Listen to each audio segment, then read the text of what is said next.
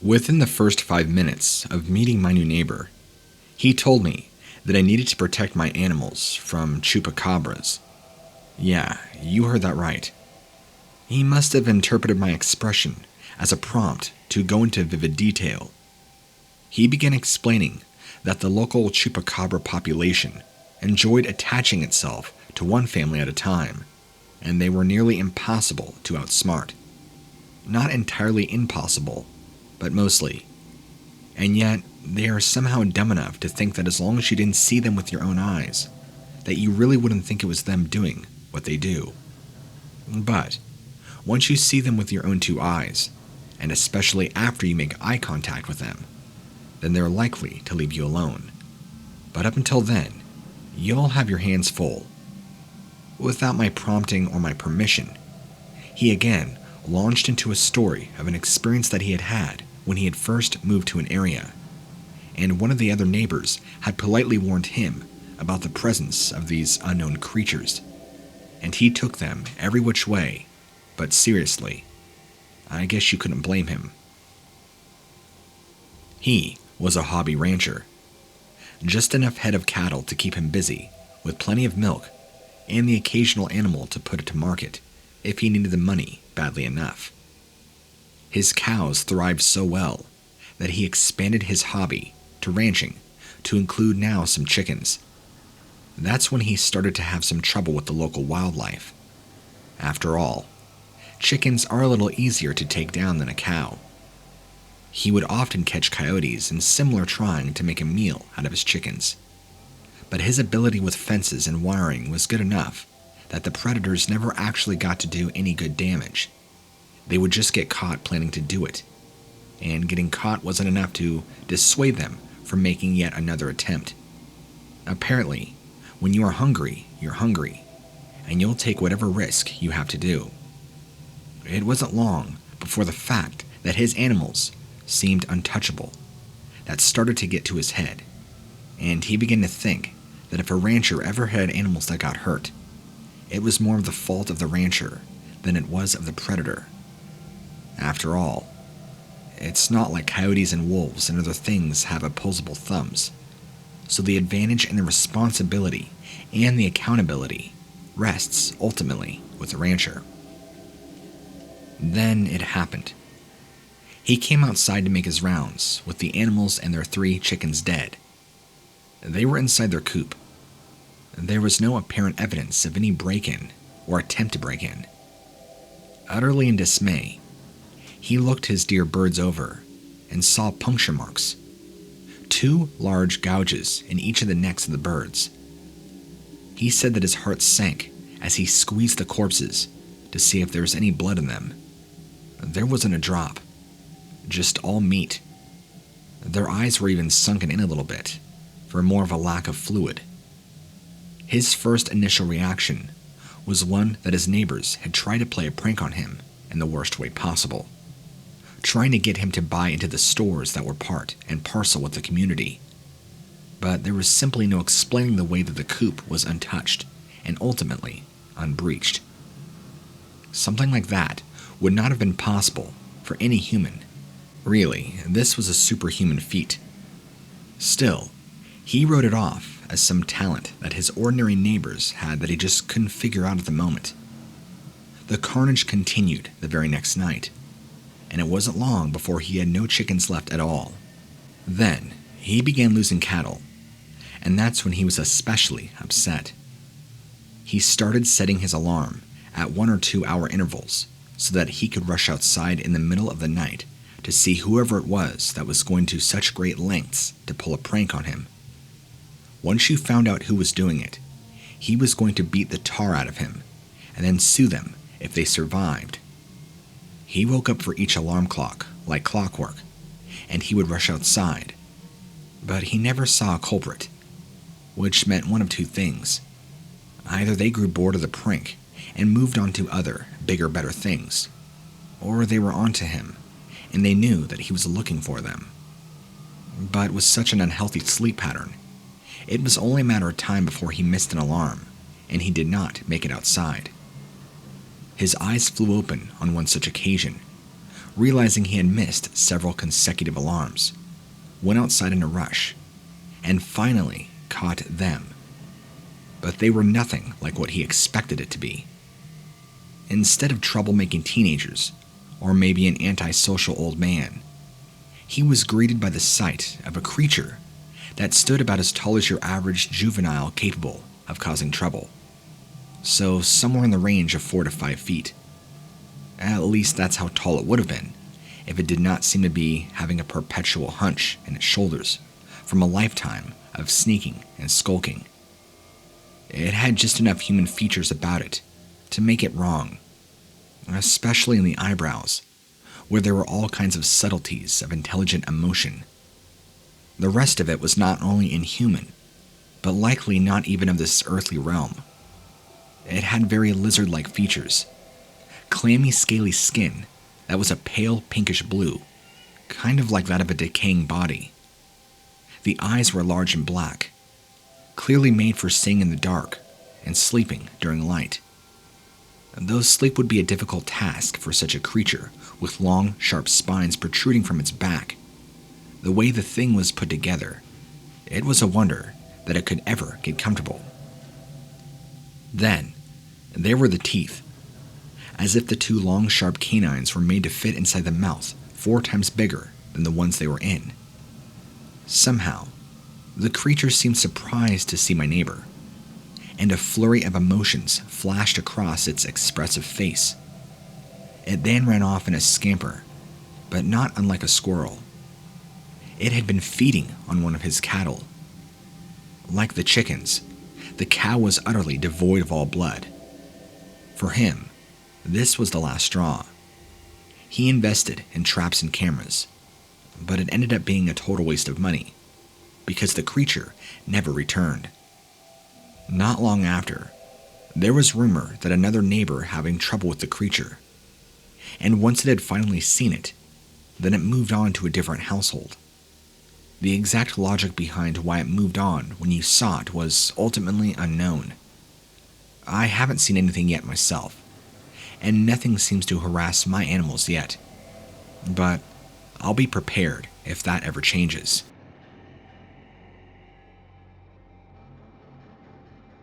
Growing up in a small and rural community, I found out firsthand that small town dwelling is both a blessing and a curse. It's a blessing because people are not isolated from each other due to being surrounded by strangers all the time. If you don't see anybody for a long time, you notice it.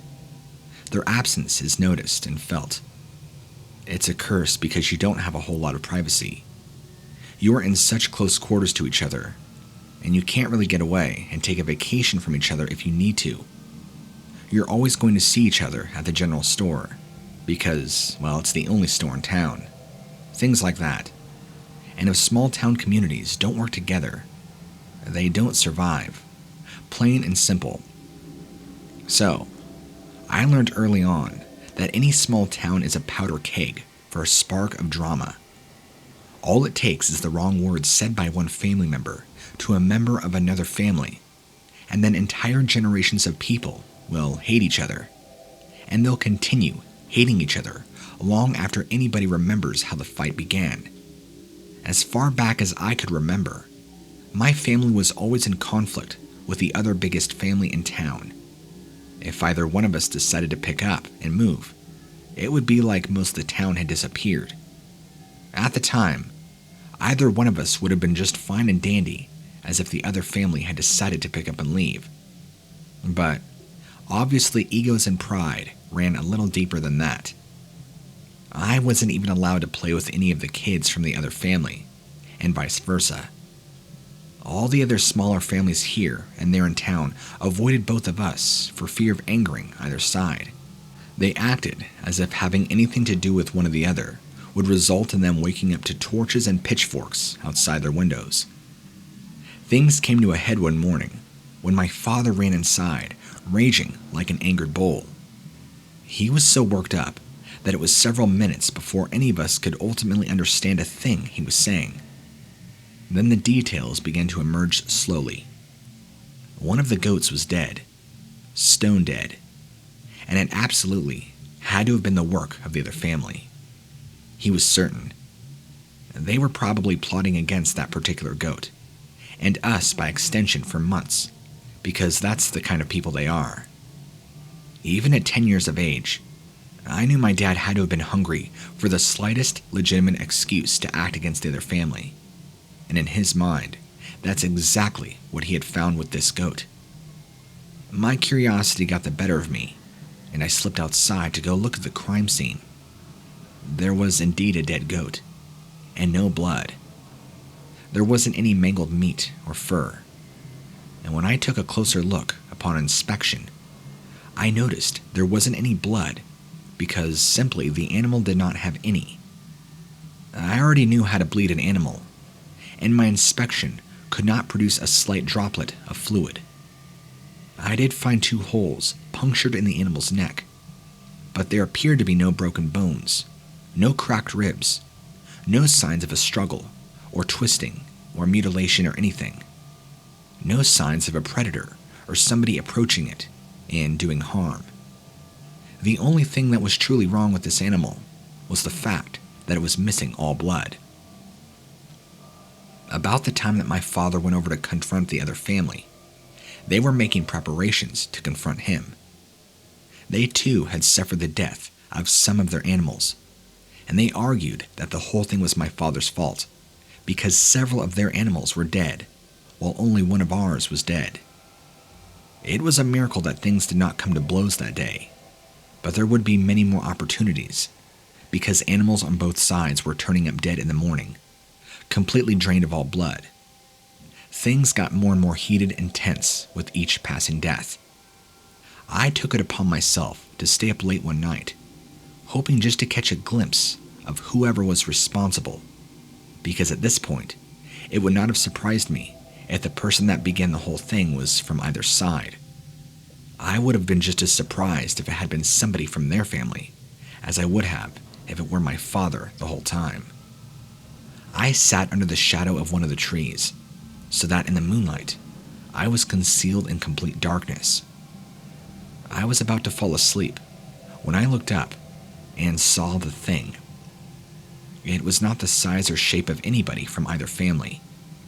Actually, it wasn't the size of the shape of anything that I had ever seen on this earth. Its entire natural posture was wicked. It looked sneaky and conniving and stealthy. The overall bearing that you see of a mosquito, designed for stealth and speed, with a slight hunch in its back. With the size and placement of its eyes, and its tail and its claws, the spines on its back, you would have expected to see scales like a lizard, covering all of its skin. But instead, it appeared to have flesh like you or I, with very small, isolated patches of hair. It sprang upon one of the goats like a frog, and strangled it so that it could make no sound. When the animal appeared to lose consciousness, it bit into the goat's neck with teeth that looked to be longer than the thickness of the neck it was biting into. The creature left the goat in a heap when it was done feeding. I felt like I had discovered the key to defusing the Civil War.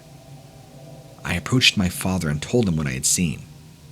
He listened to me without a single facial expression, so I wasn't sure if he was actually listening or if he thought I was star-craving bonkers. He actually seemed to consider what I was saying. He never came down on me, but my conversation with him was not without consequences.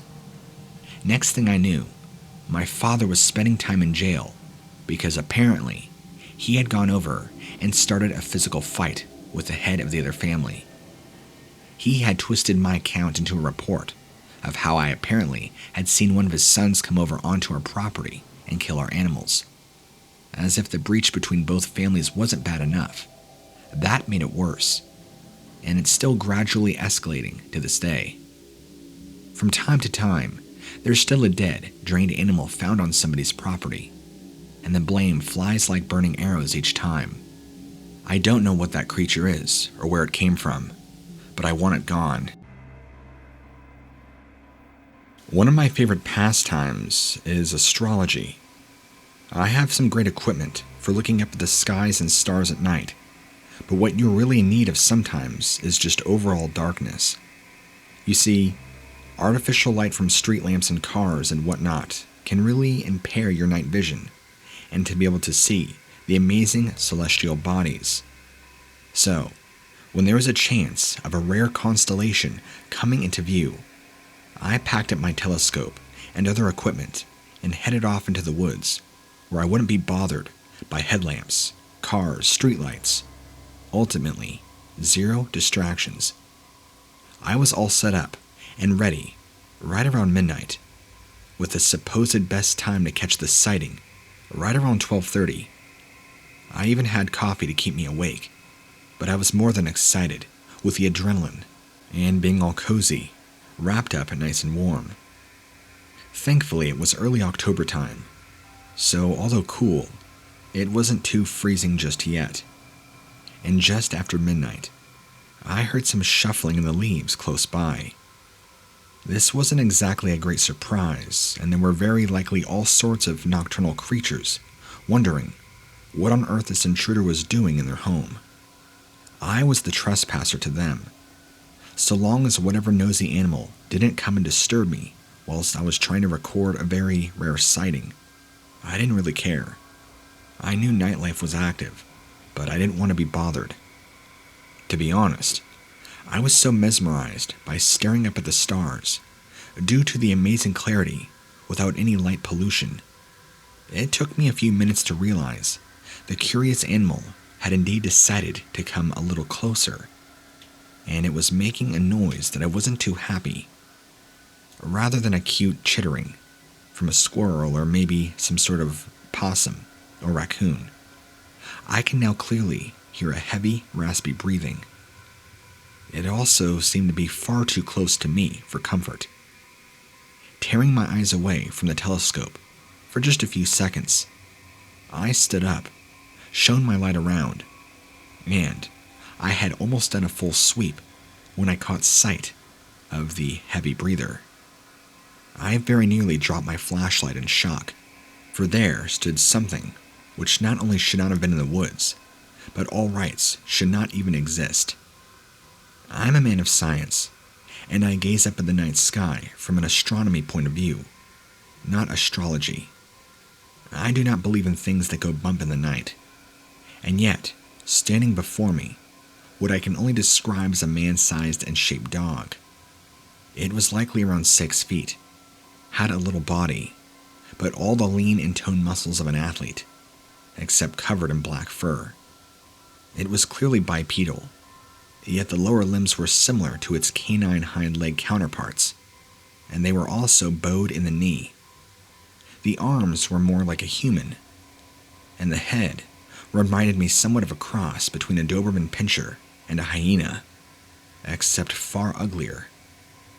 Despite the slender-looking torso, the head was also overly large. It had very small eyes, and a very disturbing look on its face, like it was intent on getting me. I'm not young, and it would have been pointless to try and put up any resistance if it were to attack me. From the look of this thing, and judging by its strength and ultimate stealth abilities, I would have been a goner if it really wanted to. And yet it didn't appear aggressive, more like, why are you here? However, its presence was more than enough for me to hastily pack up and hurry back home. I didn't get to see the rare constellation, but I wasn't too sure how long I was welcome. I've never told a living soul about this, because I don't think anybody would ever believe me. After all, I even feel silly typing it out. It would probably also likely destroy any reputation as a man of science that I have. After this encounter, it's opened my mind up to other possibilities of existence too. Hopefully, for me, that's a good thing. A few weeks ago, I was driving back from a friend's house when I saw something scurry across the road in front of me. I slammed on my brakes due to not wanting to hit it, and it was only late afternoon, but it had been raining, so my lights were on. The roads were wet too, so I was trying to be extra mindful. I've seen all sorts of things make a mad dash, like deer and bucks, nearly totaling my car in the process. I guess the woods were here long before the road, and the animals that live in these parts don't exactly know the Green Cross code. But now, stopped in the road, lights and wipers on full, I saw the strangest looking animal that has ever run out from the trees. I would have said it was as tall as a man, with a body like a man too, but like a Stone Age man, covered in thick woolly hair and slightly hunched over. It stood on two long legs, but looked like its spine might be curved, and had really long, outstretched arms that kind of dangled. Apart from the fact that it obviously appeared naked, just skin and very thick, thin, woolly hair, from the neck down. Maybe it could have been some sort of person, except the head was not human at all. It looked like that of a dog, kind of like a German Shepherd dog, except its face was more narrow, if that makes sense. Like a German Shepherd, the face is more broad and wide, with wide ears, but this snout was much smaller, much longer, and much more narrow, and its upper eye bone muscles were much more pronounced, if that makes sense. The head was all furry too, and the ears were also much taller and much more pointed. The eyes were also much more set back in its skull than a German Shepherd. I wasn't really sure what to do, and on impulse, I put my hand on the horn, just like I would have had it been a deer or another animal. It made a weird grunting, distorted sound, and disappeared running off through the trees on the opposite side of the road. The woods over there were thicker, and go on for miles and miles, and are supposedly meant to be the rumors that it is haunted. Well, I'm pretty sure there ain't no ghost in there, but there's definitely this animal, that's for sure.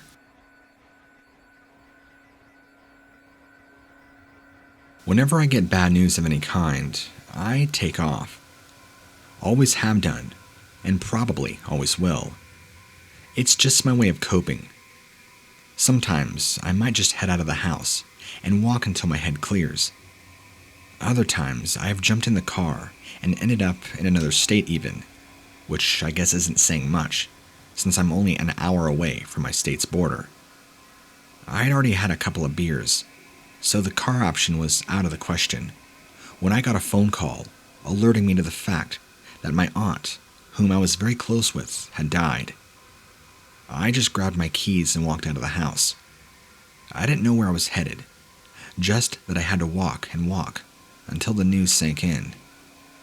It was already late afternoon, as I'd been enjoying the game with a couple of beers, so by the time I had reached the woods at the far end of town, it was beginning to get dark.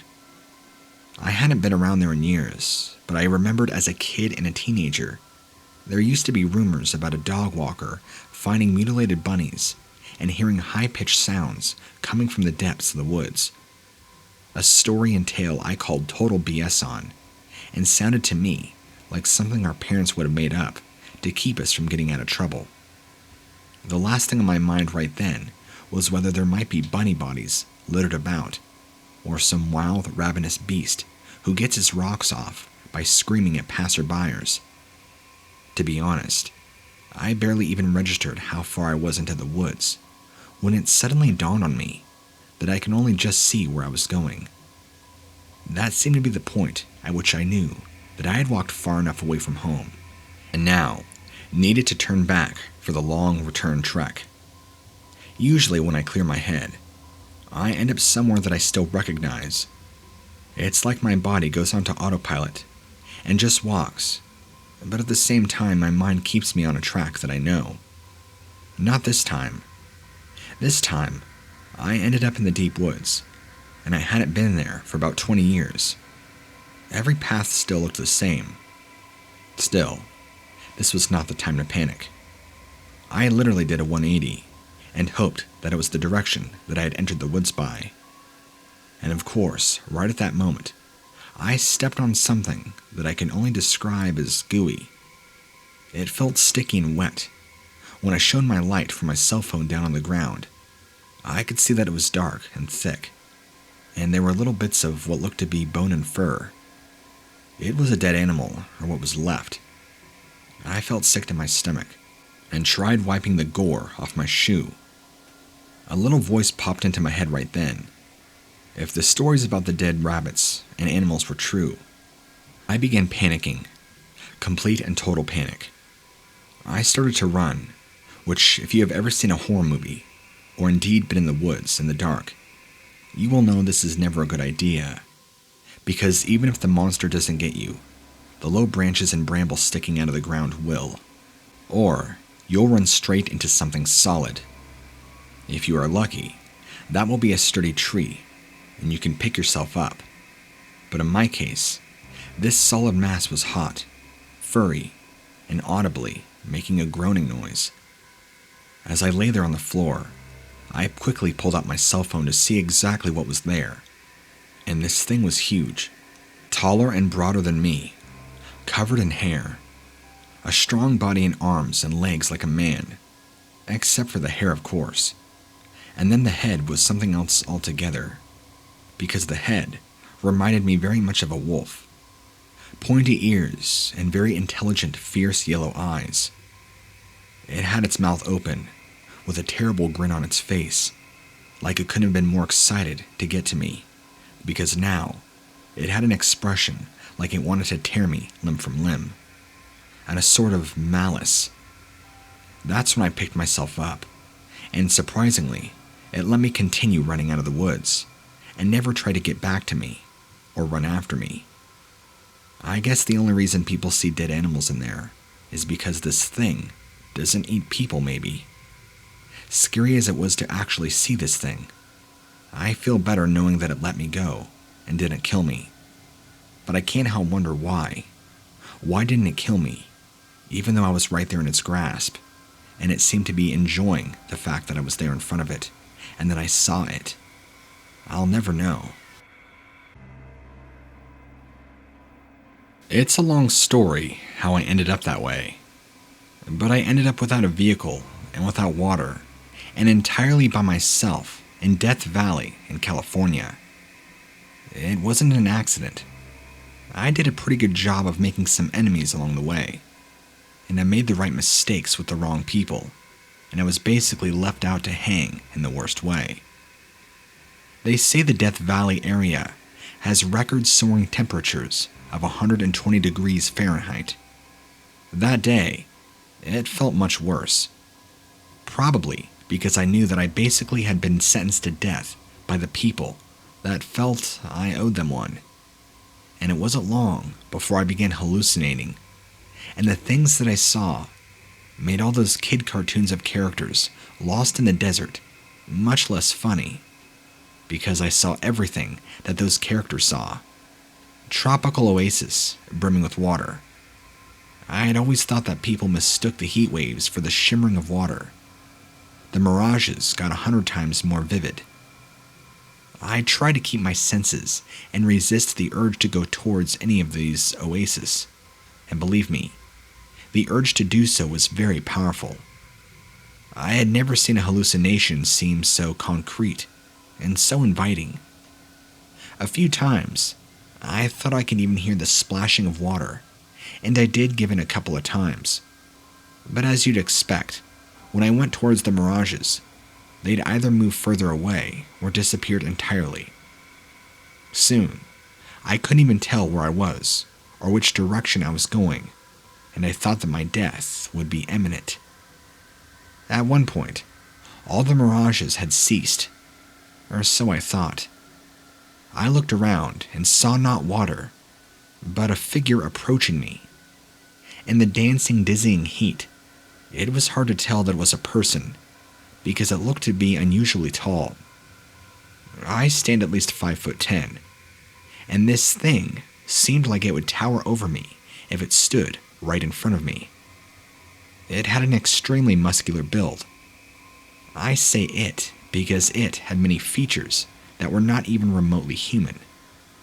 It had a face that reminded me of the sleek snout of Anubis of the Egyptian god of death. Basically, I thought I was seeing a dog walking on its hind legs, too comfortably, A dog that appeared that it had spent the last 30 years in the gym, working on its muscles and tone. I began to think to myself that at least I wouldn't have to die of exposure. Having my throat ripped out by some unknown monster wouldn't be pleasant, but at least it would be quick. Instead of converging on me, it chose to walk next right to me. I was thinking it was going to be like a buzzard. It was going to wait until I fell over dead before it would tear into me. Then another one just like it came out of the heat waves, and it began walking next to me on my left. I began having visions of myself losing consciousness and then collapsing, and then both of them chewing on my innards before I could even hit the sand. My survival instincts rebelled against the thought, and I felt the slightest uptake of energy, so I forced myself to keep walking. A third dog creature, even taller than the other two, appeared right in front of me from out of the heat waves, and it was at that point that I thought that I was truly delirious, because the creatures appeared to be carrying a wooden staff. What was it going to do? It grunted at me and turned around and began walking. After it walked a few steps, it looked over its shoulder. I was apparently supposed to follow it. I thought that I was as good as dead, so I may as well follow whatever this hallucination would take me. If I began to lag behind, the other two creatures on either side of me would draw close. I was led over a very tall dune, which felt like climbing Mount Everest in the condition that I was in. When I got over the dune, everything made sense. And there in the wilderness with me was a U.S. military helicopter with a crew of soldiers performing a drill. They were airlifting a crate that they had been sent out to find, and they were being timed on how quickly they could find it with just coordinates. With the shock of hope, I noticed that my 3 tour guides were now gone, and that's when I collapsed. I look back on the incident, and I question if it even really ever happened. Well, it did. I was wandering the desert, and I did find that helicopter. But about the 3 dog-like creatures, I've been listening to some of your stories as I put mine together, and I don't think I've ever heard anyone publish anything saying that dogmen were ever friendly. Most of your stories seem to portray them as feral, and sometimes they leave humans alone. Sometimes they don't. Maybe I really just did see the whole thing in a fit of heat exhaustion and pure and utter hallucination. This story comes from my brother, who's normally too busy spending his money on another hit of heroin instead of putting money towards something more intelligent like a phone. We touch bases just long enough for him to tell me about some crazy dramatic adventure that he has gotten himself into for his quest for another fix. Some are more exciting than others, assuming there's any truth. Some of them might even be suitable. He is not by himself a very creative individual, so I have a hard time thinking he could have made a story like this one up. So, here it goes. My brother is one of those customers that's bad for business. Even when he has money, his dealers have to chase him down. But more often than not, he doesn't have the money that he owes. And so he's kind of left. Some dealers just decide they're not going to sell to him anymore. Others decide that they will get the money that he owes them one way or another. And apparently, my brother made the mistake of accumulating a pretty steep tab with not just any ordinary dealer, but an entire syndicate that was responsible for the higher-end street drugs. The stuff that doesn't have any fillers. They didn't like it that my brother suddenly didn't have the money for the good stuff, so they went out of their way to drag him to one of their central hubs, located in a condemned underground cemetery. I know it sounds extremely far-fetched, but Google it. There are a few of these in the world. They're basically mausoleums, laid out underground like subway tunnels. Some of them have become structurally unstable, so they're no longer open to public. And that allows people like dealers and suppliers to move in. So, they locked my brother in a solid marble crypt that was big enough to have a couple of hallways. At first, you thought they did it to play on his anxiety. They had the place lit up with a few dim candles. Well, it got worse. Turns out, there was actually something locked in there with him. He could hear it stalking around the hallways, snarling. He was expecting to see a large dog or a hellhound, or a pit bull or something. But when it came around the corner, it was on two legs. The face was human, but also that of a wolf, and looked to be completely wrong. The teeth were more ogreish, very sharp, poking out its mouth, and all the rest of it was very canine, with the eyes and the ears, even the hocks of its feet, and the long, bushy, mangy tail. The worst part of the whole thing were the eyes. The first thing he noticed is that they were glowing, and had a very similar light to those that were the candles that were scattered. The second thing he noticed was that it looked like that of a hungry predator. The only reason why my brother survived the encounter, according to him, is that he slid in one of the cracks that would accommodate his scrawny frame, but was too tight for the bulk of this wolf creature. He wondered why the crack was so narrow, since such things are usually built to generously take care of an entire coffin. And then he realized that he was in a fracture in both the structure and the earth, due to the instability of the underground mausoleum.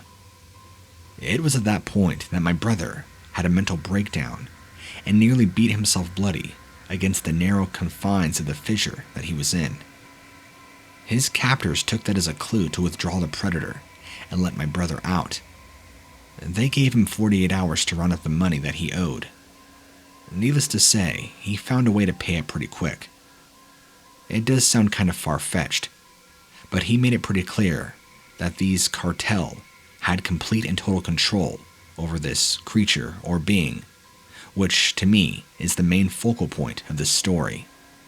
To think that these people have control over supernatural beings, that's terrifying.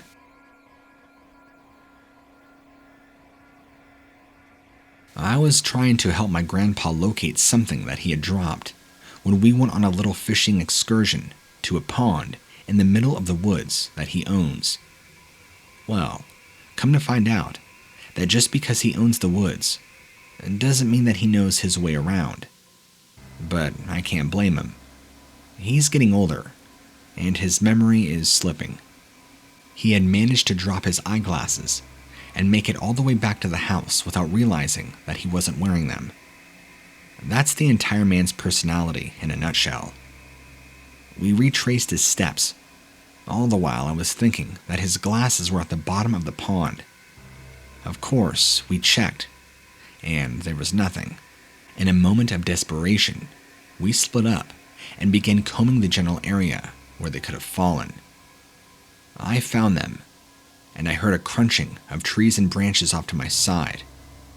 I thought it was my grandfather, and I would finally be able to tell him, "Hey, we found him. Let's go home." I looked over to him to find out that he wasn't there, but instead confronted with a towering bipedal beast that eyed me with two glowing amber eyes. The brow and the eyes were nearly human, at least in bone structure and shape. The nose and muzzle definitely weren't. This thing was disgusting, covered in black and gray fur. I panicked inside when I saw that this thing was clutching my grandfather's hat. My first natural reaction was this thing had attacked my grandfather, and I was next. But instead, it bolted and ran away. 10 seconds later, I caught my breath and saw my grandfather looking around, telling him I was very relieved to see him. But he just looked at me puzzled and confused, having no idea what I was talking about. Since I still had his glasses, he might not have even noticed the strange wolf creature.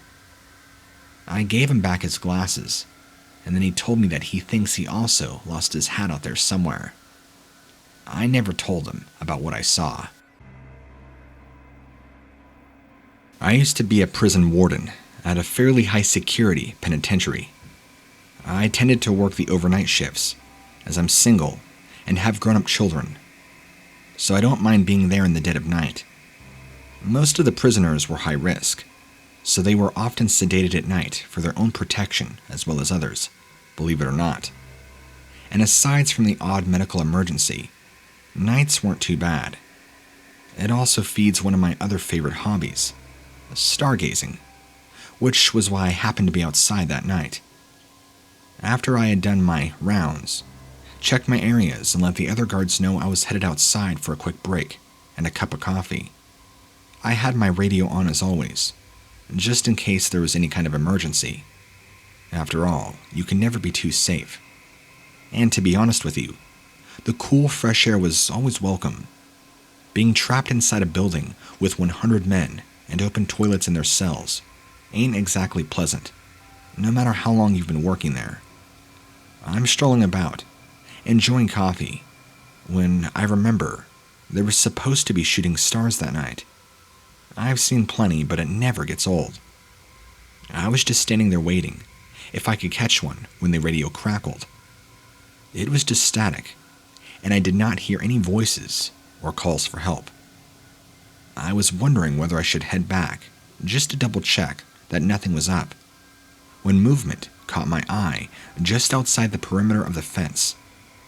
Now, since this pen is way outstate, it's not unusual for animals to necessarily come wandering and have tried to get through the fence before, but that's very rare.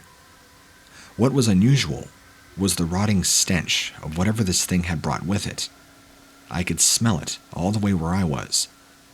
There was an inmate once who had been self-harming under his jumpsuit, so no one had noticed. He'd literally been peeling off his skin and stuffing it into his pillow. We only discovered it due to the rotting stink coming out of his cell. That's what this was like. Now, I needed to know what was out there. I'm not sure what I thought it would be, but I think something like a deer, maybe, that had been mauled and possibly had an old rotten open wound. I don't know. That sort of guess seemed the most logical. Whatever it was not only stank, but it seemed to be clicking as it walked along, kind of like two pieces of bone were banging together. This slightly got me concerned, as I couldn't even imagine what kind of animal could be making a sound like that, or could a possible inmate have gotten over. I unhooked my flash from my belt, shone it through the fencing where the sound seemed to be coming from. That's when I saw whatever this was. My guess is it was around 7 feet tall, standing upright on two legs, but it was clearly in no way human. It was almost entirely skeletal, kind of like walking out of the grave. Only this wasn't plastic or a costume, and certainly wasn't a walking skeleton. There were bits and pieces of flesh holding it together, and the bones were all misshapen and twisted, distorted, as if whatever this creature had been was massively deformed. It was literally just flesh and bone. Few strands of remaining rotting skin reminded me of the stuff we had found in that crazy inmate's cell. The stench coming off this thing was so strong, it was enough to knock me off my feet, even though I will freely admit that I was more than frightened at this time than I was alone in the cell with one of our cannibal residents. I was also mesmerized in a way. The skull looked to be possibly bovine in appearance. I only know this because my parents had a farm when I was younger, and I had seen plenty of dead cows, especially when they were sent off to the butchers. Again, it was far too large and had huge empty, gaping eye sockets, which I realized were just dead. Seeing this giant, distorted skeleton thing, with its stench of death, pieces of decomposing and decayed skin flopping about, but seeing what I immediately likened to hell, some sort of maybe demonic, or at the very least malevolent spark in its eyes. That had been what broken my curiosity spell. I ran back into the prison. The guard in there was taking a smoke break, So I grabbed the controls for the camera and scanned around that part of the perimeter. And wouldn't you know, there was nothing there. To save money, they didn't record on all the cameras, that being one of them. I never told anybody about what I saw, because to be honest, if it was some sort of devil creature, then the sheer amount of evil in this place would be enough to attract Lucifer himself. I'll never forget, though, that smell of rotting flesh is forever burned into my mind, and the image of this horrible sight will never leave me.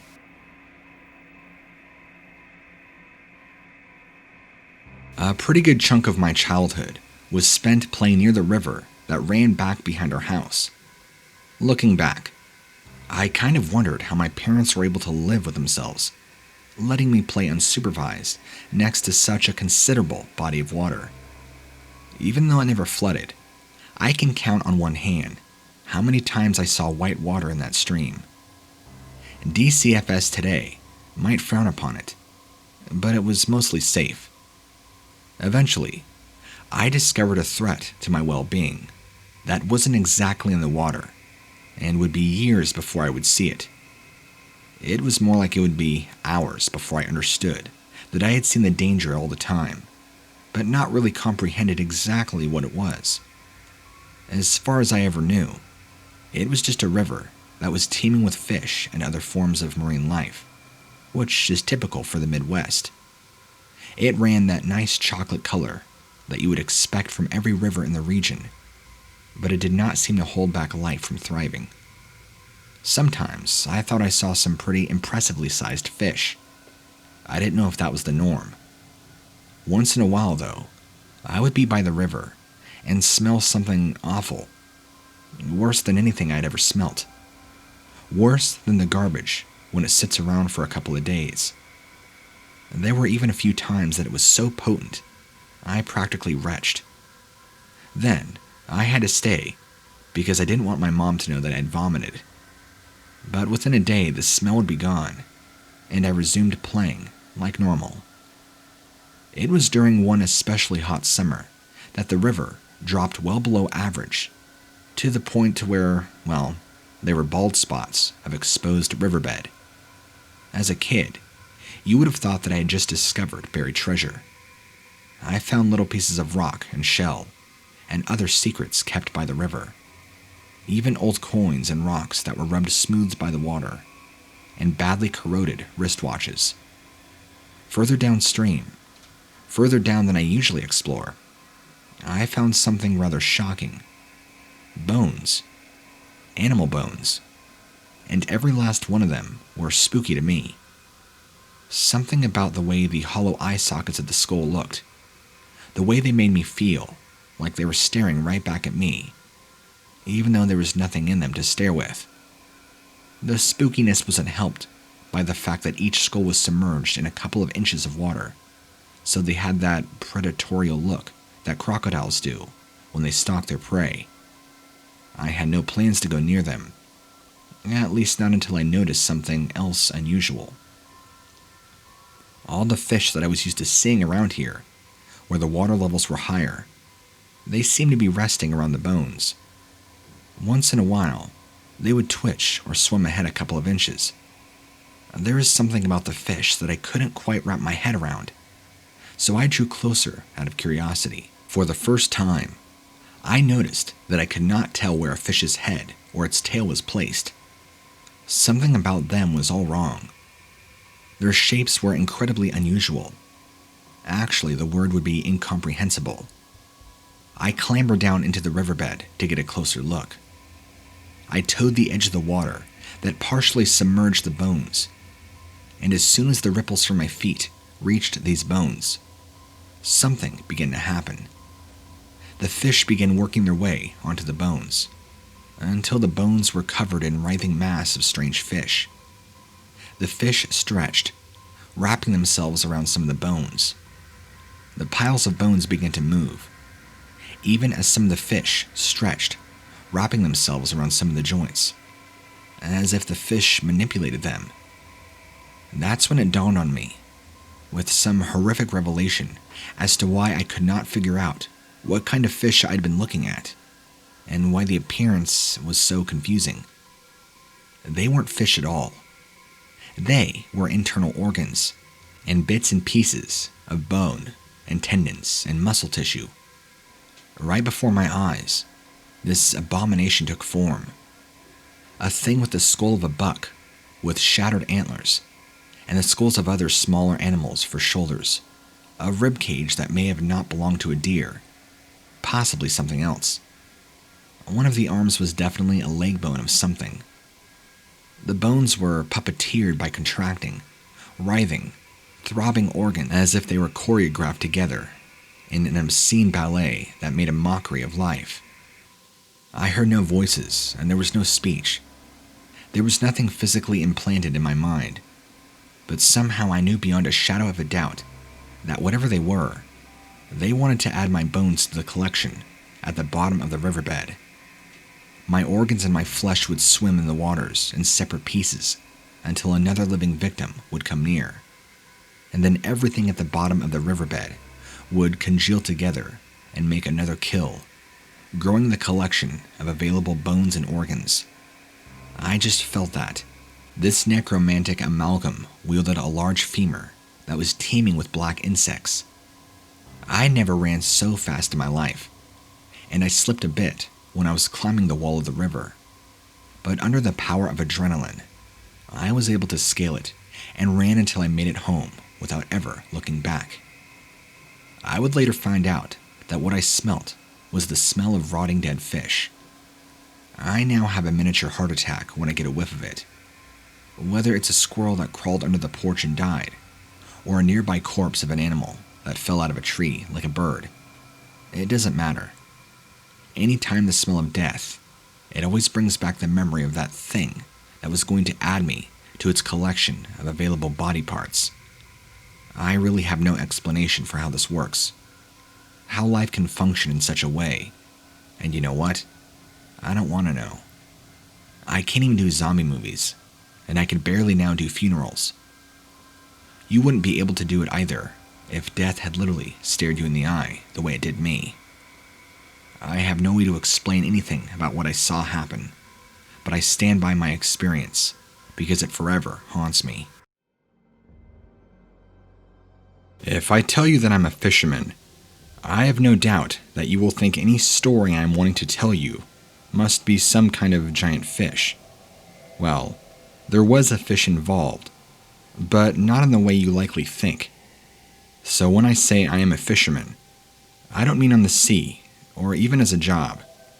I mean that I am retired from a very high-powered position, and my wife now likes to spend her time doing charitable stuff and lunching with the ladies. I enjoy finding remote spots to go fishing.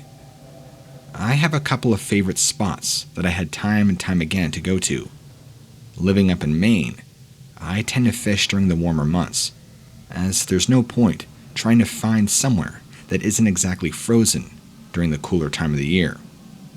I know to be aware of bears, but the most scared I'd been up until now was when a nosy moose wandered over like some kind of ninja. He didn't do nothing. He just shot warm air down the back of my neck. But the thing I'd like to tell you about did not sneak up on me. I was sat on the side of the lake, enjoying the quiet and taking a gulp of a nice hot cup of coffee from my thermos. The line began moving, so I knew I had a catch. Just as I began to reel it in, something swooped down from the sky, seemingly out of nowhere, and tried taking the fish. Of course, since it was attached to a hook in my line, it didn't come away easy, so whilst it battled with the fish, I was able to get a pretty good look at it. It wasn't exactly huge, around the size of maybe a large beaver, I would think, and that was what it mainly looked like. A furry brown beaver, except for different things. It had a snout, kind of like that of a horse, or maybe a bird of prey. It's hard to exactly explain. It was also curved, and it had weird wings. They weren't exactly feathery, though I'm not sure how much of a difference that would make. It appeared more bat-like than it did bird-like. Even in the short time I had my sight, I could clearly see little veins sticking out. Finally, it managed to rip the fish off the hook, using a strange sort of snout beak that I can now see had talons at the end of its beaver-like paws. This beaver bird bat thing took its prize and flew off. I don't think it even looked at me. It didn't seem to care that I was even there, and it showed practically no fear, but also no malice. Part of me even wondered if it was blind, and it simply hadn't seen me, that it had heard the fish flapping and made a dive for it. I can say certainly, it was a very strange experience, and I've never in my life imagined giant fruit-like bat creatures living up here in Maine.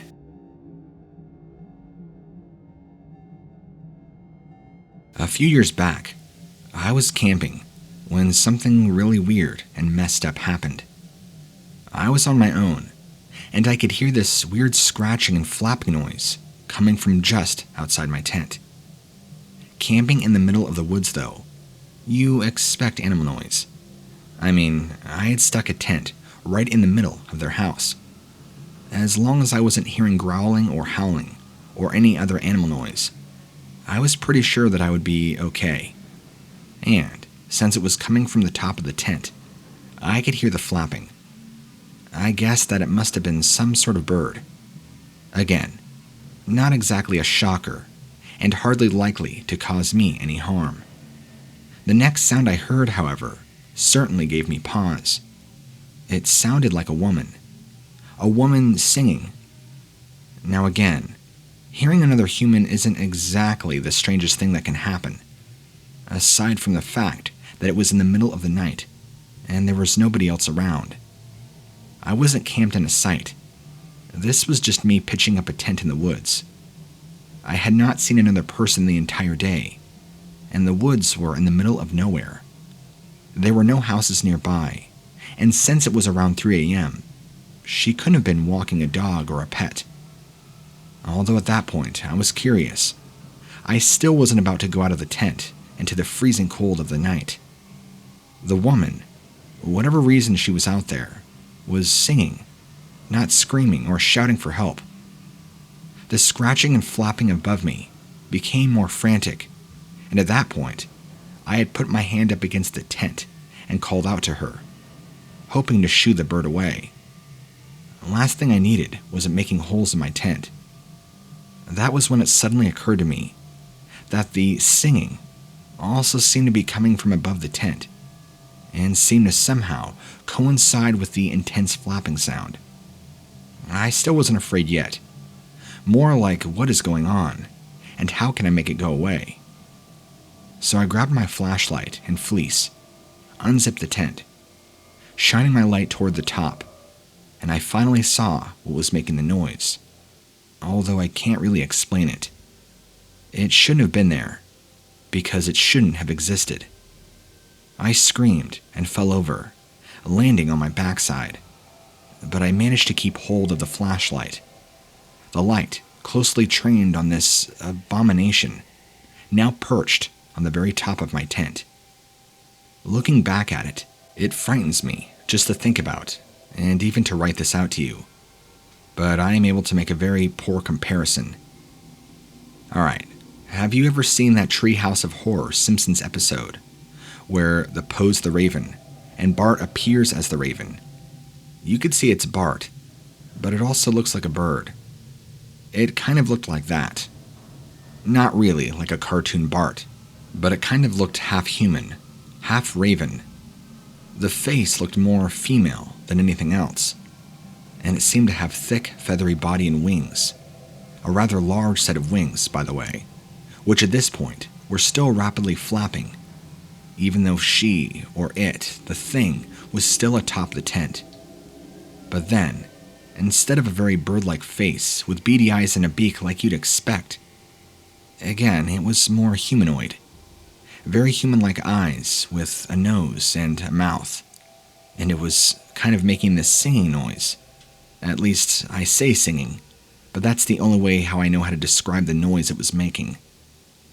I did the only thing I could think of right then. I threw my flashlight at it. It must have connected. I heard a clunk, a horrible screech, and then flapping. That's when I instinctively rolled into a ball, covered my face in my arms to protect my eyes. But it disappeared, and did not come for me, as I would think. I didn't hear it anymore. After a few minutes, I crawled back into my tent, and I couldn't leave there, as I no longer had any sort of light. I stayed awake until sunrise, and then left in a hurry. To this day, I'm not exactly sure what crazy mutation bird I saw, or what the hell it was.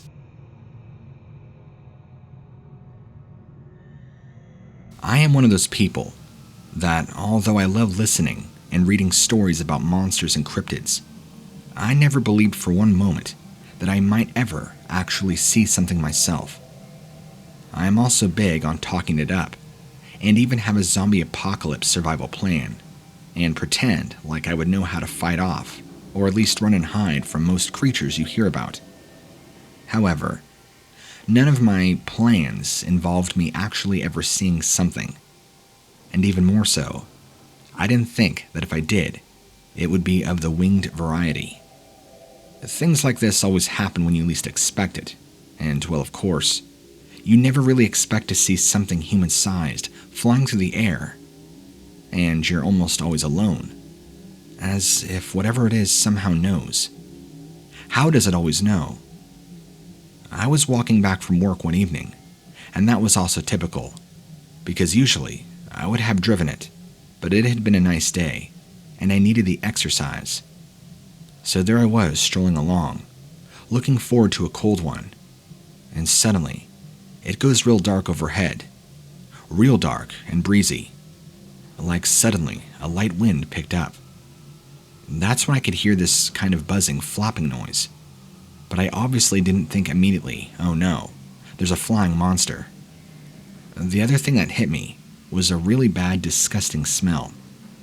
Like, have you ever put meat in the trash, and it's rotted, and been a hot day, and then you get a whiff of it from the garbage can? It was just like that. A mix of gone old rotten meat, and, well, feces. But I was in the woods again, and my brain wanted to try and rationalize the explanation. Animal feces and maybe a dead woodchuck. I did look up at the sky, as one moment I had been enjoying the last of the evening sunshine, and the next, I could barely even see.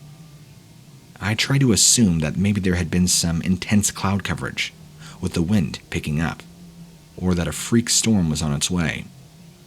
Well, when I looked up into the sky, there was indeed something up there. Only it wasn't cloud coverage, it was huge. I would say it was easily as big as me, and I'm tall, big guy. I used to play college football. It looked a bit like a man from what I could tell. In fact, I can tell you what it made me think of. An angel. Not like the adorable cherubs that sit on a Christmas tree. More like a creature from the show Supernatural.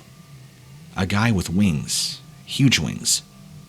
Only the other difference was, and this is very important, was that it for sure had a bird's head, like an eagle, and it seemed to have something in its beak. Something bloody, which I guess explained the rotting stink. It also wasn't wearing anything. It was naked, but covered in a thick, thick hair. I couldn't see for sure, but it looked as if its toes and fingers were curled up, as if it had claws on the end of the human-like limbs. So I was just standing there, gaping up at this killer man-bird thing, thinking, oh no, I had never planned to try and outrun it. Something that could fly or attack me. It didn't make any noise except for the wings, which seemed to be causing this intense breeze. It didn't make any move to kill me, in all honesty. I didn't have a clue what to do. I contemplated making a run for it. Did it even want to chase me? Whilst I instinctively knew this thing wasn't a good being, it also didn't seem in attack mode. Not yet anyway. Maybe it was just waiting for the right moment. Then we both heard another noise. A high-pitched shriek, and I thought, this is it. I'm a goner. Whatever that noise was, some sort of signal maybe. This thing seemed to answer to it, as it took one last look at me and flew off. I just stood there waiting for my heart to stop, trying to jump out of my chest. And when I was certain as I could be that it wasn't coming back, I ran home. A couple of days later, one of the neighbors knocked on the door to see if I had seen her dog who had been missing for a couple of days. I told her no, but I couldn't help think back to my sighting, and that I was pretty sure I knew what happened. I'm not exactly sure what I saw when I was a little kid. In fact, I'm not exactly sure what cryptid this falls under, now that I know that cryptids exist and what their nature is. Back when I was about 8 years old, my parents rented this old farmhouse in the middle of nowhere. When I say old farmhouse, this thing was literally probably built in 1901. It even had an old homestead, detached from the house, on the side, and an old rickety shop that was probably built around the same time. Both of them nearly dilapidated and falling apart. But my parents at the time couldn't really afford much else, due to my dad's poor job loss, and my mom being a stay-at-home mother, raising me and my baby brother at the time. I had a room in the upstairs portion of the house, where there was another bedroom for my baby brother, followed by a bathroom.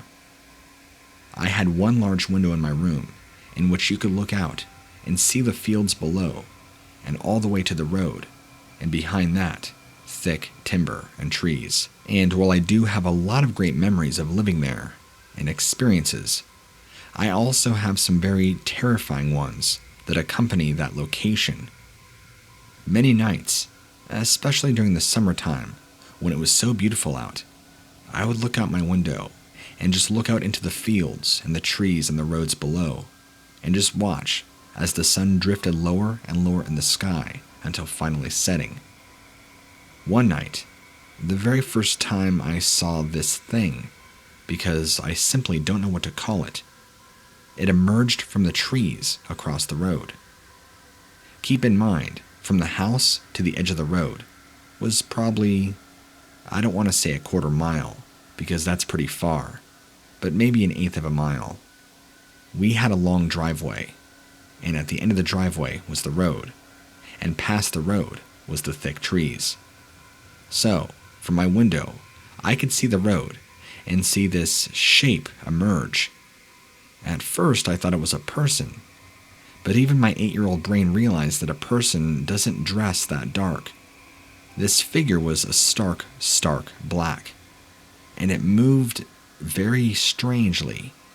It swayed back and forth, and it didn't take steps like a normal person would. It kind of glided, or slithered, dare I say. Well, I caught a glimpse of this, and it stuck my gaze as I watched this thing slowly slither up the side of our driveway. Not exactly up our driveway, but into the adjacent field running parallel, that if you were to walk up the field would lead right to our house. And this thing did just that, hugging the tree line on the opposite side perpendicular to the road, following up to our house. It was disturbing. The longer I looked at it, the more frightened I became, realizing more and more that this wasn't a person, nor could I really identify exactly what it was. It was so black that I couldn't tell you any features it had, because honestly I didn't see anything other than a general shape. As I got to see it from a better angle, I could see it a little more clearly. Again, I couldn't really make out definitive details, but I realized in horror that it did not have 2 legs like I had thought it did this entire time, but instead, its entire lower half was one large black mass that kind of went downward and bent into a long, what I say could be described as a tail. So its entire lower half was almost serpent-like, if that makes any sense, with the upper body of something that resembled a human.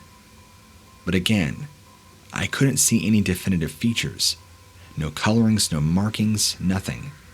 It was just incredibly black, even in the evening time, where there was still plenty of light outside, at least light enough to illuminate any details that should have been there.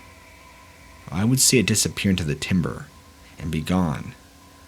This would reoccur every few nights at random, never in any order, time, or any other pattern that you could count. But it only seemed to happen in the spring and summertime. One time, I was looking out my window, and this thing was literally coming up our driveway and got right up near the house, where I looked, and it almost got into a blind spot where I couldn't see it anymore behind a tree. I kept a nervous look, but never exactly saw where it went, and never tried to get into our house or anything like that.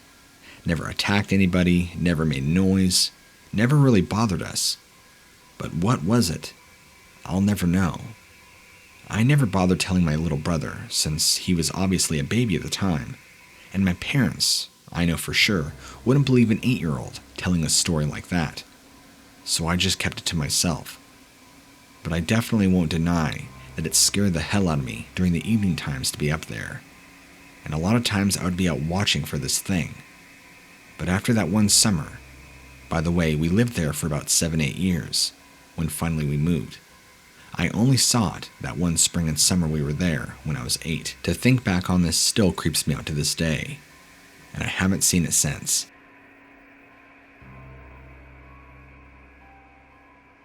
I'm going to start by giving you a little bit of background information on me. My name is Travis and I'm 27. My older brother, whose name is Don, is 38, 11 years older than me. He owns a lot of real estate and enjoys buying places and traveling. Well, in the past, he has bought some weird things and locations. For example, this isn't just a weird location specifically. This is something very creepy that happened. He bought this cabin out in a more desolate area in Canada. I don't know if he had ever told me the exact location, but I think it might be north of Alberta. But don't quote me on that. I'm not totally sure. Anyway, I guess he went and stayed there a couple of times, but ended up selling it not even 4 months after purchasing it. The reason why, well, terrified me, and I'm sure it will terrify you. Before I get into the story, my brother is very, well, let's just say he doesn't believe in anything. And I mean anything. He's about as atheist as you can get. That also includes things like, I guess, Bigfoot, or anything else like aliens that supposedly exist. None of that, to him, is proven by science, and therefore invalid. But I think his beliefs alone are one of the main reasons why this encounter shook him up so much. So, now, onto the story. It was March, and he had gone up there to stay in the cabin with his then fiancée, who, by the way, is now his wife. When they stayed there, being in a more desolate area out in the wilderness, they were attacked by something. Not physically, but while they were in the cabin, my brother told me that some large humanoid creature covered in dark brown fur, with what he said had huge fangs, tried to break into the cabin on multiple occasions. It tried breaking the door down, busting through the windows, but it never quite could. When I asked him to give me more of a description, since I'm the creepypasta scary story lover kind of guy, all he could really tell me was that it had huge yellow eyes and large teeth and fangs. He never described the description of a wolf, or a Bigfoot, or any of that, and just said it walked on 2 feet, and was really hairy, and terrifying looking. And he also made a few comments about how ugly it was, because it scared his fiancée so bad. I've tried to talk to his fiancée, or now wife, about it, and it still terrifies her. In fact, so much so that she just outright refuses to talk about it. So, I've only ever talked to my brother about it, maybe less than a handful of times, and even he doesn't really have much to say. I think deep down it really bothers him. I can just tell by the look on his face when he talks about it. He usually quickly tries to write it off as something that could easily be explained, or is there some sort of rational explanation for what happened. When I had asked him to give me the full story, he told me that he went up there the night prior, since they didn't get there till really late that night due to a long drive. They stayed the night, and they had planned on being there the entire weekend. Well, that day, they began to get the feeling, I guess, that they were being watched. But there's nobody out there, so my brother knew that that was virtually impossible, and it wasn't hunting season at the time, at least that they were aware of. Come the evening time, and that's when they began hearing strange noises, like knocking, grunting, and weird movements throughout the woods. One time, my brother told me that he thought he had heard something like a bulldozer going through the trees not too far away, wondering why would there be construction all the way out here and no signs of anybody. It was strange, and he told me it did not add up, but he just dismissed them and blew them off. Then, as the sun went down and he went out to fetch firewood, is when he saw the thing for the first time. It came approaching him out of the trees, with its claws supposedly extended, reaching out for him. That's when he ran back in, locked the door, and this thing violently ran after him, pulling and wiggling on the door handle violently, trying to break the door down, and then slamming its shoulder up against the door, as if it knew how to use the door and break a door down. That's what he said was terrifying. He said whatever it was easily well over his height, which my brother's 6'1", so not too short, but also not a giant. If he had to guess, he said maybe 9 feet tall, maybe 10. He said it was very tall. Then, the rest of the evening, it would try and get through the windows, tapping on them, looking into them, scaring him and his fiancée to literal death. But it never tried to punch through the window, although it did try to claw at them and try to see if it could get in. He said it stalked the cabin the entire rest of the night, walking around, tapping on the walls, sniffling, grunting. He wasn't sure what to make of it, so they waited till they could, grabbed everything they could, ran out at the first sign of daylight, which, by the way, at this point would have been about 5 in the morning, maybe 6, and this thing was still around apparently.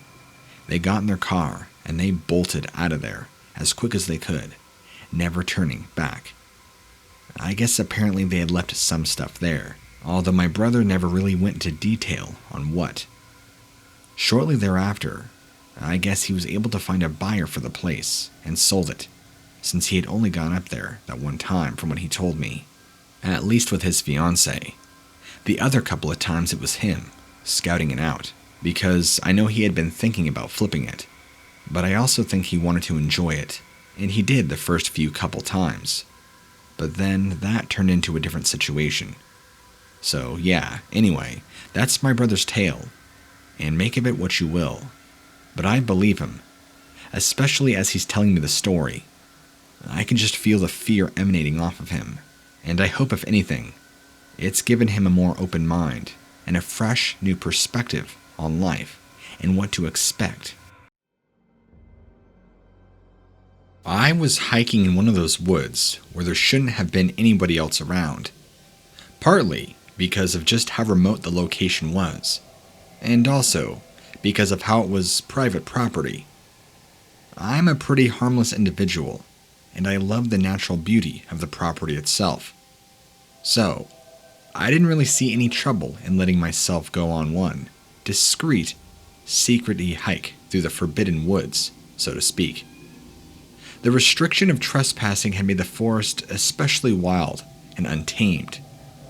I felt like a pioneer exploring land that had never been seen before. The experience was intoxicating. The buzz of the moment was interrupted, though, by a sound that I nearly mistook for a chainsaw being started.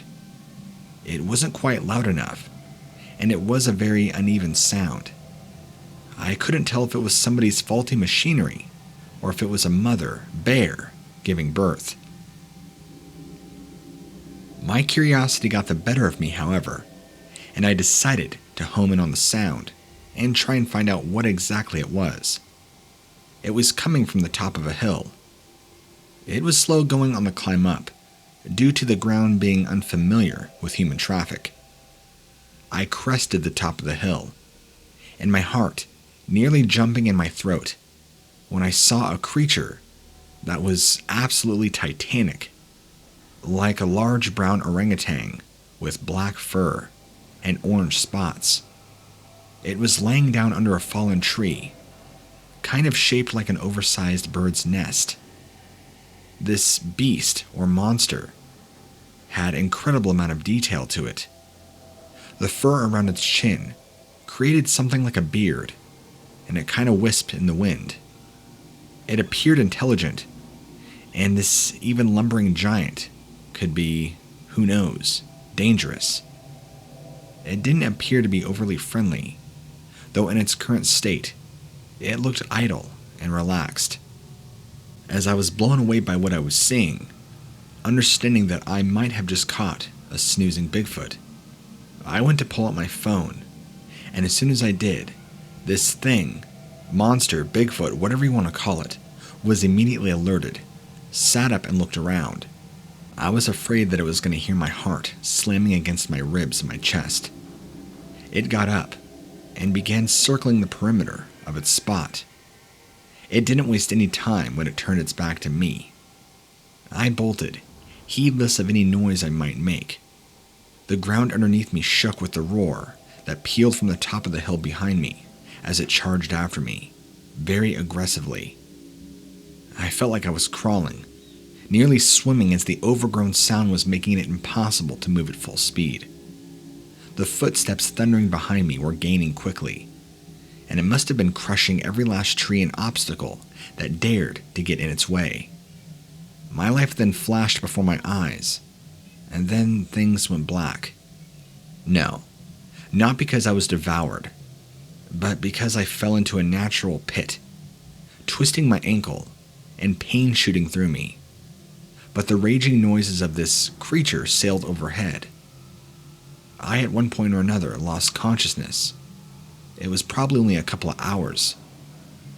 I dragged myself and my ruined ankle out of the woods, off the property. That was a whole nother feat within itself. Thankfully, my car remained undisturbed and I was able to get home. I was much more shaken up by the experience than I had first thought.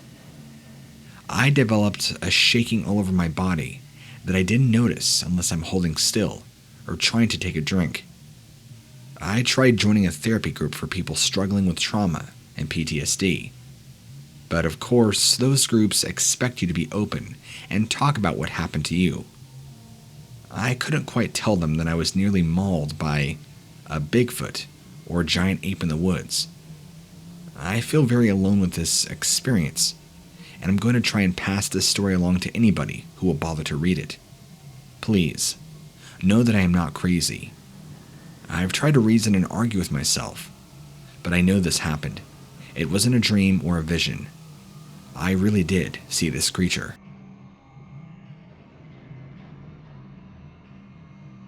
There was this one time a few years back when I was out in the forest when I saw something that I will never forget. I work for the Forestry Commission and was busy doing some research-related work right in the middle of this large, huge expanse of woodland. I was busy taking samples of various types of dirt and even scat that I had found there. Now, scat always smells gross because of its nature, but I came across this large pile that smelled even worse and was abnormally large.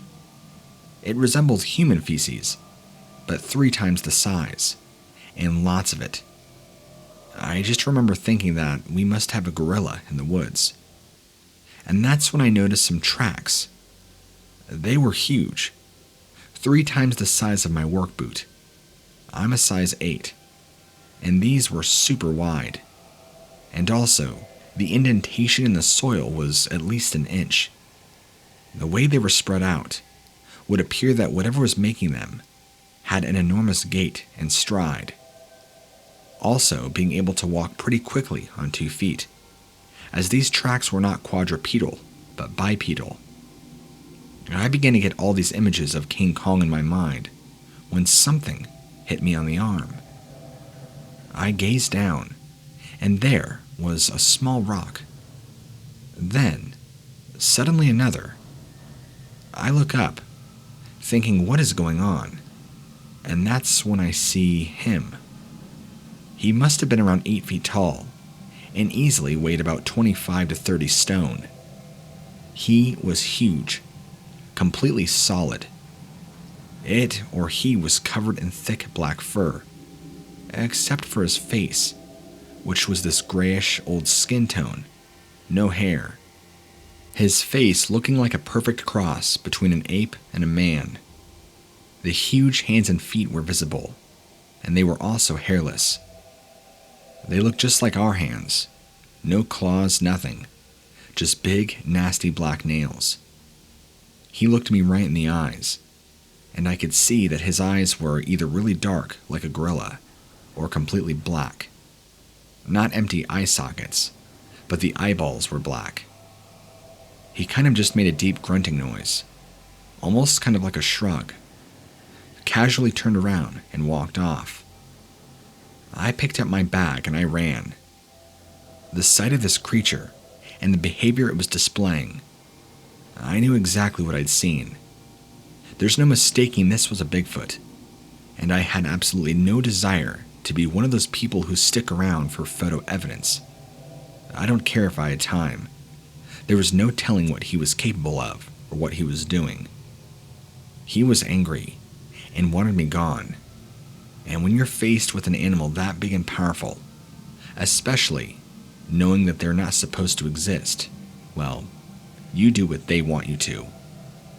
So no, I don't have any proof, photo-wise, but I know what I saw, and I know there are many others like me that don't need a photo for proof.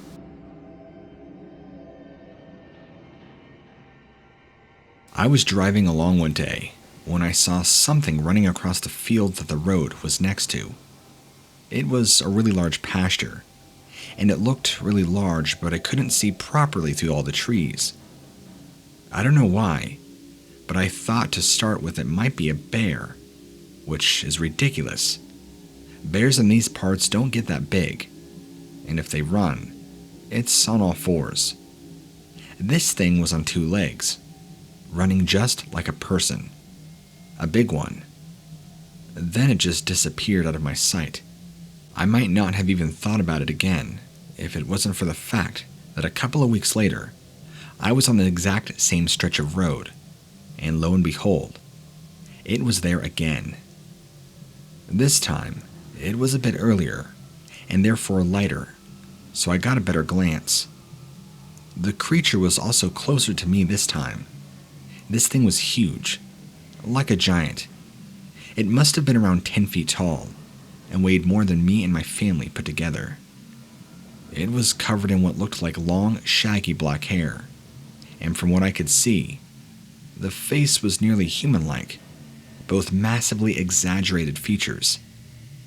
It was moving quickly, and easily kept pace with the car. Although I was driving pretty slow, in order to be able to get this better glimpse of it, I think it seemed to know that I was there too, from the expression of its face. It certainly didn't seem to be afraid. I'm guessing that if I attempted to head to the car into the field that it was in, it would have easily been able to escape. It also didn't seem particularly threatening, but whilst it was running towards me, baring its teeth, I got the distinct feeling that it was somehow telling me to go, to leave it alone, and it would leave me alone in turn. It was a really weird sensation, and just for a moment, I slowed the car down a little more. Then it opened its huge mouth and roared. That was it. I felt like that was the final warning. Like it was telling me any more of this and it'll come and get me.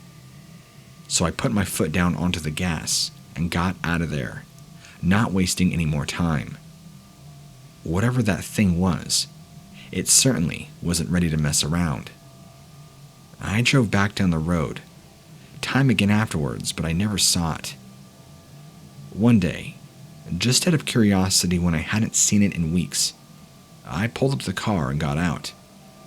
Looking into the field, I did see some tracks in the mud. Those footprints were massive, And then I finally realized what type of creature I had been lucky enough to see, but not wise enough to hang around and make it mad. I indeed saw a Bigfoot. I was in Alaska and hunting blind, looking to bag an elk. I was well up off the ground where an animal would not think to look. I brought my binoculars to pass the time. I enjoy observing nature more than I enjoy shooting it. My hunting is strictly a matter of survival with me. The natural world eventually forgot that I was there, and I was treated to an excellent show of feathers and fur. They didn't have anything to worry about, since I was only into getting more food, and I preferred to really kill only one animal if I could help it, as opposed to shooting anything. At the time, I wasn't exactly sure what I was about to run into. I lowered my binoculars after one long sweep. I almost fell off my blind. This weird square-headed mammoth creature was looking at me at the top of its head, almost to reach up to my blind. It appeared to be an ape by the overall build, but there was a very eerie aspect of humanity to it. It was probably the most terrifying of all. The eyes were a rich reddish brown, just like living wood. The fur looked borrowed from all kinds of forest-colored animals, weasels, beavers, wolves. You get it. It was just shaggier and far more coarse. It took a slow step in my direction, and I aimed my rifle right away. I can't even begin to describe the emotion that registered in the creature's brow when I did that. The feeling it sent through me was electric. It understood. I knew what I was doing. The guilt that I felt in that moment was like no other. I lowered my rifle, but slow, hoping that it picked up on the cue that I was giving it a pass and a warning. I even tried talking to it, although I didn't expect a response. It bellowed a roar that could have easily broken my bones, it was so loud. Afterwards, the creature ran off before I could do anything else. Look, I don't have any pictures to show for my experience, and I'm not sure if I'm supposed to be enchanted or traumatized. I won't be able to take this story to the grave. You seem to serve a very open-minded audience, so I hope this story does you well. Do with it what you will. Read it if you like. You have my full permission. A few years ago, a group of us went on a camping trip. There were 10 of us in total, 5 boys and 5 girls, all of us teenagers. We were all seniors at the time, and it was like an end of high school party out in the woods. There was very little chance of any real shenanigans, just because we were in the middle of a family campsite. No sleeping around, no getting drunk.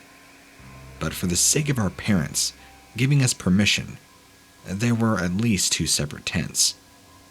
Of course, in the boys' tent, we thought it would be a fun idea to play a little truth or dare. We might have been good kids, but we were still teenagers. And as you know with teens, hormones rule, no matter if people are watching or not.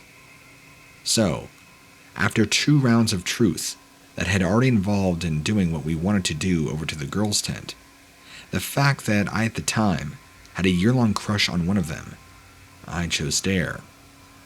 Well, I knew it wasn't going to be anything too scary. We were kids, and it wasn't going to be anything illegal or crude.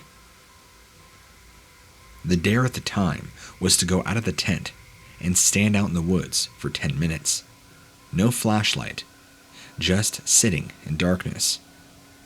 This actually was pretty nerve-wracking at only 17 years old.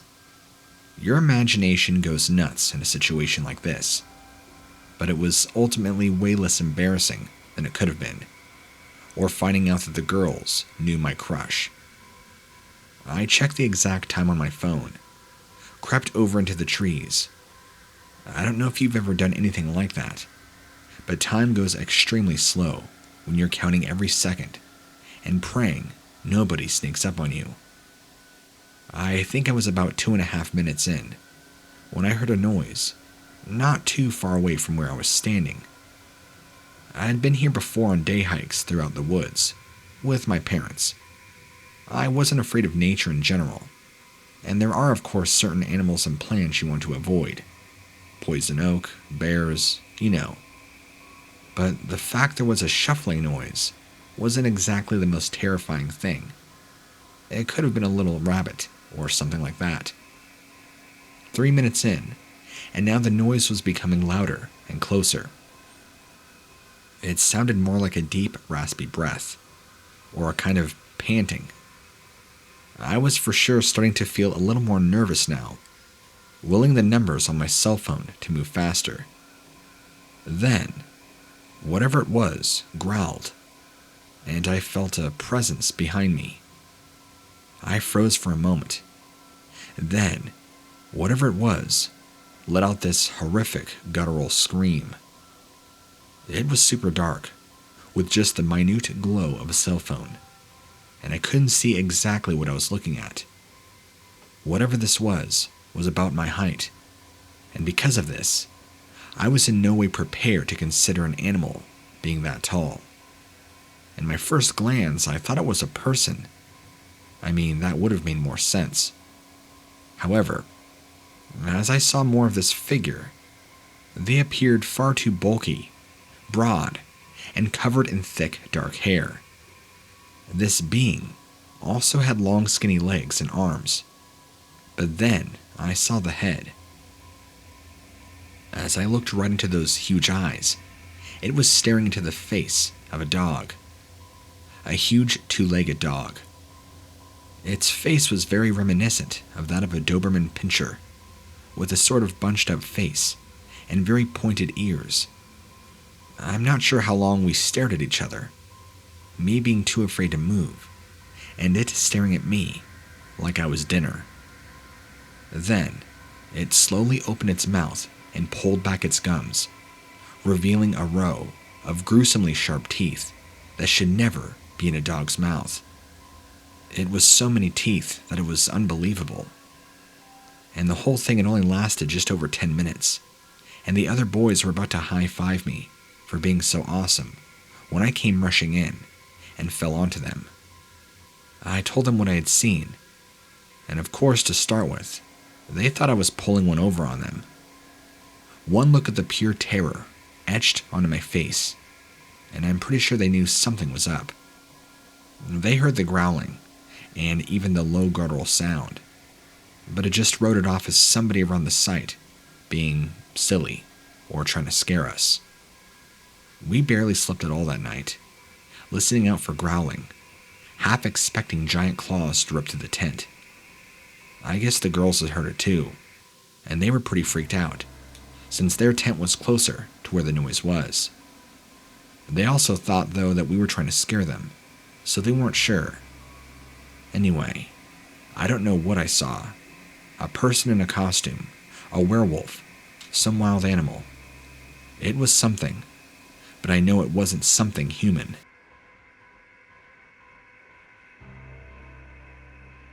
I will never forget this one time.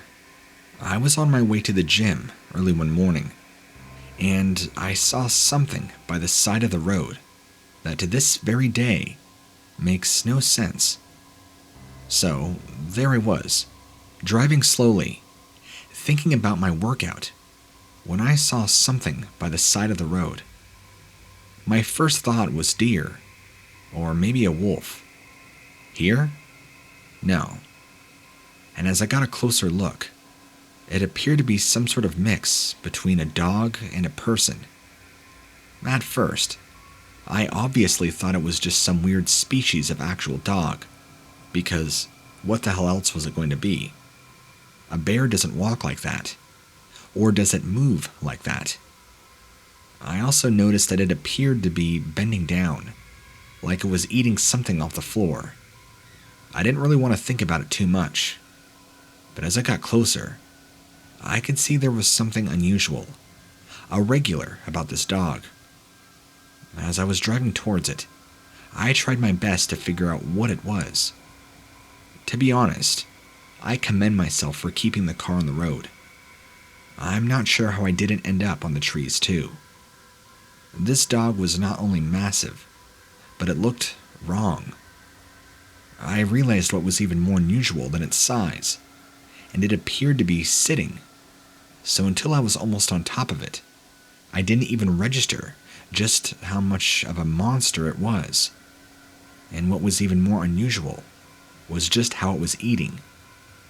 My mom has dogs, and as you'd expect, you put food in a bowl on the floor, they eat it, usually standing on their four legs with their head bent into the bowl. That is normal, right? This thing was sat up, putting food into its mouth with its hands. Yes, with its hands, just like a person. And that was also when I realized that this particular dog was basically the person's size and shape. Long hairy body, arms and legs, and a head just like that of a wolf, I guess. Maybe a little more German Shepherd, or maybe Alaskan Malamute. Somewhere in there. A damn person-sized dog eating lunch or whatever it was eating with better manners than some people. So I drove slowly, really slow, just staring. I couldn't even stop staring. I was flabbergasted, trying to process and fully digest what I was seeing. But it just could not compute. I actually started looking around for somebody hiding in the trees with a camera, thinking this was all some sort of really weird, elaborate prank. Or maybe it was from a movie or a TV show. Maybe I was going to see a bunch of trailers and camera crew. Any of these scenarios seemed way more appealing than the reality of biting me. There was as real as you or me of a person-sized dog on the side of the road. I kept my eye on it for some time as I continued driving down the road, out of my mirror. It never moved from that spot, and just sat there continuing to eat. I ended up coming back from the gym, instead of heading straight to work, as I wanted just another look, to see if it was losing it. As I drove back past the spot, there was nothing there. No sign of any dog, human, or person. So I slowed right down, wound down my window to see if I could spot any evidence that I indeed was not crazy, and that this hadn't been some sort of waking hallucination. At first, I couldn't see a thing, but then I spotted something. A half-eaten fawn, ripped in half. That was more than enough for me. I put my foot down, and I sped off. I've gone past there several times since, but I haven't quite seen this animal again. But I do slow down and check. Sometimes there is still roadkill that looks as if it's been ripped on and eaten on. It still creeps me out.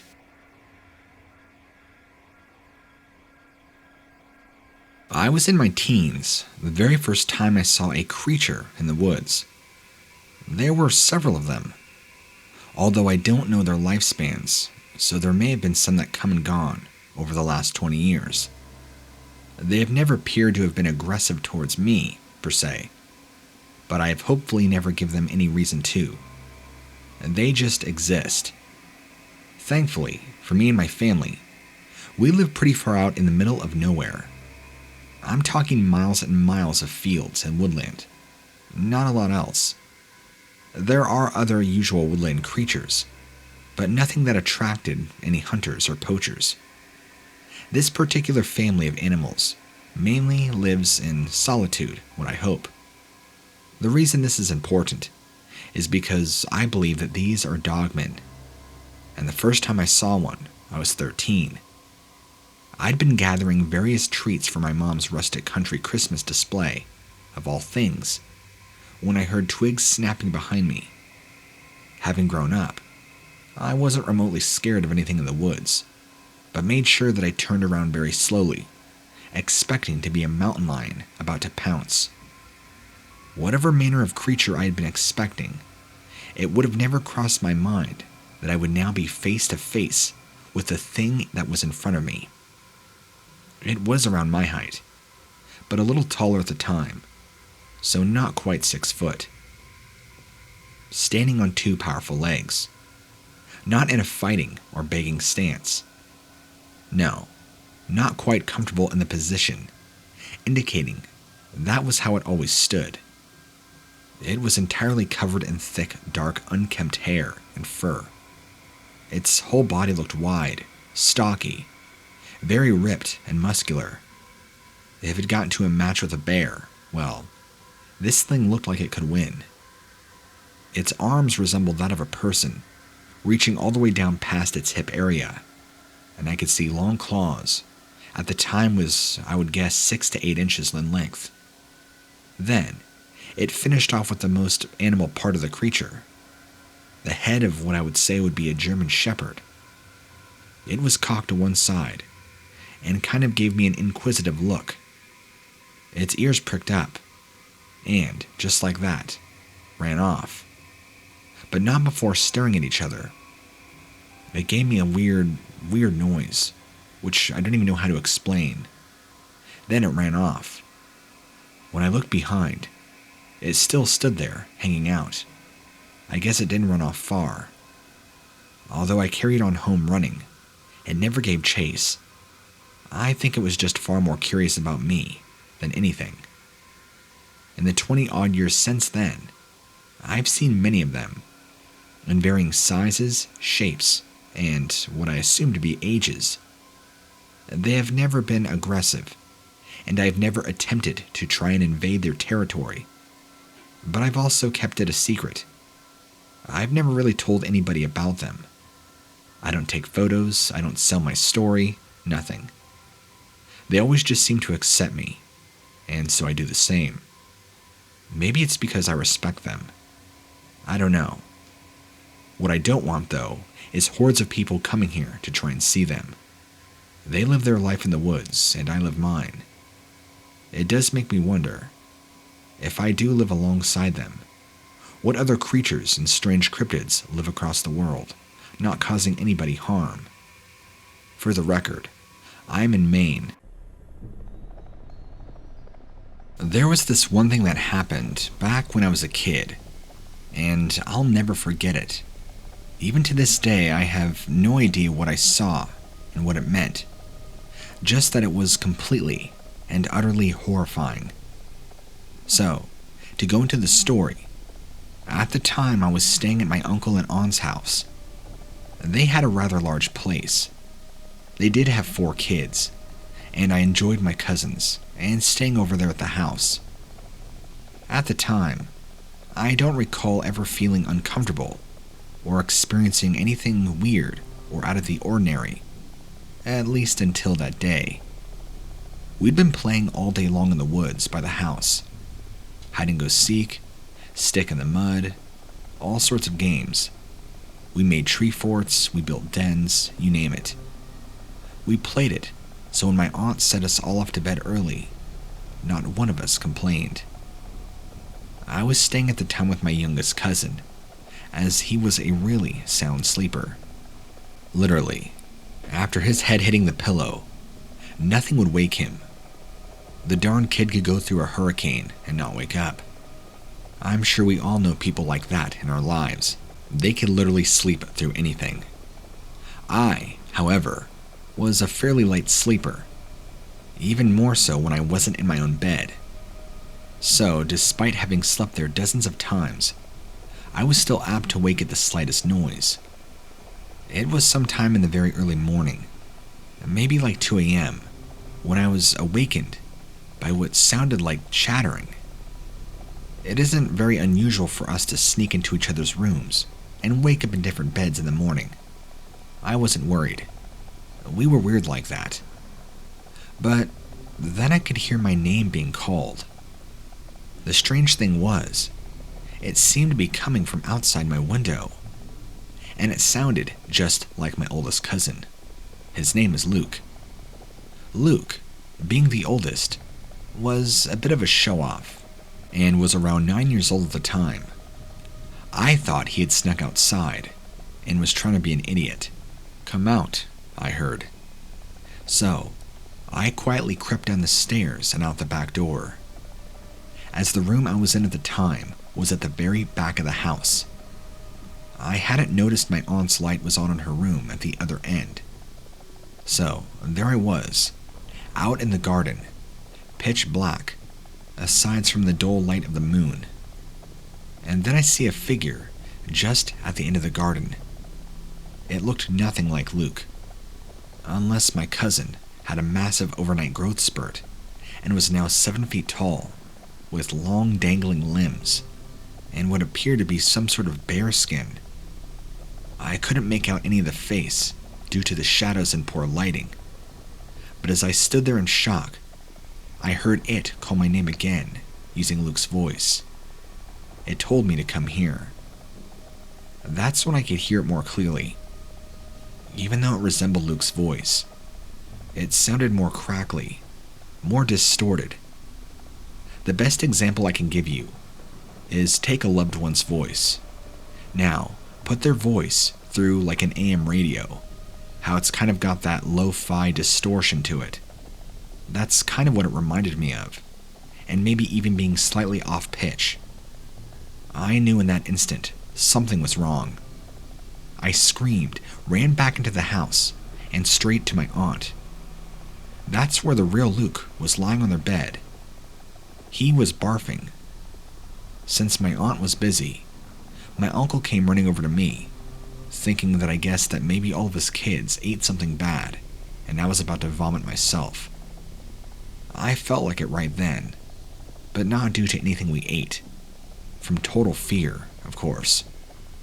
I told him exactly what happened, and he didn't even get mad at me or tell me I was making it up.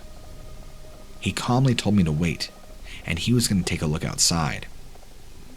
When he came back in, he tried to assure me it was just a bad dream, or a trick of the light, that maybe even I had a fever going along with my sickness. Well, I wasn't sick, and the following morning, I went back out and looked at the ground. There were tracks. The weird thing was, though, they didn't resemble footprints or shoe prints, or even feet that I was aware of. They kind of looked like hooves, deer hooves, but they looked different. Why was this thing standing at the bottom of the garden? How did it know my name? And how exactly did it copy Luke's voice? Those questions I'll never know. I had a very strange experience when I was driving home one evening. My sister's dog had run away a couple of days prior, and I had promised her that I would drive around after my shift and see if I could spot him in the area he supposedly ran off. That was why I was out in the woods, when I would have much rather been kicking back with a beer after a very stressful shift. So, here I was, driving through crappy old roads with potholes and low-hanging branches, trying to wreck the truck to see if this dumb dog had managed to run off the farm and maybe end up out here. I had my high beams on, driving really slow, window down, calling his name and shining my flashlight out the driver's window as I'm cruising along. I think every animal out there was cursing me right then and there as I drove through, lighting up the forest around me like a darn carnival show. I could hear all sorts of noise and shuffling. Knowing that dog, I'm pretty sure it would respond to being called. Just as I was thinking about that calling it a day would be best, I heard a bark. I immediately stopped the car, called the dog's name again. Then I just listened. I wanted to see if he would respond, and if I could work out just how close he was. Another bark, although it sounded a little off. I reasoned with myself that it had indeed been a couple of days, and he was probably hungry and scared. Then, there was movement in the trees on the passenger's side, and I was just about to open the door and to see if I can get him to come over to the car. I was getting excited when it came tumbling out of the trees.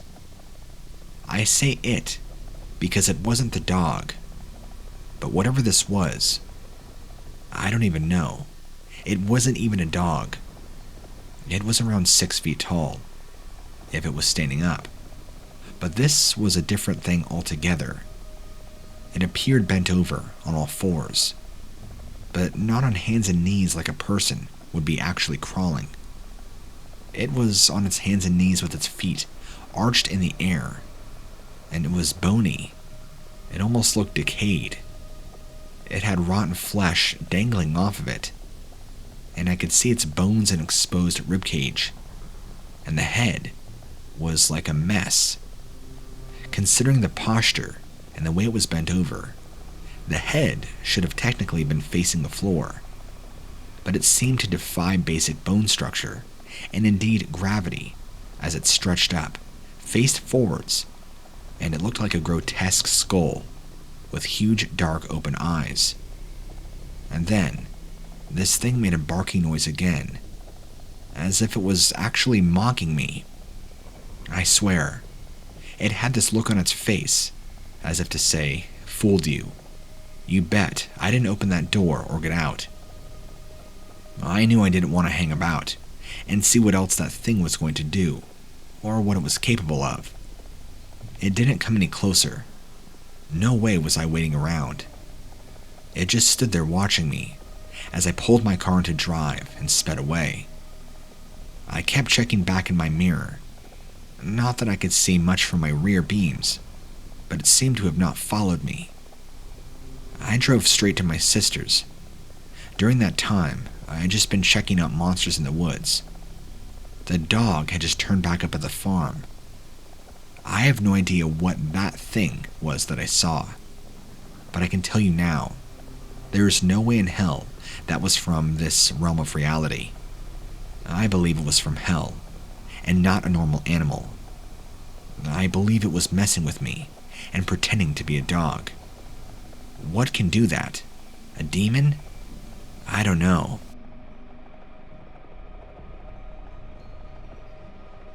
My father at the time had a very small farm.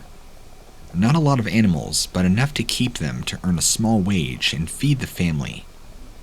Obviously, keeping animals safe, especially the working ones that gave them constant produce, like the cows, sheep, and hens, was incredibly paramount. He and my mother were also kind-natured animal lovers, so there were always cats and dogs running around, and they were always adopting more and more strays. Anytime you saw my dad with a shotgun, though, you would know something would be attacking their precious babies. He would only pull the shotgun as a last resort. He didn't even want to ever go out and shoot a coyote, just because. They would always try and set traps, as if there was a better way, like scaring them off. But predators don't really work like that, at least from my understanding. So, one day, my mom tells me that some of the animals were being spooked. Not necessarily attacked, like physically, but she could tell that each morning they were visibly upset, shaken. Don't ask me how. Apparently, something to do with not producing as much, like maybe the hens were too scared to lay eggs. Anyway, there were also these weird sounds and tracks coming around the barn and pens. Footprints, unlike anything they'd ever seen before. When they looked closer, even the pattern of the prints looked off, like almost as if this creature was coming onto the farm, sometimes on 4 legs. Then, too, in no distinct pattern. It was all randomized. It made no sense. They figured it was a person and an animal trying to step over each other's tracks to try and be stealthy. So, they put more traps down to see if they could catch it or them. Now, it might seem strange, but this was really upsetting to them, as they worried for their animals too. And because they're such softies, they were even worried for the creature they were attempting to catch, even if it was one or multiple. So, the very next morning, just before midnight or so, they were awoken by a horrific screaming noise, plus tons of animals going crazy. They come racing down the stairs, my dad grabbing his gun. Dad tells Mom to stay behind when he notices there is something in the trap. They just have no idea what exactly it is. The way he described it is it was almost like a deer. That was the closest they could make it out. But at the same time, they very much knew it was not a deer. He said it was around the size of a mature adult buck, only bigger, and skin and bones. It had fallen over where one of the back legs had gotten stuck in the trap, while screaming, trying to free itself. Have you ever heard a deer scream? Well, I haven't either. My mom and dad stood there in shock, watching it. My dad was contemplating shooting it. He decided that this thing had some sort of disease, or was on its way from dying, just because of how much bone was exposed and rotting tissue it appeared to have. Animal lover or not, that thing wasn't right, and it was really scaring them. The livestock were all going nuts too. As if that wasn't awful enough, the thing that happened next almost gave both of them a stroke. This was a few months ago, and my mother is still terrified about it. Just as my father raised his shotgun, this thing seemed to notice them for the first time. It stopped the dreadful screaming, thrashing, and stared at them. And then it charged. Mom and Dad both said right then and there, right before their eyes, the weird messed up looking not deer changed into a man, in human form, and he was able to reach Day and use his hands to free the leg, which was trapped. Now, that leg should have been all mangled from the jaws of the trap, and okay, it was dark, and they weren't exactly right next to him, but from where they stood, it looked like there wasn't a scratch on him. He then ran off super fast into the woods behind the farm, and as soon as he was gone, the animals all calmed down.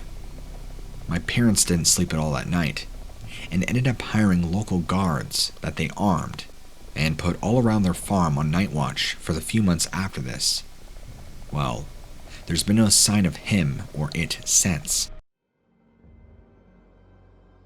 I was driving home for Thanksgiving a few years back, and I saw the most strangest thing I have ever seen coming off the side of the highway.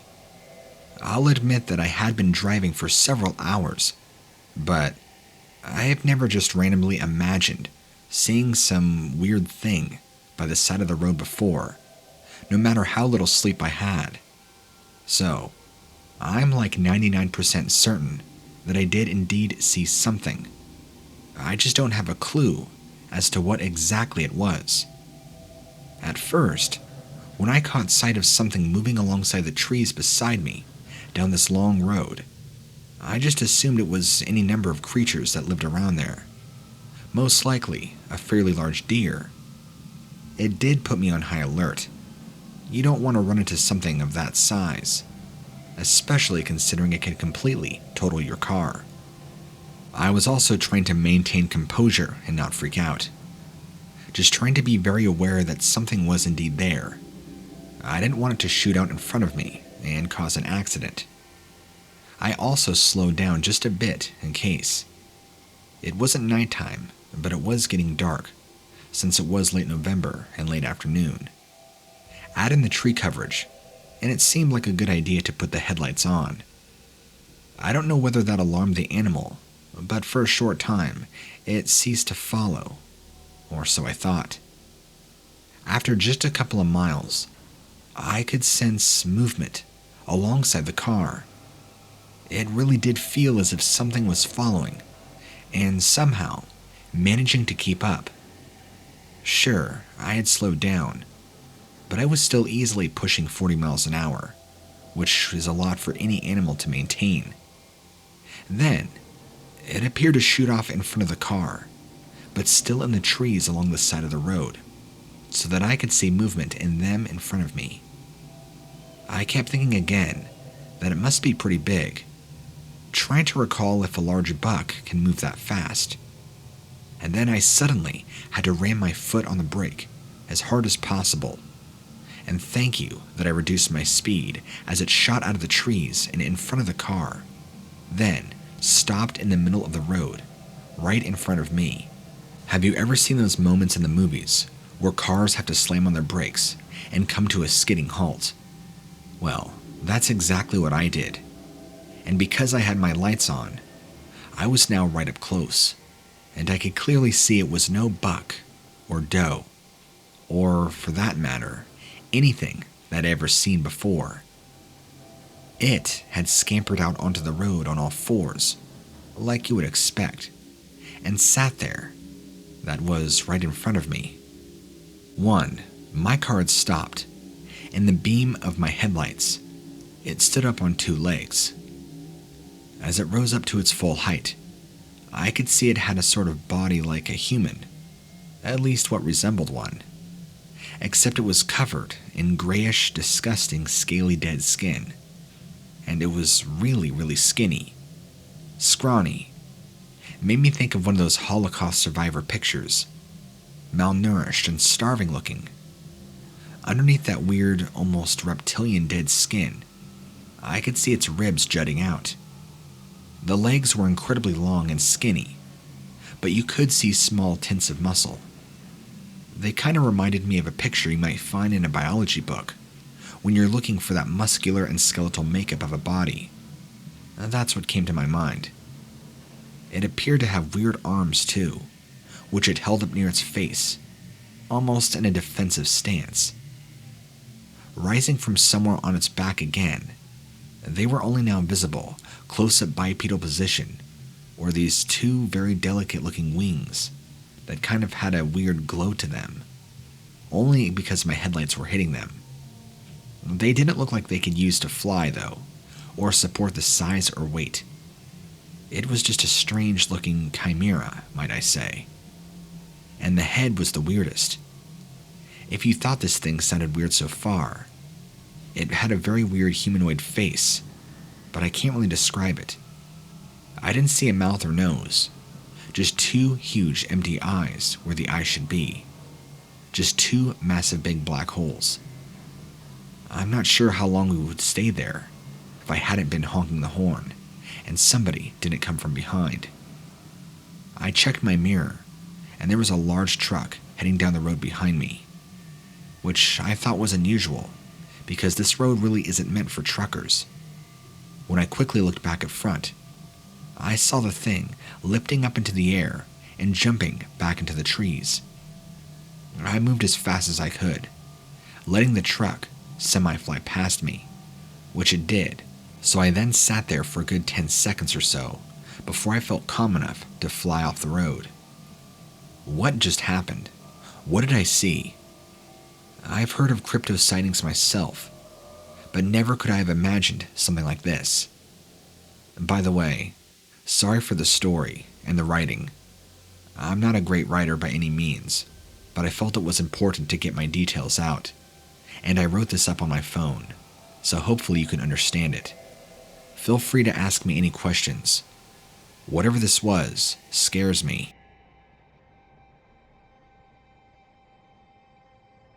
My old middle school was one of those buildings that in the day it was constructed to look grand and institutional, but looking back, it kind of reminded me of a prison, or maybe a medieval fortress. It was built to last, constructed of brick, and it had been in service for so long, everybody was kind of surprised when it suddenly had to close its doors. If I remember right, something about asbestos, but I don't think anybody really believed the excuses. And so the place sat empty for a very long time, up until one of my friends dropped in on me much later in my life. We ended up reminiscing about our school days, and I didn't have anything to look back on. He seemed to think those were all of awkward years.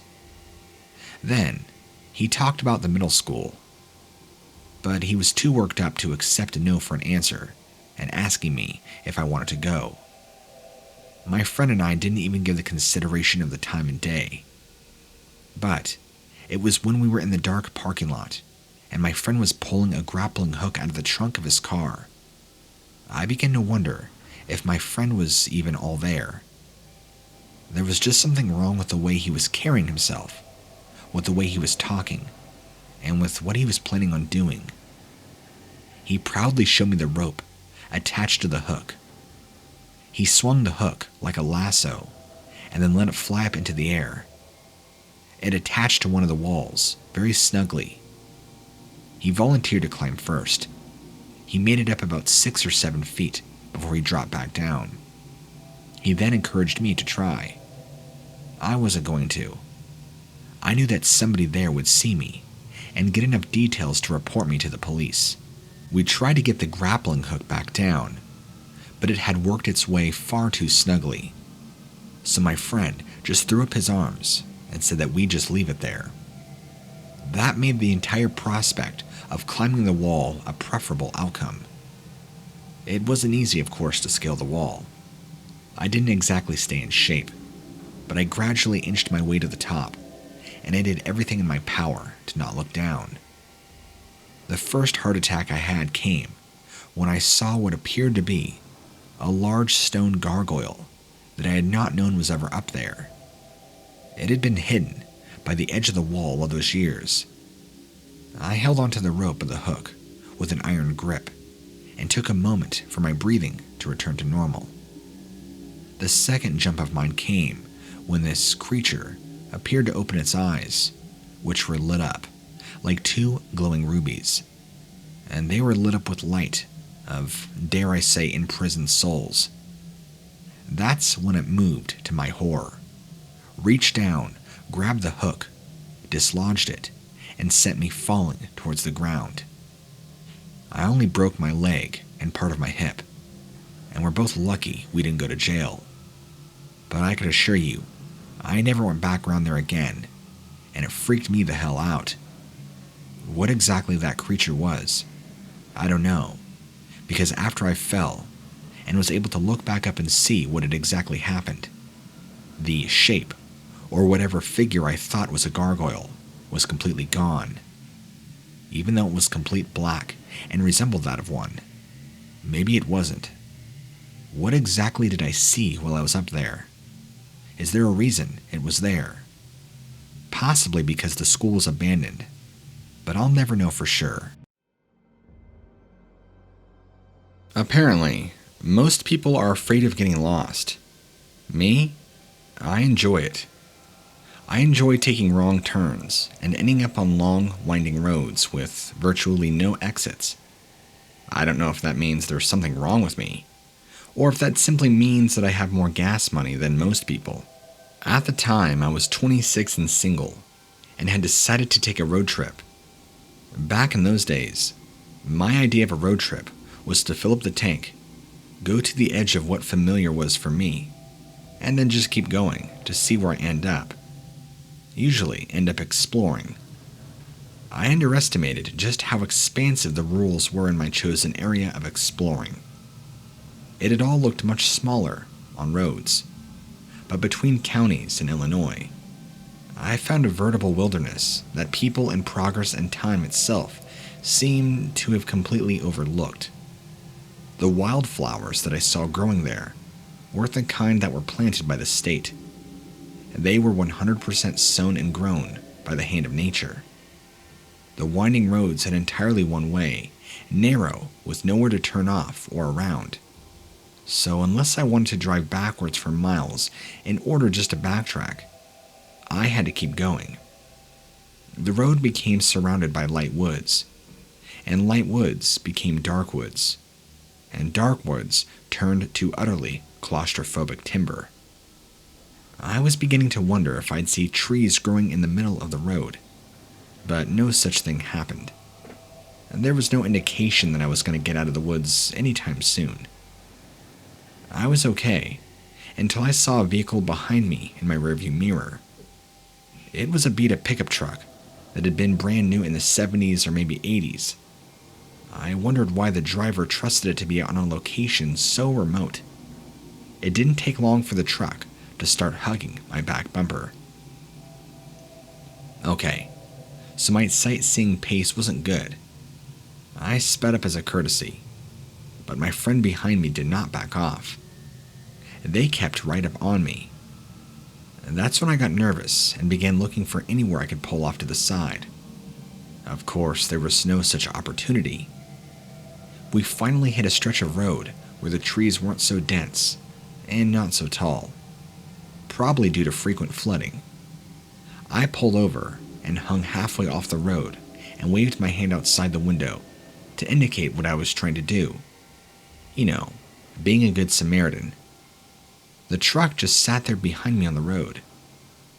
I tried to see the driver, but something about my rearview mirror, or something about the light of the shadows of the trees, kept me from seeing anything.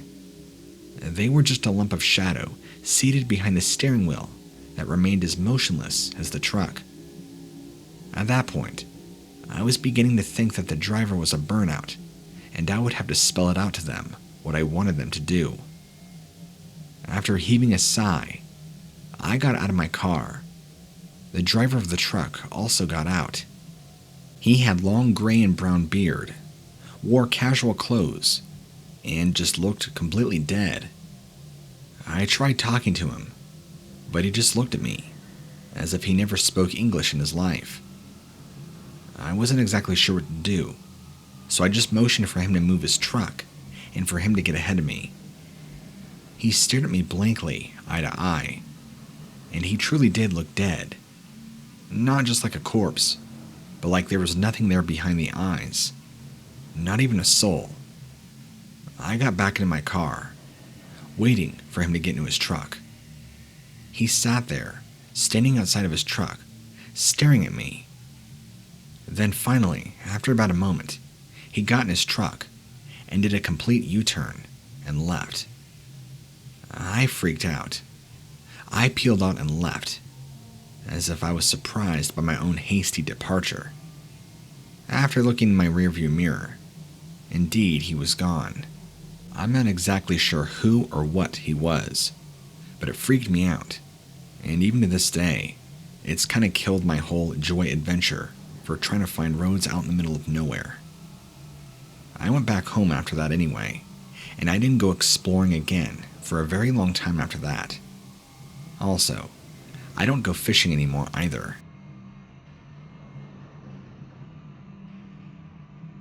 I grew up in a neighborhood that, for the longest time, I had thought was its own little town.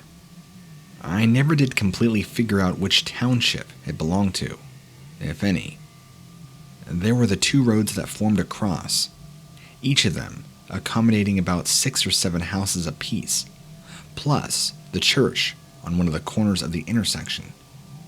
Then, there were about 7 acres of trees surrounding the entire neighborhood. And then, there was open farmland, as far as the eye could see, and as far as your gas tank could get you.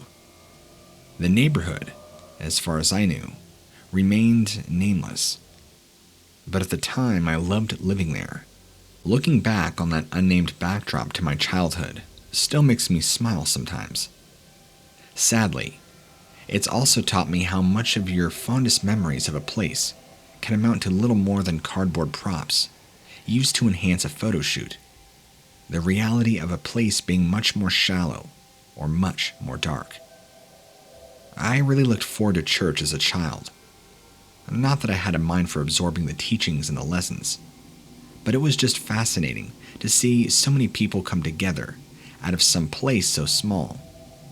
It felt like so much came out of a place that was practically nothing when you stood back and looked at it all. I even adored the other children I saw there. I'm not sure if they felt so strongly for me. They always seemed preoccupied, perhaps bewildered by the group of adults that would come together at the same time every Sunday. However, I would babble away to other children, hoping that someday they would open their hearts to me and accept me as a friend.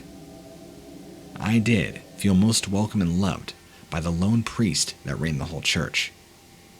Many times, he even sang without musical accompaniment. There were a few rare instances where somebody found an old cassette of 2 of old organ music, but his voice was so overpowering and eclipsed the sounds coming from the thin old speakers. Everybody loved him. Just this last fall, it occurred to me to try and find that old isolated neighborhood. My parents had a hard time recalling exactly how to get out there, and once I had the general direction, my memory did the rest. Although I had not grasped as a child just how remote those two streets were, I was just met with a barrier on the country road that led out to my old home. This puzzled me. How did people get in or out with the only road in town blocked off? I arrived to find that things were exactly as we had left them, due in no small part to the fact that the neighborhood was now abandoned.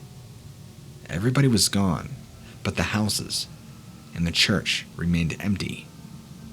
A thought had occurred to me. Was there anything left unlocked? I began trying doors, feeling like a thief. More than a few opened. The decor was still late 70s, early 80s, which told me that the exodus had taken place shortly after we had left. Maybe it even took place when we had left, and we were perhaps part of it. I was even more delighted to find that the doors to the church were all unlocked. All the other places I had visited felt like they were just frozen in time, but entering this church made me feel like I traveled back in time, and not a second had passed since I had been there. I stood in the sanctuary for a very long time, soaking in the feeling of being a child. Then it occurred to me, for all the Sundays that I had been in that church, the sanctuary was the only part of it I had ever really seen. I wondered what the rest had looked like, and I began nosing around, shamelessly looking into every room and closet. Not that there was much to discover. It didn't take me long to find this study, and for whatever reason, the priest hadn't bothered to take much of his library with him. It appeared to be a fully stocked inventory of books, my eyes being immediately drawn to the well-worn Bible that was the size of most modern dictionaries. The tradition was to keep notes of important or memorable events, so I eagerly went for the tome to see if there was any sort of memorabilia from my own past. One of the first things I found was a newspaper clipping regarding a missing child. The date attached to the clipping placed it around the exact time that we were probably getting ready to leave. Part of me thought that the child looked familiar. It was a little dark-haired girl with eyes that were very dark. Something about her smile. I was practically able to reach through the shadows and pull up several memories seeing that same little girl in person. She was in church with me, very often, but one day, I can remember her not being there anymore, and asking about where she went, but nobody told me. Nobody would even look at me that day. There were other missing child bulletins crammed into the pages. Before long, I had dug out more missing child bulletins than actual children that I could remember ever being at that church. I wondered if that priest had been tasked with keeping his eyes out for the kids. I was about to put everything back when I noticed something unusual about the wall directly behind the shelf. The paneling was very visibly off. It was loose. Was there some kind of secret door? I began moving it, trying to see if it would shift. It slid. That was the most excited I had ever been. Then, there was another wall behind it, and a very short flight of stairs. It appeared to be going down into a small basement with a very low ceiling. It was there where all my wonder and excitement died in the same place. I had to use the light on my phone in order to see, and that's when my stomach sank. I saw bloody handprints all over the walls, and as I reached the bottom of this low little cellar, there were bones, human bones, all throughout, kennels and shackles that looked to hold children. I left, disturbing me greatly. I wanted somebody else to discover this. I guess it became pretty big news, and to my knowledge, police were still tracking down the priest. Finding that little death chamber was truly the sudden death of my childhood. Maybe someday I'll muster up the gumption to find out if those kids ever found, if any of them got out alive. Just when I thought that I wasn't going to see anything worth shooting, a buck, worthy of the cover of a Field and Stream magazine, began to strut out into the open, and the only thing I could think of as I was drawing my bow was the scripture that says that pride goeth before a fall, because this one looked awfully pleased with himself. I let the arrow fly, and it hit the buck through the side. There's no way that it had missed his lungs. He bounded away, but I knew it was only a matter of time. After all, hunting in Texas is a mixed bag. Sometimes, you feel like you're in the Amazon, while other times you feel like you're in the Sahara. This was one of the more desert-like landscapes. I had a wide-open view of my prey, and he seemed to have known that, because he went straight down for the mouth of a very small cavern. Unless that little pocket of underground air led into a huge complicated system, it almost wasn't even worth knocking another arrow. All I would have to do is go in with my buck knife and finish the job. Sorry, but yes, I can be one of those hunters. I didn't have a chance to fully put away my bow, because the deer came running out of the cave with a renewed speed. Something that looked like a cross between an oversized hawk and a man had its talons dug into its back, and it was trying for all of its worth to take off with this buck in the air. But, like an owl that tries to pick up a goat, the monstrosity had clearly bitten off more than it could chew. While it was wrangling the deer, I got a pretty good look at the scene in front of me. This creature only bore a rudimentary resemblance to a human being. The rest was straight up some kind of animal that I couldn't correctly categorize. The face came close to a bat, if a leaf-nosed bat had escaped some mad scientist gallery of failed experiments. This thing was way bigger than it should have been. Its overall cast suggested that it wasn't used to standing up straight, but if it had, I feel like it could have easily been 7 feet tall. It flapped tattered and leathery wings madly, trying to carry off its oversized cargo to wherever its lair was. That's when I had suddenly lost interest in bagging that deer, and instead wanted to try and make a trophy out of whatever the hell this was. I attempted to steady my nerves and shrug off the shock of seeing this thing. Everything about it brought back everything I had ever seen and heard, in connection with things like hell, vampires, Dante's Inferno, everything in between. The creature must have been smarter than I gave it credit for, because when it saw me draw my arrow back, it knew, or seemed to know, that I was aiming at it, and it then abandoned the deer, flying upwards. My arrow gouged a new hole in its already damaged wing, but it cried out and beelined for my head. I was just fast enough to duck, and got a fresh, deep wound from my ear to my eyebrow. That's when I could feel hot blood running down my face. It attempted 2 more passes at me, each one inflicting another deep wound. I knew I wasn't going to be able to hunker down and wait for the whole thing out. So, I brought up my buck knife again, and the next time it came for me, I slashed at it. I do hit something. I don't know what. There was a scream, and it made my blood go cold.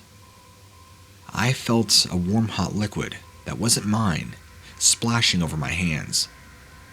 It circled a few feet above me before flying off. That's when I finally collapsed.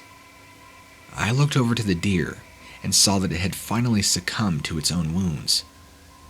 That's when I finally got to assess just how badly I was hurt. And, unfortunately, I was in worse shape than I had thought. I wasn't ready to kneel over dead anytime soon. Still, I thought better of taking the extra time to take the deer home. Instead, I went straight home and saw to my injuries. I just didn't feel for the deer as strongly as I had before.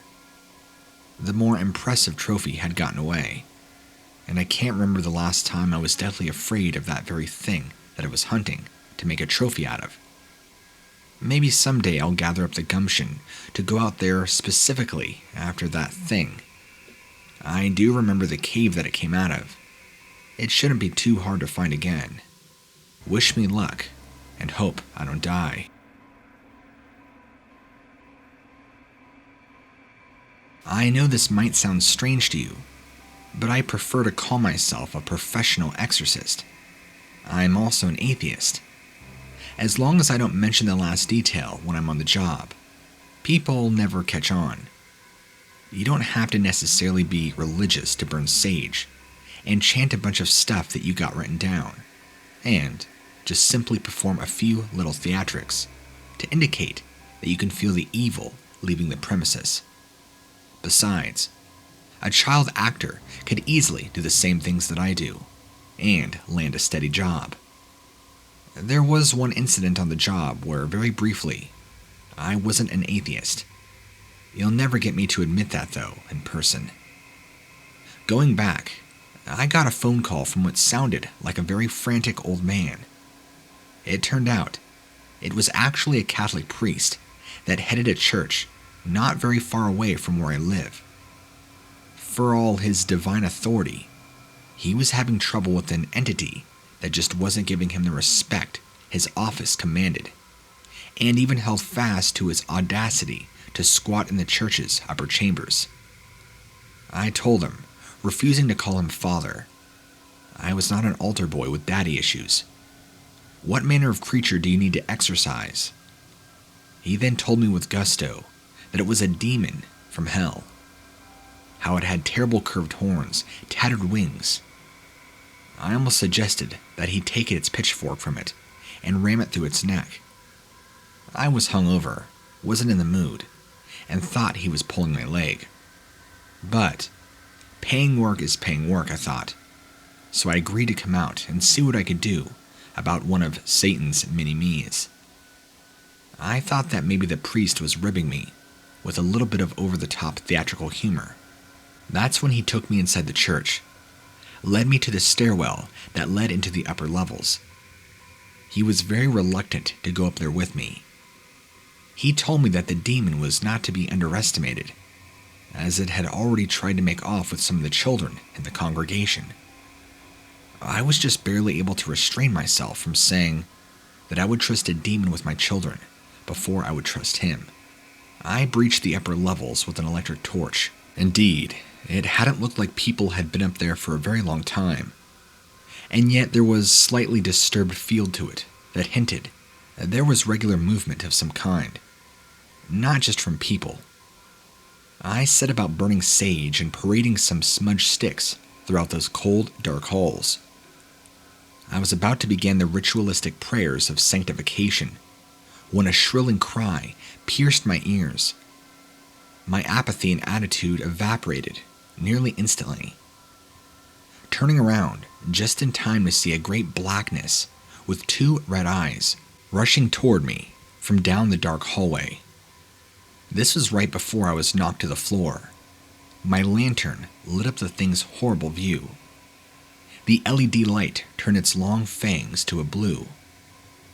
I landed on my back, and the wind was nearly knocked out of me. There was a great flapping above me, and it sounded like thunder, and something cut into my sides. My attacker disappeared down the other end of the hallway, and I scrambled to then get myself together. I was bleeding from my sides where great claws had clamped down on me. I suddenly understood why the priest looked and sounded like a frightened child.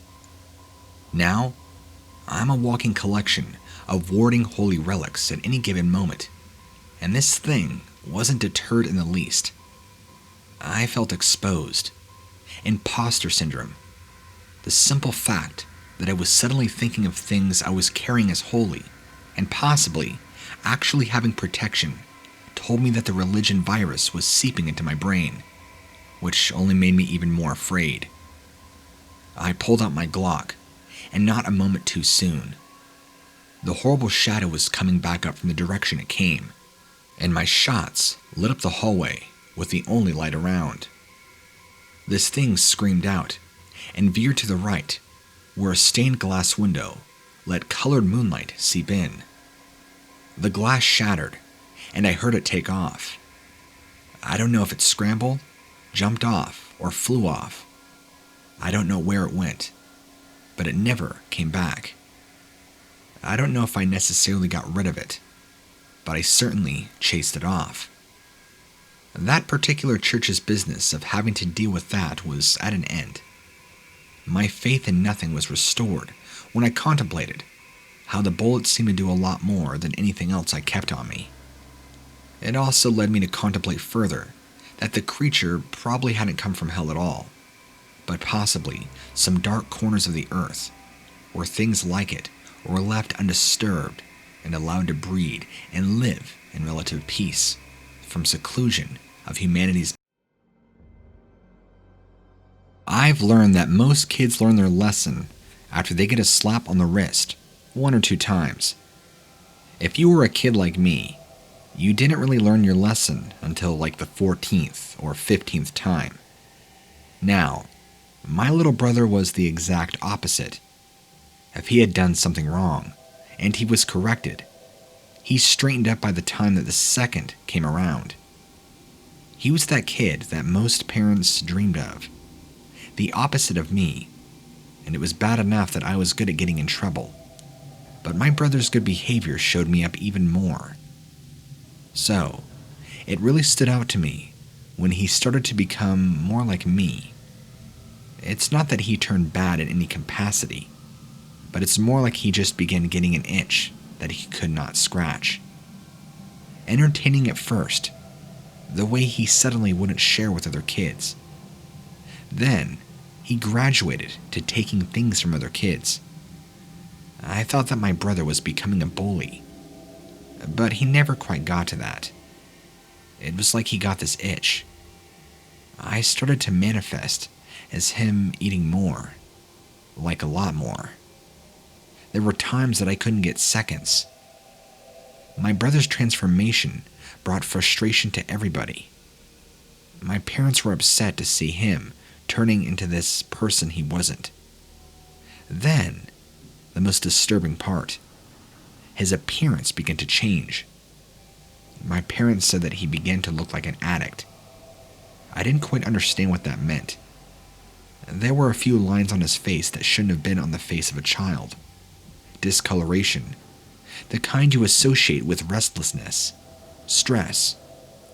We used to be able to look into those same eyes and see great kindness.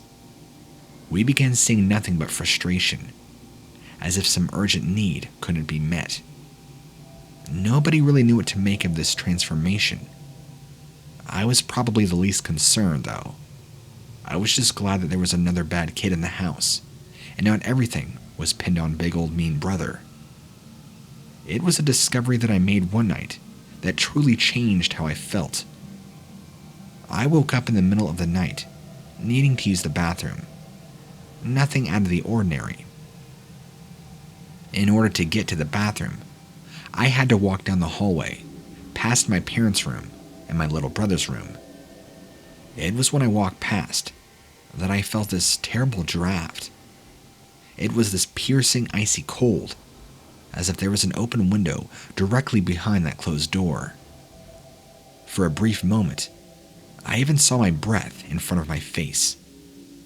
On the way back to my bed, I paused in front of my brother's room. Then I didn't feel a thing. Whatever had happened, it was done and gone. Over the course of several weeks, this happened again, and I had to wake up in the middle of the night. I passed by his door and got a blast of cold air. One of those same times, I felt I decided I was going to look inside.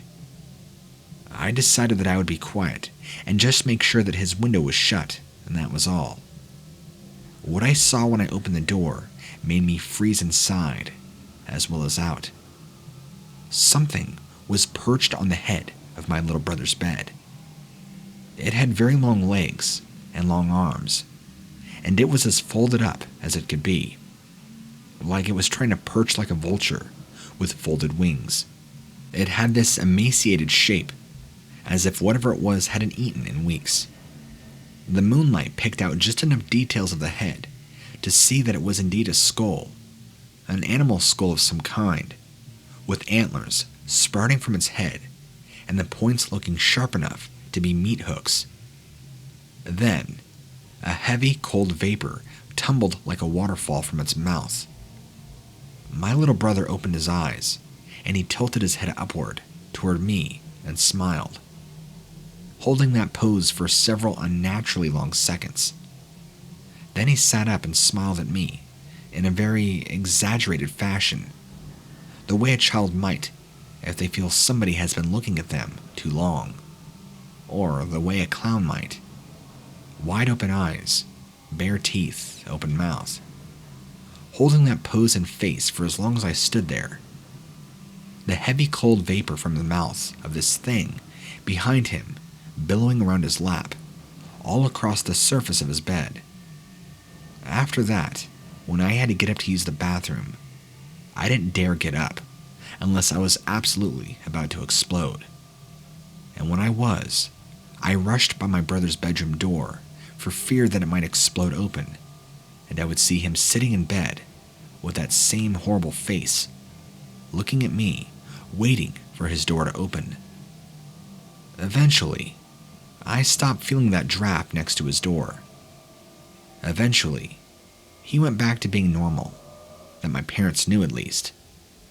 Eventually, there was no longer a bad kid under our roof for me to relate to even a little bit. I guess whatever possession, whatever demon that thing was, ultimately didn't find what it was looking for. Why it let him go and stop possessing him is far beyond me. Now, whether it truly was a demon and he needed an exorcism, I don't know. I don't really believe in the paranormal or anything of that nature, but I can't deny what I saw and how it changed my little brother. I'm not legally allowed to disclose my last name, but let's just say there's probably a chance you've heard of me or my family. We're synonymous with money and power and fame. Like any other brood of rich people, we had reproduced prolifically, which meant that there was more than enough drama and tension to go around. Not the least of which was who was going to inherit so-and-so's money when so-and-so finally bit the dust. You think it might just be the stuff of movies, but I'm sad to say it does happen in real life. That's, after all, why it is in the movies.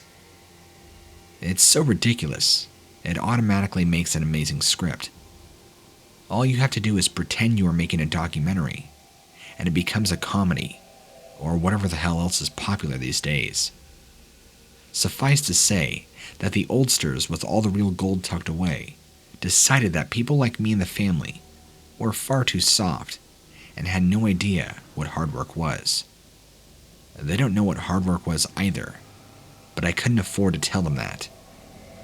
They developed a little rite of passage to inheriting their riches when they would be gone. They decided that the whole lot of us should spend 90 days in a remote location.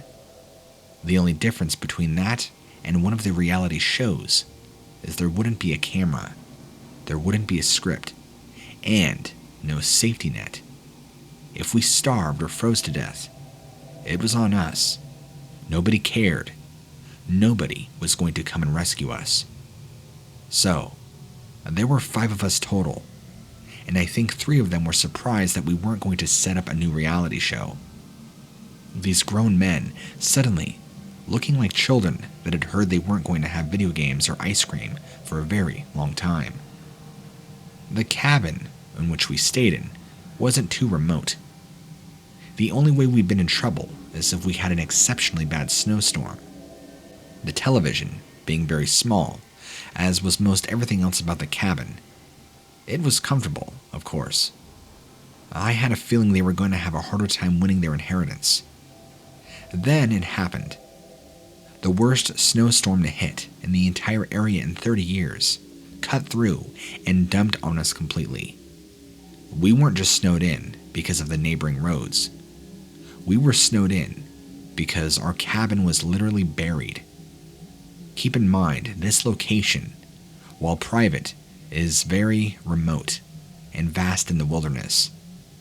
There ain't anybody around here. I mean, we're miles and miles out. I was the last one that woke up, and opening the front door to discover a solid wall of white, barricading us all in. Communications were down, and we could not make any kind of calls. Every last cell phone tower not giving us the service we need. It must have been out of commission. The food that we were supposed to receive to replenish our supplies for the last leg of our trial by fire wasn't going to make it, and there was no way our food supplies were going to last long enough. We tried to make what we had last. Too many of us, though, were undisciplined, completely foreign to the notion of suffering or deprivation, and after a few days of doing without, they would give in and eat as much as they could before somebody slapped them down. The things about people that are born with a silver spoon in their mouths that we normally think are funny can take a very dark turn when survival is the key. These men that had been by my side as children, spending Christmas together, Thanksgiving dinner, outings, climbing the ladder to fame together, they were suddenly looking like wolves, wild beasts that would take everything for themselves and leave you to starve without a twinge of conscience. It only reinforced the brutality behind the words of our elders before this entire thing began. Nobody was going to get us out. People became what they centered their lives around. And here, I was trapped in a cabin with people raised in a family that centered their lives around cold, hard cash. And that was just the beginning. Our firewood was also part that had been buried in the snow outside. Digging our way out to it was one ordeal. Getting it to burn was another. We were colder and hungrier than we had ever been. That's when I woke up one morning to one of them dead. He lay in bed with his face with a sickly color of blue. One by one, the others came into the room and then immediately had to leave as they realized what had happened. All except for one. He lingered just a little too long, staring just a little too hard, and a strange thought had entered my mind when I saw his behavior, but I could not think there would be anything to it. I would find out that night that my glimmer of a hunch was correct. I woke up in the middle of the night, feeling more than just a biting cold. I also felt like something was extremely fearfully wrong. The air had a charge to it, and even after I got on my bed, it felt like I had a weighted blanket thrown over me. The cold wasn't just pressing in on my skin. It was somehow reaching down deep into my bones, and I shivered violently, almost to the point that I could not walk.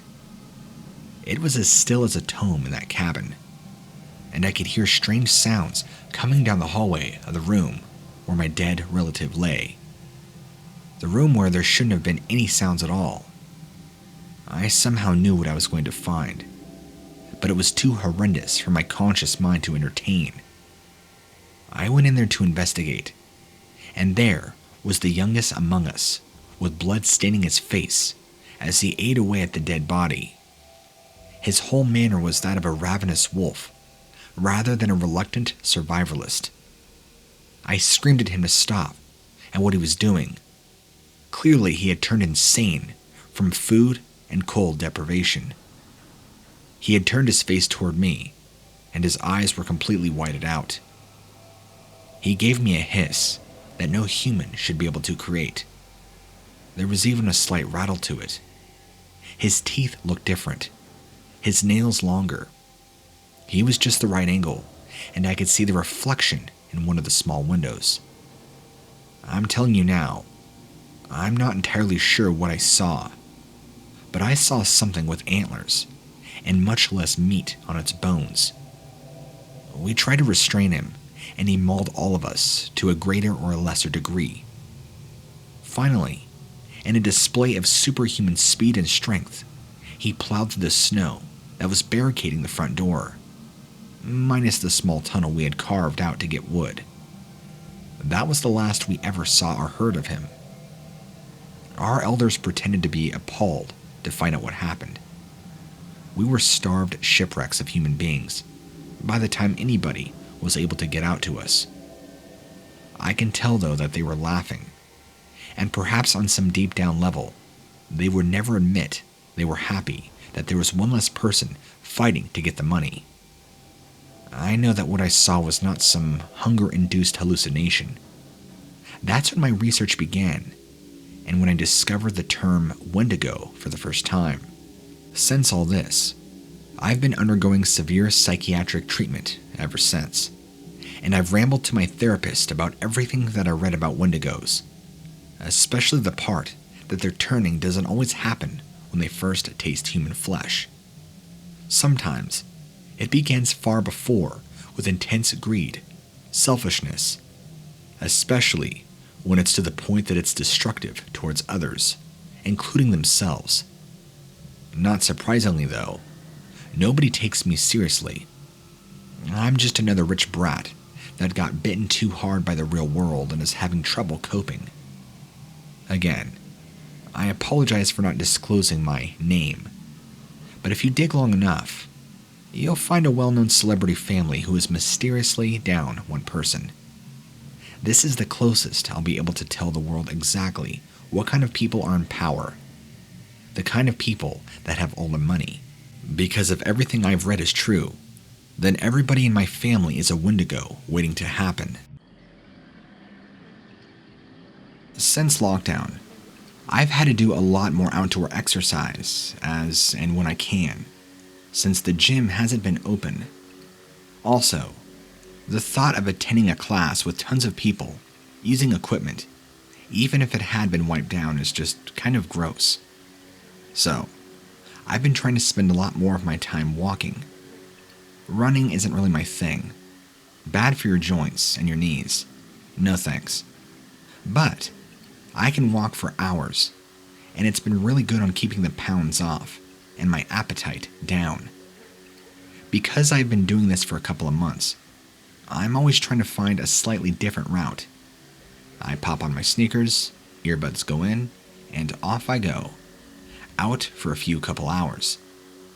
It was on one of those evenings just a couple weeks ago when I had spontaneously decided that I wanted to stay out a bit longer and head somewhere different.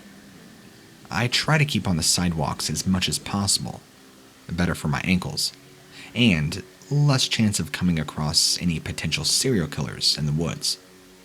But that evening, something drew me to the woods. It wasn't pitch black dark, but certainly a lot darker in the trees than it had been on the sidewalk with all the street lamps lit up. As I was power walking my way through, I had this weird feeling in my gut. It was almost like I'd been drawn. I actually started to speed up a bit more, cursing myself for going in there when it was dark, and I could not see well, not even knowing where the way out was. I was beginning to panic a little when I bumped into something. Since this happened, I have read many cryptid encounters to see if I can find anything similar. It definitely seems like I was pretty unlikely to actually bump into mine.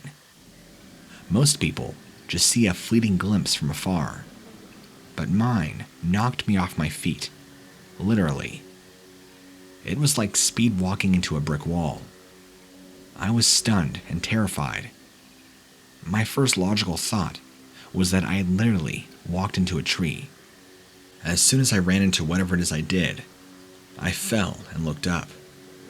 That's when I began scrambling, because I saw eyes and a terrifying solid figure that was moving before me.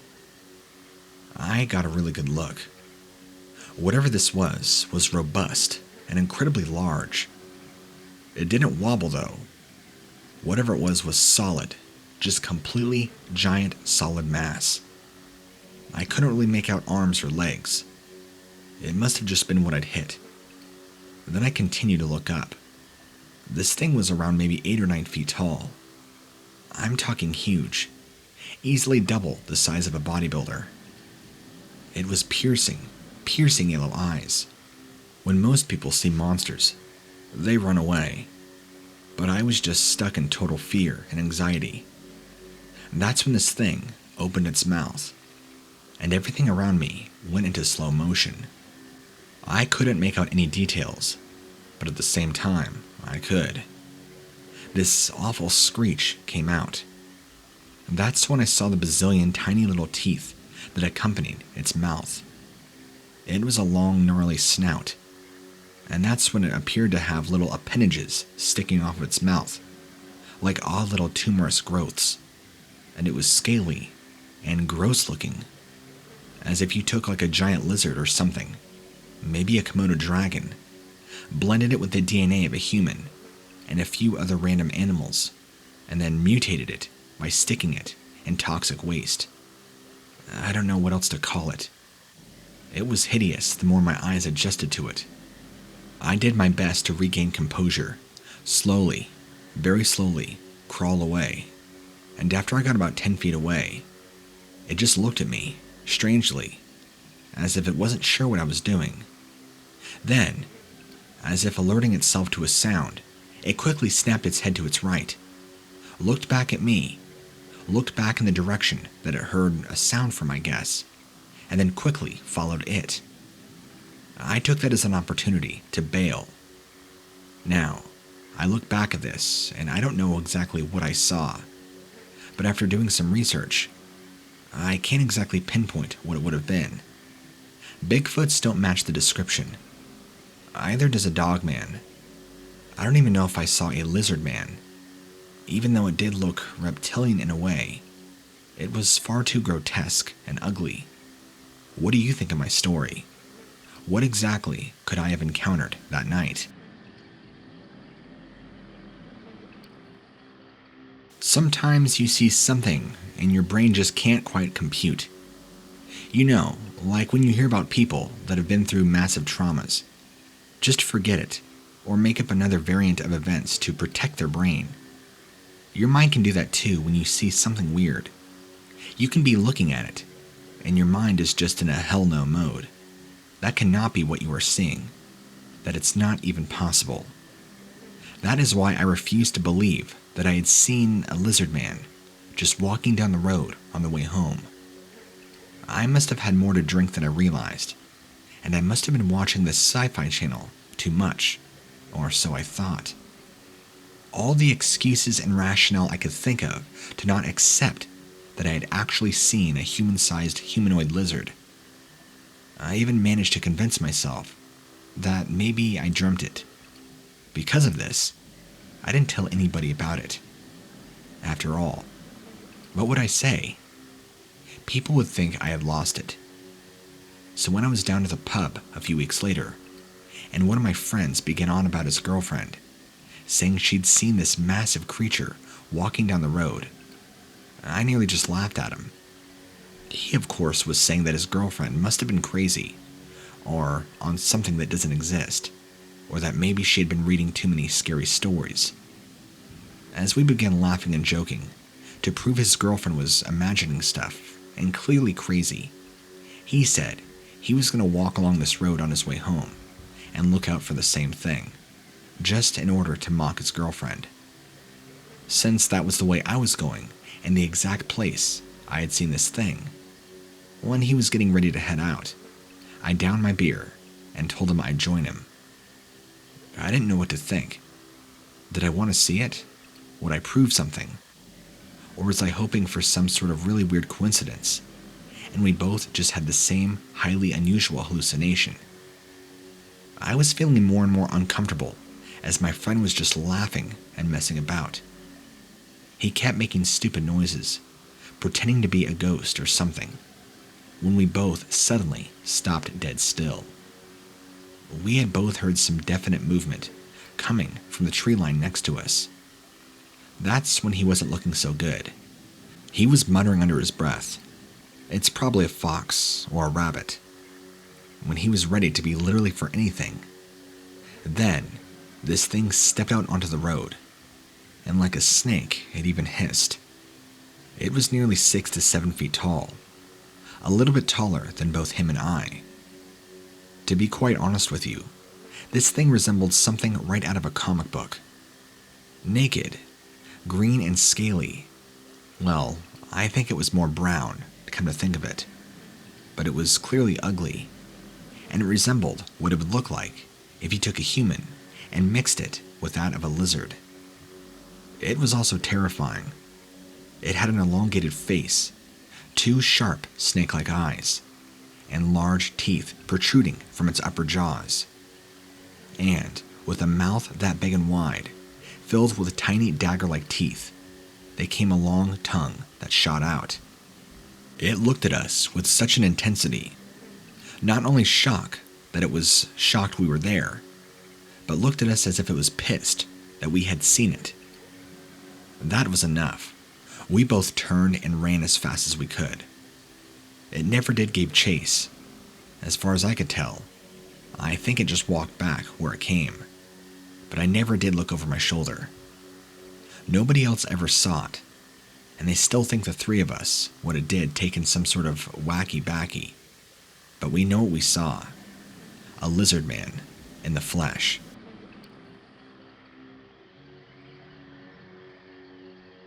My dad is a keen fisherman and has traveled all over the country to participate in competitions. He also used to, and I stress here, used to try and find the way out of middle-of-nowhere type spots, in case he could catch something that would get him instant global recognition in the cutthroat world of fishing. But you see, he actually did come across something. Only it wasn't a fish, and it frightened him so much. He no longer goes anywhere unless it is completely out in the open and he is surrounded by the presence of others. This was somewhere out in Georgia where he had the experience. I'm not sure where exactly, as he refused to tell us the exact location, just in case we wanted to go looking for it. He had heard of some elusive fishing spot where apparently the fish were huge, and there had even maybe been talk of undiscovered species of fish. That was more than enough to pique his interest, so off he went. He was going to be gone for 4 days. He came back after only 1 night, looking dead. He just walked straight into the kitchen and sat down. He wasn't really talking at first, and my mom and all of us were very worried.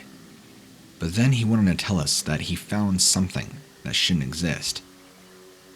That's when my mom kept asking him about the wound in his hand, and he just said it was a mistake. It was all a mistake. Then he kind of casually just started talking out loud, almost hysterically. It was disturbing. He was telling us that he was out there fishing when a large walking alligator attacked him. When we were asking him, "What do you mean a large walking alligator?" he said it was an alligator, but it wasn't quite an alligator.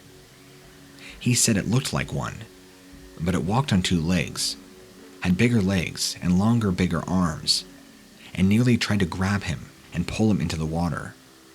That it came after him, rushing after him in his tent. After that, we all just kind of sat quietly, not really sure what to make of his story.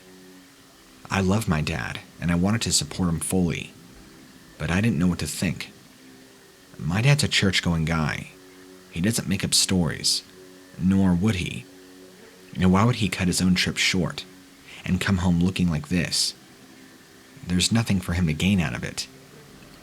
The wound on his hand, he told us, was when it grabbed him and gashed his flesh.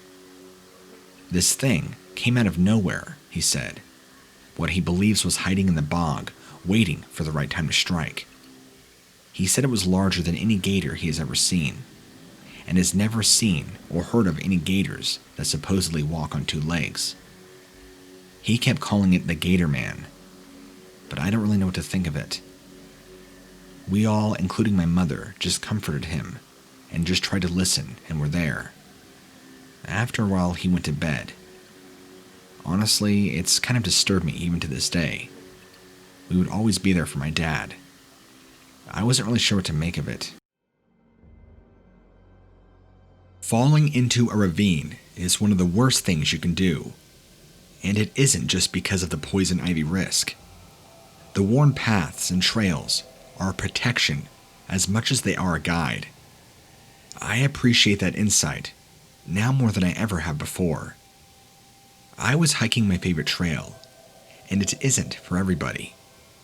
It has points in the path where there's room for just one person, and you're towing a sheer drop. The ground was just soft enough that the dirt under my heel gave way, and I was spilling down into some forbidden region of the woods where you couldn't just climb back up to where you were. You had to walk around, and the only way around was deeper into the woods. It soon became clear, as I trekked on, that people just didn't journey this far in. I was breaking new ground for the average hiker. Something about it told me that it wasn't a good thing. I began to see some signs of human life. I found an axe lodged in a large old tree stump. I found a tin pail that wasn't rusted beyond all use, and it had probably held water recently. Perhaps I was going to find somebody that would be able to help me, or at least find shelter. I didn't exactly find a clearing. It was more like I had found a place where a crumbling, sagging two-story house was squeezed in among the claustrophobic trees. Some of the trees leaning up against it might have been the reason the house had yet to fall over. I tried knocking on the front door, which nearly fell inward. Nobody answered. The place that had looked like where you couldn't tell if somebody still lived there. If they didn't, it was recently vacated. If they did, the place was all but completely worn out of its livability. I tried a light. It delayed on coming on, just long enough to make me think it wasn't going to work. Surely, I wasn't so far away from getting out of the forest that I would need to stay in the house for shelter. I began circling the house, just in case the resident was out on the property somewhere. I didn't see much of note until I came around to the back of the house. This is where there were 6 tool sheds. 2 of them looking like they were recent purchases. The rest seemed to be in the same condition as the house was. There was a nearby well constructed of heavy and solid stone. On a whim, I checked the water inside. That was the beginning of the discomfort settling in. Something was poking out of the murky water. A chink of something that looked an awful lot like bones. But there wasn't enough of it to know for sure. It could just as easily have been a set of sticks stripped of their bark to expose the pale wood. Okay, I had to put my mind at ease before I was going to hang around and meet the person that owned this place. I checked one of the tool sheds. Of course it was locked. The next one was not. Another disturbing, yet ambiguous sight greeted me. There were some dark stains on the plywood floor. They could have been rust from the roof, or possibly blood. For some reason, it took me that long to see the heavy chains tucked up against the sides of the shed's interior. They appeared to have shackles on them. Then, I saw the heavy, old-fashioned scissors on the floor that were long and rusty and stained just like the floor. Then, I saw the fragment of a human ear and half of an eyeball with the optic nerve still attached. After nervously circling the other sheds, more than one reeked of death when you stood just outside of it. And that's when it was cemented in my mind that this was some place I did not want to be, as if I already didn't get that after seeing what I had. That revelation hit me, though, just in time to hear footsteps approaching from the distance. There was no way I was going to outrun without drawing any attention to myself, nor would I be able to sneak away, since the forest floor was littered with all kinds of things, I decided to hide behind one of the sheds. The footsteps coming straight out to the sheds, and they stood still for way too long. They must have seen the front door. They knew that somebody had been around. I held my breath, even though I was desperate for any bit of air. My vision was pulsating just from the sheer force of the palpitations of my heart. Part of my fancy turned dark, and I imagined that the very shed I was hiding behind was going to end up becoming my final resting place. Cautiously, my visitors stalked around. I attempted to match the pace so that I could slide around the shed with minimal noise. I heard the door to one of the sheds open, and I heard the voice of a woman, but it was muffled. Apparently, she was gagged. She tried to scream but held her gag fast. Then I heard crying. A deep and gravelly voice told her not to worry, that he would make sure she was safe. For some reason, he kind of chuckled at the last remark. He reminded her to keep quiet, shut the door, and lock the shed. He opened another one, and there was yet another muffled female voice. He told her that she was getting out of hand, and so she was the one to be on the dinner table. He just tried and was patient. He didn't hit her as hard as he could have, but she just would not learn her lesson and keep quiet. So, he had to deal with her in the only way that would work. After another violent interaction and leaving, my stomach lurched, and my lungs felt like they were billowing and rippling like sails catching a strong wind. I had to get away and get help for these women, whatever was going on. He was taking forever, though, apparently relishing the terror of his victims. At long last, he went inside his house, and I could hear him casually whistling as he went, and I then heard the clatter of the front door. I resisted every urge to sprint, as much as every natural survival mechanism was trying to drive my legs like pistons. I got out of there, got in touch with the police, and they searched double time, since the one girl had a literal deadline of dinner. Well, they got there in time. They found evidence that he had apparently been killing, raping, and eating in that house for years. A sadistic cannibal. One of the victims actually kept in touch with me, and I almost wish she wouldn't have, because just seeing her and hearing her voice is a bitter reminder of what I nearly escaped. Now, when I hear her voice, I hear it the way it was sounding when she was there, crying. The healing process is different for all of us. I've been getting very sedentary since I don't go hiking anymore. That's kind of ruined it for me, to be honest. I need a form of exercise, but I'm not getting any younger, and I'm not getting any braver. I don't know if this was the story you were expecting, but it's one that's haunted me for a very long time, and although incredibly disturbing, and can probably even be made into a movie, there are realities like this out there, unfortunately.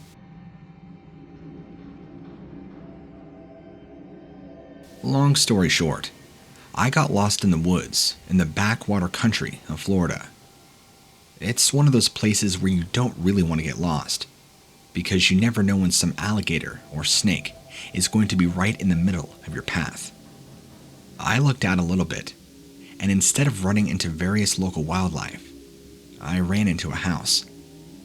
The property was overgrown, which made me think that maybe it wasn't lived in anymore, which meant that I could take shelter without being interrupted. I was exhausted after a long day of trying to find my way out. The front door didn't appear to be locked, and the place smelt of moss and rotting wood, but otherwise, it would suffice as protection against the wilderness, animals, and weather. I could tell it was going to be a dark night. Obviously, I didn't have any lighting, and the sun was sinking quick.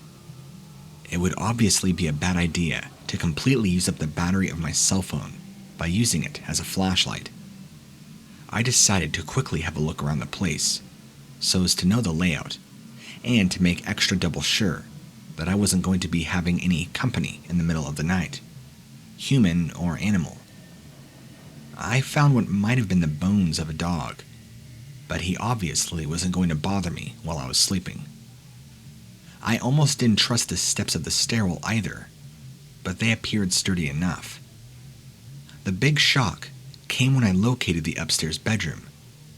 It had only one window, so lighting was very limited. The dying daylight fell upon the bloated, decaying body of a girl who was laying on the broken remains of the bed.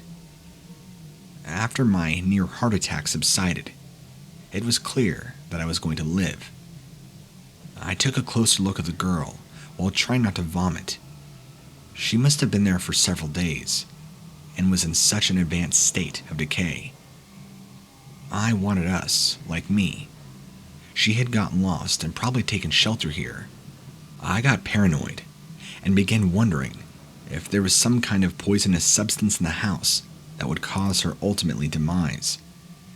I never read anything about black mold working so quickly on a person's respiratory system. If that is what it is, she must have been very allergic and sensitive. I didn't want to get closer to her to see if there were any signs of foul play. I was too exhausted, too frightened, too keen on keeping on track through the night. I had no choice but to sleep downstairs, beneath her rotting body. So I set my belongings on the table, and was somehow still standing downstairs, and I wrapped my jacket around me, tried to get comfortable on the floor with minimal movement. Sleep did not come easy when it did, and it did not stay long. I often heard cracks and groans, and sounds that I wouldn't expect from an empty old house. I awoke for the 50th time to a sound I didn't want to hear, and I still think I could hear it to this day when I'm trying to sleep. I heard one set of feet walking on the floor above me. I didn't hear anyone go up the stairs. The footfalls were just suddenly there, right above me in the bedroom where the dead girl was. My mind began racing for some kind of rational explanation. If somebody had entered the house, they surely would have seen me and done more than just walk right past me, wouldn't they? Whoever was up there was pacing in a circle, steady. Something about it was driving me to madness. And then the sound started coming down the stairs, in the dark. I was petrified. I could draw air into my lungs, but I couldn't exhale. The footfalls casually strode across the floor, over to the table. I then heard the legs of the chair pull out, and I heard the sound of something settling into the chair. Then there was silence. I must have blacked out from sheer terror. The next thing I knew, it was daylight. I got up to find that I had dreamed none of it. The dead girl was seated at the table, her head lolled back, gazing up at the ceiling. I thought this must have been some sort of sick joke. I quickly snatched my belongings and got out of there. It's an experience that still haunts me to this day. I've been denying that it ever happened, but the effects on me and my ability to function are all too real. And do I believe she got up and walked down there? No. I honestly believe somebody, whoever killed her or was staying there, snuck into the house, and for whatever sick, twisted, sadistic reason, grabbed her body, picked it up, brought it downstairs, and stuck it in the chair, and then left. Why? I couldn't exactly tell you. Maybe this was a case of the real psycho. I don't know. I'm just glad I didn't end up like that girl. Anyway, I'm needing to share this with somebody before I lose my ever-loving mind. Like I said, I still think I could hear footsteps at night. I am not quite well, so this is where my story ends. There was this really weird time when I was driving home one day, and I saw something that I would never expect to see. It was getting towards the evening time, so it was that funky kind of light, where it wasn't the greatest to see, but not yet entirely dark. I have also A, never seen anything remotely supernatural or paranormal in my life. And, even more importantly, B, don't believe in any of it. Ghosts, UFOs, Bigfoot, all conspiracy theories and, well, crazy people. Or so I thought until that very day. Because, as I was just driving along, no doubt rocking out to Taylor Swift, I saw what I initially thought was someone standing by the side of the road. They looked like they were trying to thumb a lift, as one arm was held out in front of them. At that point, they were almost completely in shadow, and I could really just make out the size and shape, which pointed to an adult.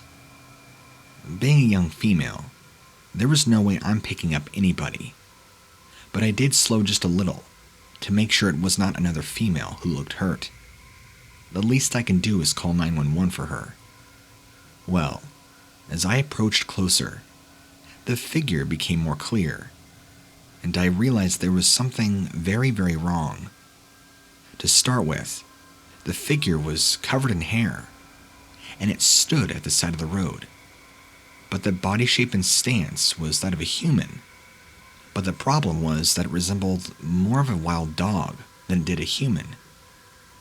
I don't know many breeds of dog, but it reminded me of the ones they use in the canine unit for the cops.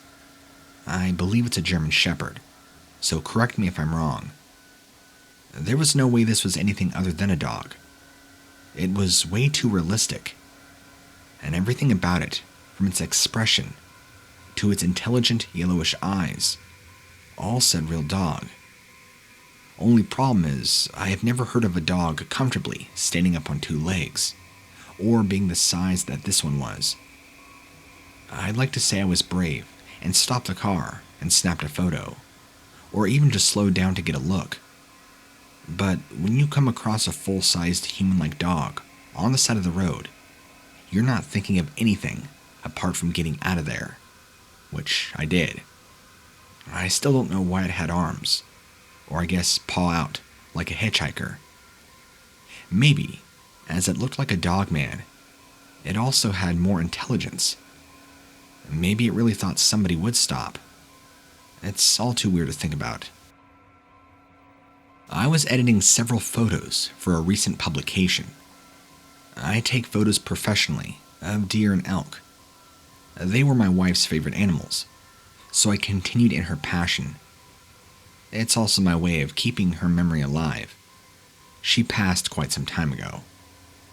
So, I pulled up one of my best shots of a buck and his doe, and it was nearly business as usual, until I noticed something in the background. After zooming in, I nearly fell out of my chair.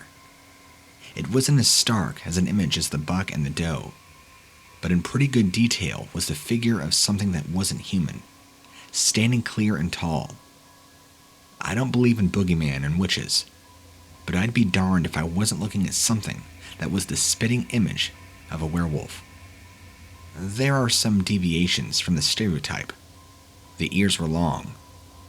Think of the proportions of a fox. It was comparative to that. The snout wasn't very long. If there hadn't been a muzzle, the overall look have suggested some bit of humanity. There was plenty of fur. It seemed to be coarse and shaggy, as if something that fierce-looking could ever need protection. I resized and enhanced the image in 2 separate versions, with and without the deer. I submitted the photo to the editor and told him that I accidentally wound up with a little something extra. His reply came a little later. He told me that he didn't appreciate my Halloween prank, and that I should promptly save my Photoshop skills for more serious efforts. I did my best to not sound insulted, and I calmly explained that the pictures had only been edited for light contrast. The creature in the background is authentic, and not the result of editing. The editor just told me that he wasn't going to tolerate insults. Next thing I knew, the picture was in wide circulation in the cryptid hunter community, and steps have even been taken to make it damn near impossible to prove that I had the copyright. I know what you're thinking. The original images on my camera are time-stamped How could that not be enough to clear me? You wouldn't believe the convoluted laws and supposed methods of fraud. I had to wade through them when I decided to step up to the plate. For a moment, I'm satisfied to know that I took the picture of something that's really out there, and it's been presented as hard proof to a community of people that have been looking for evidence, even if that evidence doesn't come back to me as a credential. So yeah, I guess my next option is trying to find the thing again, and hopefully try to get another picture. I'm going to keep this a little more on the down low, just in case it ends up getting deleted to you for whatever reason. But if you do a simple Google search, it shouldn't take you long to find the photo in question.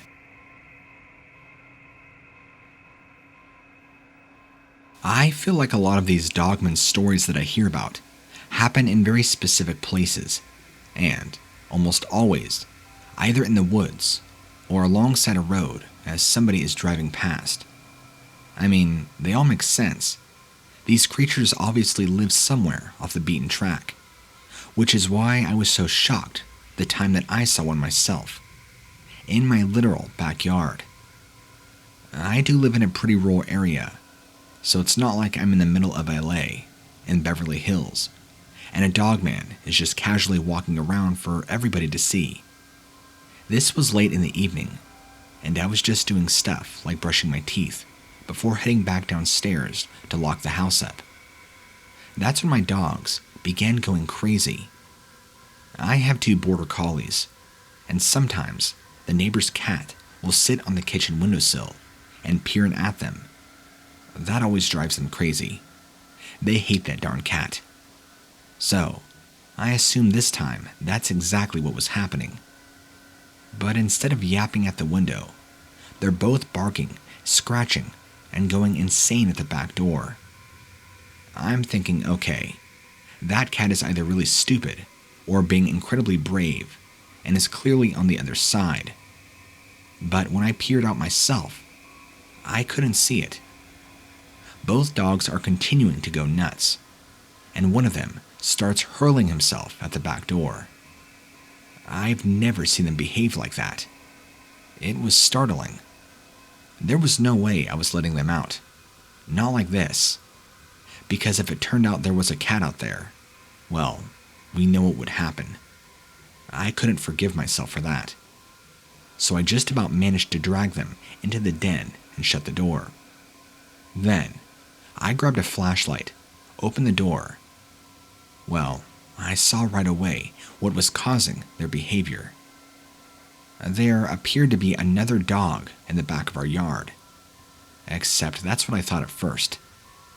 And then I realized regular dogs don't stand on 2 legs, nor do they look like ripped linebackers, ready to pulverize anything in their way. The first thing my light caught was a dark shadow.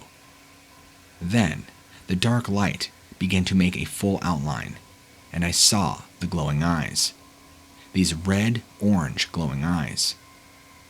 The thing stepped away from the trash for a moment, and I could hear through closed doors my dog still going nuts.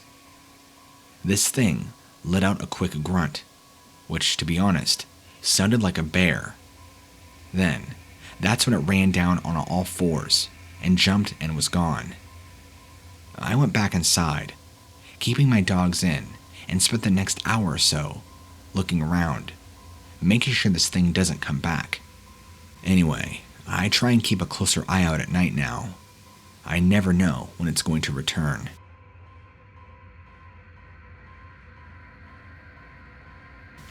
Back years ago, when I went camping in the deep forests of West Virginia, I woke up in the middle of the night to the sound of loud growling just outside my tent.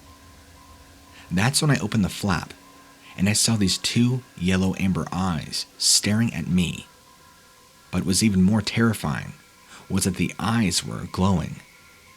It wasn't like the backlight of a cell phone. It was more like an inner flame that kind of flickered.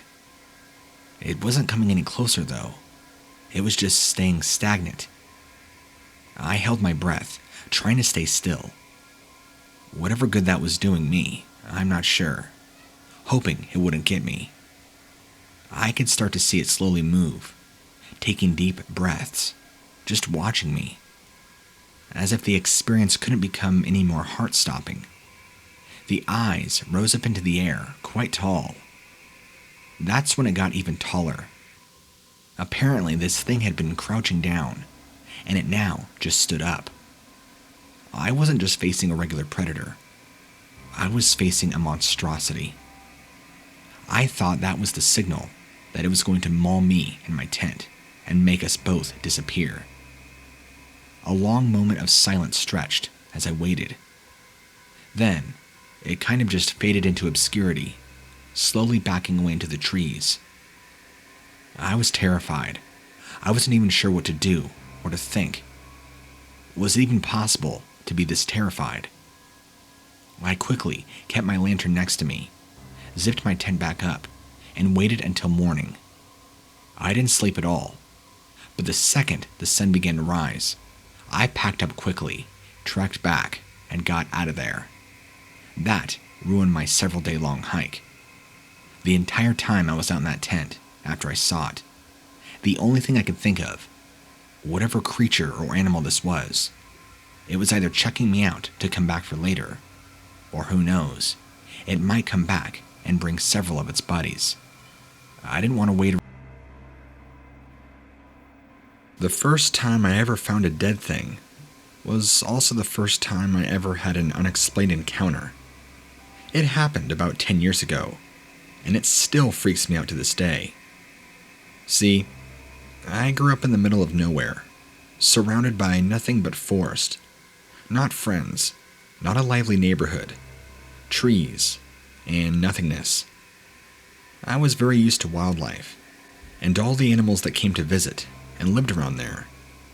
But aside from the odd bit of roadkill, which my mom was always quick to zoom past, I hadn't ever actually came across something that was dead whilst on my own, up and close.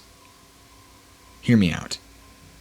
I must have been in junior high school at the time, and was taking an AP English and creative writing. I wanted to get the best grades possible, so I had to take a notepad, pen and paper, and head out into the forest. Our teacher was always telling us to write on something. I wanted to immerse myself in the forest. I was feeling pretty great. All sorts of ideas were flowing, when a really nasty smell suddenly smacked me, and just as I walked past the next tree, I saw what was behind it. I'm pretty sure I found the source of the stink. It was a dead deer, but not just a body lying there, looking asleep, like quite often we'd see by the side of the road.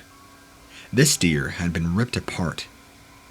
In fact, I only knew it was a deer as the head, which was not on the body, appeared untouched, aside from no longer being attached to its neck.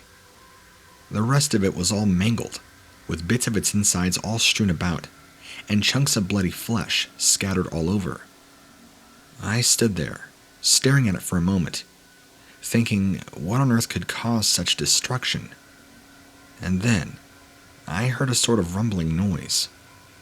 Now, we might live near a forest, and there are plenty of predatory animals about, but we don't have anything too serious like bears, or what this first sounded like, a large wolf. Nevertheless, you come across that sort of carnage, and then hear a low growl. It's big time scary. All I was armed with was a notepad, bottle of water, and a pen. Nothing to protect myself. That's when I immediately was drawn to rustling behind the trees in front of me, and I saw it. It was probably around 6 foot tall. It looked clearly humanoid and walked on 2 legs. In fact, the whole creature looked like it needed a good meal, just due to how scrawny it was, despite being obviously responsible for the destruction that laid in front of me. It was covered in a really mangy, shaggy-looking fur. It kind of had a red hue to its fur color, but mainly brown. And its spine was crooked, like it had really bad scoliosis, with a head and face that was very much so reminiscent of what I would call a hyena. That's when it just stared me down, and it looked pretty pissed. The best guess I can say is its expression read that I was interrupting a very serious meal, and if I didn't want to become the next portion of dinner, I should probably leave. I kept checking behind me to see if it was following like in a horror movie, and hopefully there weren't more with it, but I didn't attempt to make any move away from the deer. I left, without it bothering me, luckily. A few weeks later, I did go back to that same location. Like part of me wanted to prove what I had seen was real.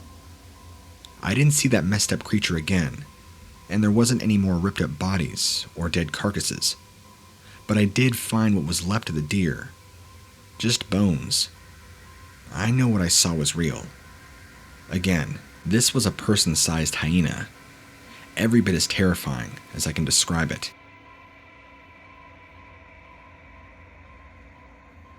I have a really embarrassing dog, and so far, he likes to hump everything. He had been to the vets and had his special operation, so he can't really cause any harm, just embarrassment. And when I say he likes to share with love with everything, I do mean everything, not just other dogs. There is nothing this dog won't hump, including tree trunks and other things that he finds in the woods. So you can imagine why walks can be pretty stressful, and why I try and find more remote spots for us to go. If he takes a liking to a tree trunk, he can have at it, without me having to explain to some owner that he is just a lover, but there won't be any puppies. So anyway, I managed to find this spot with a lot of trees, and not a lot of people or other dogs. We'd be going there for a couple of months, and things were swell for the most part. He could run off, do whatever, and there was literally nobody else about. Some of the shame, at least, appeared to be lifting. Of course, I always knew he'd meet his match. He's a mongrel mix, kind of average size, but maybe like German Shepherd, so big enough to add extra torment when he takes a liking to smaller dogs. We'd always joked that one day, he'd try it on with something like a buck and get a good kick in the face. When he came running back to me that day, tail between his legs, whining, and an obvious bite mark on his back, my first thought was he'd gotten away and gotten into more than he'd bargained for. I was, though, super curious and wanted to go over and see what it was. He was acting really weird, cowering, and I couldn't drag him back to the trees. So, what I saw next would terrify me. What was on all fours you would obviously expect from an animal, but it didn't look right. And then I saw why. Because it came out to stand in front of the trees, and then stood up on two legs, just like a man. This animal was covered in fur, a similar color to mange. Unlike my dog, though, it looked very comfortable and natural standing on two legs, and even the arms were just dangling by the sides, like they were meant to be there, not on the floor. A natural human posture coming from an animal. Very disturbing. Oh, and by the way, the bite mark on my dog's back that I saw originally was pretty bloody. Whatever bit into him bit in pretty deep. He had to end up going get his stitches, but that's for later on. Even this thing's head was similar. It looked kind of like a German Shepherd, but its face was somewhat human. And whereas my boy has a dopey expression on his face, this thing just looked mean. Not just the sheer size, but it had a very angry aura around it. Once it saw us, it began baring its teeth and growling. I yelled out. My dog barked, and we ran, and we finally got back to the car. Now, I need to find a new place, because I don't want to invest in one of those long retractable leads, and hope my dog doesn't upset any other men's dogs, or we run into that creature again. That was scary, and while I don't believe in fairy tales or werewolves, I can't deny there aren't things out there that will attract themselves to other animals, like my dog for instance. I believe it wanted to turn my dog into dinner, make it its prey.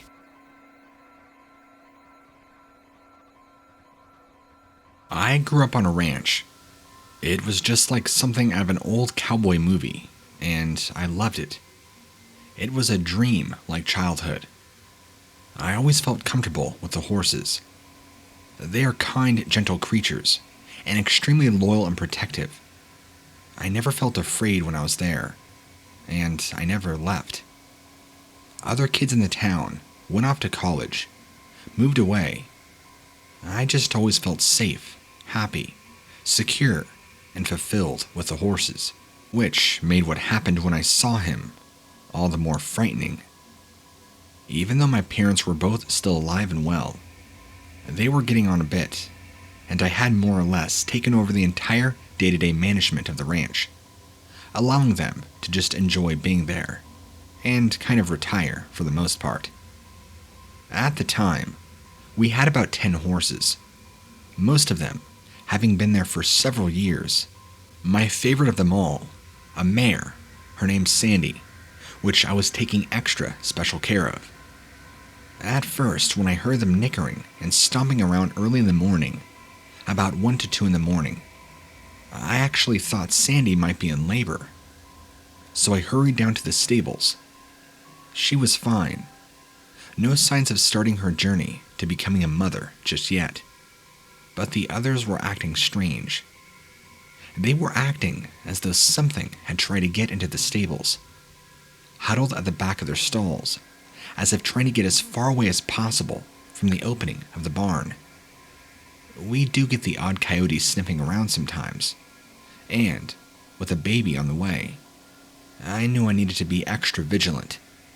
So, I kept the main barn doors closed to keep them safe inside, and decided to do a quick check. Not before grabbing my shotgun first. I'd never had to kill one. Usually a warning shot was enough for them to run away. And as soon as I got closer to the fencing that surrounds the property and leads out towards a huge forest, I began to feel uncomfortable. I could genuinely feel something watching me. I don't want to fire off a shot unless I had to, since the horses were already spooked and just starting to calm down. Besides, just because I could feel something didn't mean there was something there. Maybe the anxiety from all the stables was just getting to me. I checked all around where the coyotes usually try to get in, but there was nothing around the fence. Having been focused on looking at the ground, when I finally looked up and towards the trees behind the property, I screamed. I may as well shut off several rounds on the gun. That was practically how loud I was screaming, because standing there on the other side of the fence, I could just make out through the shadow a shape, a very tall shape, 2 bright glowing amber eyes watching me, scanning me, checking me out. My first thought was it was a person, but in a split second, my brain rationalized that this wasn't a person. Even though it maintained the shape and size, this was far more terrifying. Shooting at a coyote is one thing. I genuinely wasn't sure if I could shoot a person though. This thing didn't seem to be moving any closer, just standing there, observing, just like playing a game of chess. This thing was observing, taking the time to take on the situation and make a strategic move. Due to how dark it was, I could make out the outline of their body and the eyes. Then, it emitted a very low rumbling growl.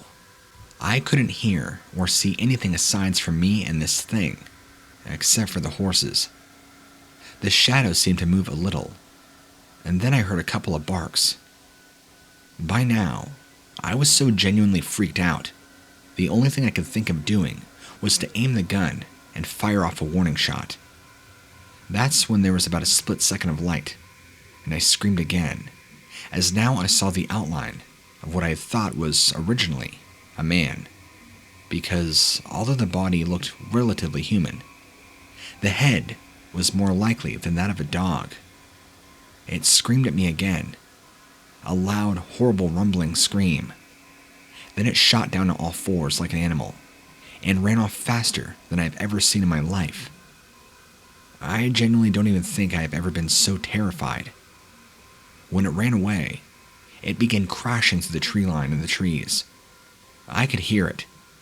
It sounded like you took a 20-foot linebacker and had them running at full speed into the forest. It was so loud. I went back to the stables, and I stayed there with the horses all night. Tried to reassure them with my presence. The next day, Sandy gave birth, and I continued to sleep in the stables with them for the coming weeks. I don't know what that thing was, but if that thing had came for Sandy, she would be gone, and I wasn't going to take any future chances. Thankfully, I've seen nothing of it since. Hey, I love listening to your podcast. I'm a trucker, and I drive for long hours at a time, often straight through the night. The stories your listeners send in are very fascinating and keep this one old dude happy whilst I'm driving through the middle of nowhere. I have enjoyed listening for some time now. I never thought that I would have something to actually send in myself to tell you about. Let's be honest. I'm still not entirely sure what I saw, but if anybody might be able to help, I figured it would be you, and if I'm lucky, your listeners. So, with the content on your channel, we've all heard of a werewolf, and thank the sweet Lord that wasn't what I saw. At least I don't think it could have been, since I'm still here to tell you about it. So, I'll set the story up. I was just driving along, in the middle of listening to one of your shows actually, if you can believe it. I think it was a Skinwalker Encounter episode. Anyway, I was engrossed, and I had been going at decent speed, trying to make sure I'd get my destination on time. But I had to hit this backwoods kind of road due to road closures, and I gotta slow down, as I don't want to end up crashing the rig from going too fast. There's all these signs up too for various animals to watch out for. Even though I'm gonna come off best, it makes a ton of mess when you run into a coyote. Trust me, I've ended up running over a pack of them before. It's a gory, bloody mess. Not a lot of fun. So anyway, I'm being careful, and my lights pick up on something not too far ahead. You know the way they light up an animal's eyes like a pair of tiny beacons, letting you know they're there. Only the first thing I noticed was that these eyes weren't low down and close to the ground. These eyes that I was looking at were really high up, so whatever had caught the beam of light was either really tall or somehow clinging to one of the tree trunks. Either on this side of the road, that was for sure not made up for semis. And then the outline of this animal comes into view the closer I get, and I could see for certain that this animal was indeed bigger than I could have ever imagined. Also, from the way it stood, it seemed to appear to be on its hind legs, like a dig when it's begging for food. The closer I get, the more unsure I was as to what this could have been. I crawled past it, as slow as I could manage to rig to get without causing it to spin. And let me tell you, I got to see what it looked like. It looked to be like some sort of crossbreed of an animal. I'm not sure what. It was large and stocky, but it kind of looked like a bear, and also kind of resembled a wolf in the head. I was right so far that this thing was huge. And again, I can't help but emphasize the strong, stocky body. It was covered in black hair, and even standing up it looked weird. But this is the kicker. The face was horrendous, very ugly. It looked like an actual wolf head, but the face was something else. It was like somebody had come along and spliced DNA together between a man, a bear, and a wolf. Trust me, I know it sounds ridiculous, but that's what I saw. I had to kind of cock my head and then turn around, just to make sure I wasn't seeing things. After I turned, it lumbered off back in the woods. Listen, I hate driving through them places. I'm always thinking of stuff like this. Deliverance, wrong turn, you know.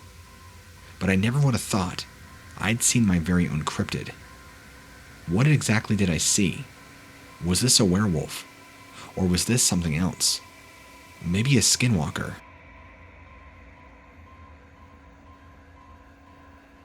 I took my fiancée horseback riding as an almost married present.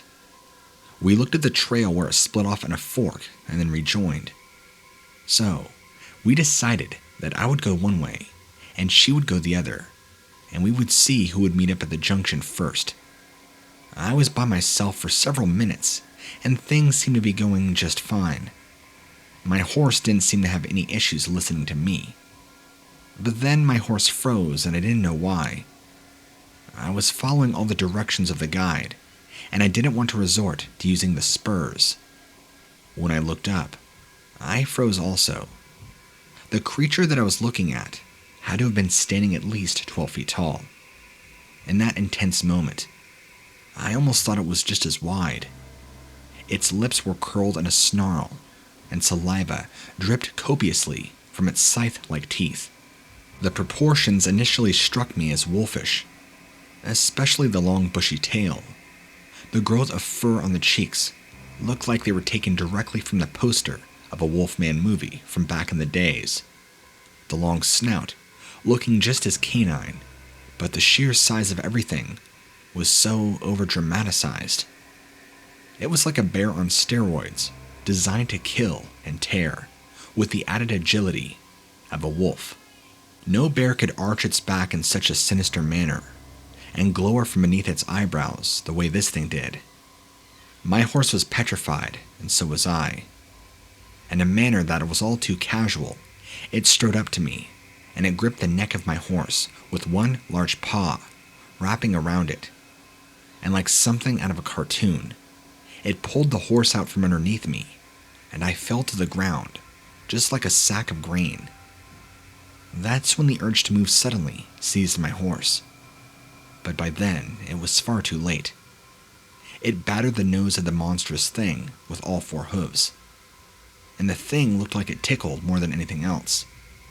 It took a huge bite out of the horse, like it was an apple, and the horse screamed and wailed in agony. The monster didn't seem to care for the sounds the horse was making, so the next bite was right on the horse's neck, where the head was, which, like biting into a stick of celery, snapped it off.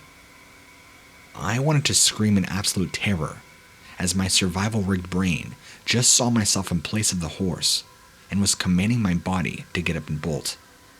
But I couldn't. I couldn't even scream, nor could I make a sound. I couldn't even move an inch.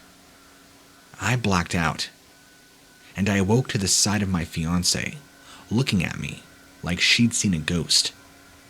A glance showed that the remains of the horse were thrown in a heap nearby, mangled, bloody. I was drenched, and I smelled horrible. It occurred to me that I had been urinated on. This thing pissed on me. I guess that was an official announcement that I wasn't appetizing. Afterwards, I went on to develop an anxiety disorder with strange triggers. I was not only triggered by dense woods and trails, but also by horses. My rational mind thought it was ridiculous, but my nervous system had made up its own mind. I've taken my fiancée horseback riding again since then. I just haven't done any by myself. Now, I sit in the lodge or whatever is nearby with a cup of coffee, trying to steady my nerves.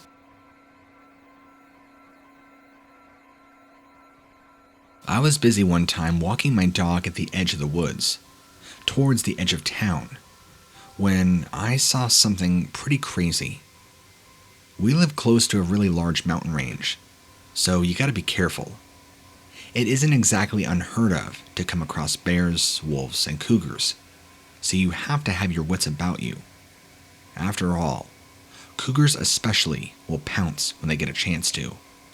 And we've already had issues with neighbors' small dogs disappearing, so I know they're very much around this area. Thankfully, these particular woods where people tended to take their pets didn't have too many sightings, so we were pretty safe. but we always remained on alert. Typically, we were quite far in when I heard a growl that sounded distinctly like a bear. I grabbed my dog's leash, and she began shaking frantically. I could hear movement not too far in front of us and to the side, although it seemed to be pretty low to the ground for a bear, so I was hoping it might be a young one.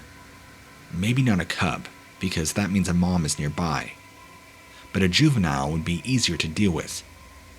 You never want to meet a bear cub, as you know the overprotective mama will be very close by, which feels like a death sentence. Anyway, my dog was whining and shaking, and I'm wondering whether we should just run when I see the back of the thing making the noise. And now I'm confused but no less scared as it looks like a small wolf. I could see its long tail as it turns slightly. I can make out the canine body and grayish coloring. I'm still thinking we should just run when it turns fully and faces me. I took one look, and I didn't care whether I was meant to show dominance, back away, slow or what. I pulled the dog by the leash, and we ran all the way back to the car, in which I jumped, threw the dog in, and off we went. It was only when I got home that I allowed myself to fully process what I'd seen. You see, although the thing in the body had been small, when it turned to look at me, it was more resembling a bear. It kind of had a mix of a face. The skull was wide like a bear, but the snout was kind of like a wolf. It had tiny beady eyes, but long, sharp-pointed ears. The body was strange. I don't even know how to tell you. Don't ask me how any of this is possible. Perhaps it's a new kind of predator, or maybe some mixed species of animal. I don't know. Part of me even played over the possibility that a wolf had killed a bear, but that's just crazy. What did I see? The day was well along, and it became a rather boring day to be a park ranger in southern Illinois. And actually, most days it's boring to be a ranger here in southern Illinois. But this day had been especially uneventful. No suspicious-looking people. No harsh odors suggesting secret meth labs. I had all but completely given up on the notion of seeing any action when a woman ran right in front of my patrol car, and if I had been half a second slower on the brakes, I would have creamed her. I was out of that car in an instant, asking her what was going on. She was in complete hysterics, and almost could not even communicate in complete sentences. I was able to piece together that she was running from somebody, and that they were close on her heels. I could also make out the words that he was trying to kill her. So I drew my pistol and turned to face the direction she was pointing at. There was nobody. I looked at her, shrugged my shoulders, expecting some kind of joke. She pointed and yelled even more frantically, telling me to turn around and stop him. He was right there. I looked again, and there was nobody. She panicked and ran off, leaving me standing and staring. I waited for somebody to run by, but nothing happened. About 2 hours goes by, and my walkie-talkie crackles. It was the chief. He told me to come to the Central Lodge right away and be ready to answer some very uncomfortable questions and explain myself. I knew better than to question him over the walkie. I made the journey to the appointed destination, wondering what I could have possibly done wrong. Other than that crazy lady, nothing else had happened. The day had been pretty much dead. When I arrived at the lodge, there was the crazy lady, with her hair in her hands, clutching at it furiously. She was speaking to 2 other officers, and there were 4, maybe 5 squad cars in total. I can remember the chief eyeing me, with anger in his eyes. I asked him what was going on. He informed me that according to this woman's statement, she had gone to me for help, and I refused. I just let the maniac they had apprehended chase after her without interfering. I asked him what maniac was he talking about. I hadn't seen anybody when I was dealing with her. He gave me a look, incredulously, and asked me if I was blind, pointed at the back seat of the squad car closest to us. I looked at the indicated car, and again there was nothing there. I looked at the chief, waiting for some joke, some prank.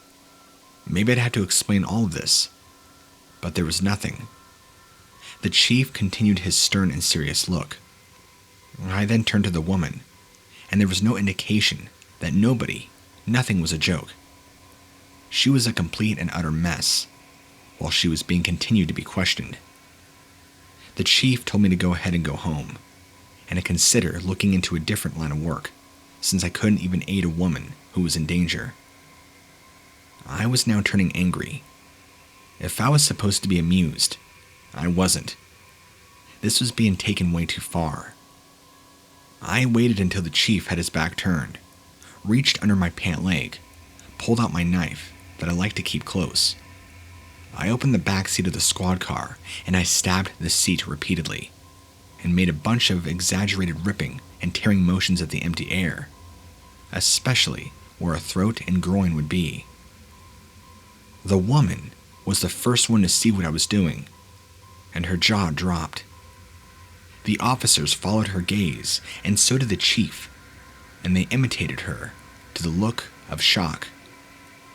That's when I looked at them, shrugged, and said, "Hey, if you get to murder my career, I get to murder your cheap joke." Well, currently, I'm writing this story to you from prison. I am currently under intense psychiatric evaluation. I have vehemently maintained that there was nobody in the back seat, and that there was nobody chasing that woman, that it all has to be one large joke. In fact, some of my colleagues have shown me pictures of the back seat of the squad car. The only explanation I have is that they painted it in synthetic blood after they took me away. The body handcuffed and slumped in the back seat is a hired actor. They showed me my blood-stained clothes that had been taken as evidence. I'm still waiting for somebody to come forth and tell me that this was all been one big elaborate joke. Maybe I'm the crazy one. Maybe working that job makes you go insane.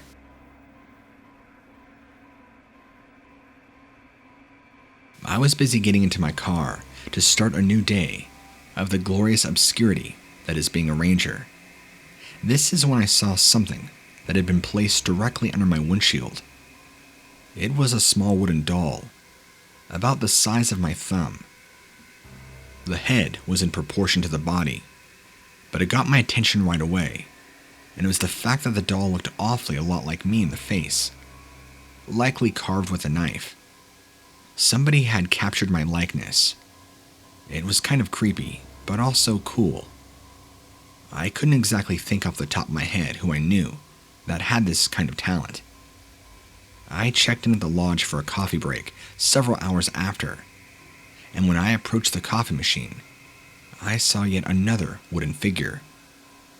It looked just like me, except this one had been burned so that the wood was ashy and black. My eye sockets had been left untouched, so they were lighter color, giving the figurine a very creepy cast. I asked around about it, and nobody really had an answer. All two people in the lodge, the lady answering the phones and the janitor, had clearly no idea who had left it, nor had they seen anybody come in. I went back out on patrol, trying to brush it off and not think about it.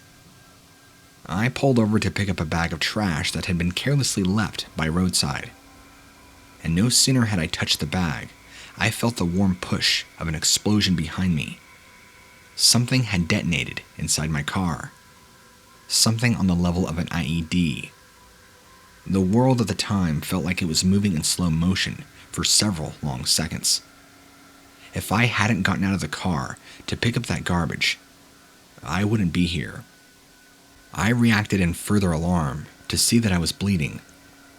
I figured that some shrapnel from the vehicle had caught me in the side next to my pocket. After all, as much blood as there was, all my flesh appeared intact. There was nobody around, so I had zero issues with pulling down my pants to look at all the wound more carefully, but I couldn't find any such thing. It dawned on me then that the blood was not mine, nor coming from me. I looked at my burnt figurine, and the blood was coming from the figurine, from its eyes. I looked at the blood in total disbelief, and it was real blood. I could smell the iron. That's when I lost it. My vision began to blur. I had to sit down. Naturally, there was an investigation, but nothing turned up. The only thing they found out that was the blood coming from the statue was real blood, and nobody had a real rational explanation. To this day, I do not know if those figurines were a warning or a threat, but the way I see it, it was blind luck that I got out of my vehicle to get that trash. I find myself fighting back heart palpitations every time I get in my car now. I might be retiring soon, as I need a safer place and a much safer career.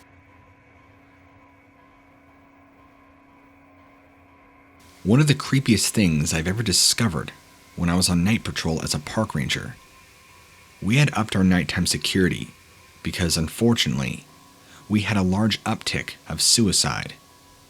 It isn't exactly uncommon, but a tragedy for the family left to grieve, and also not nice for the poor rangers like us who find them. Let's just say gunshot to the head versus hanging. There is almost no contest as to which is worse to come across.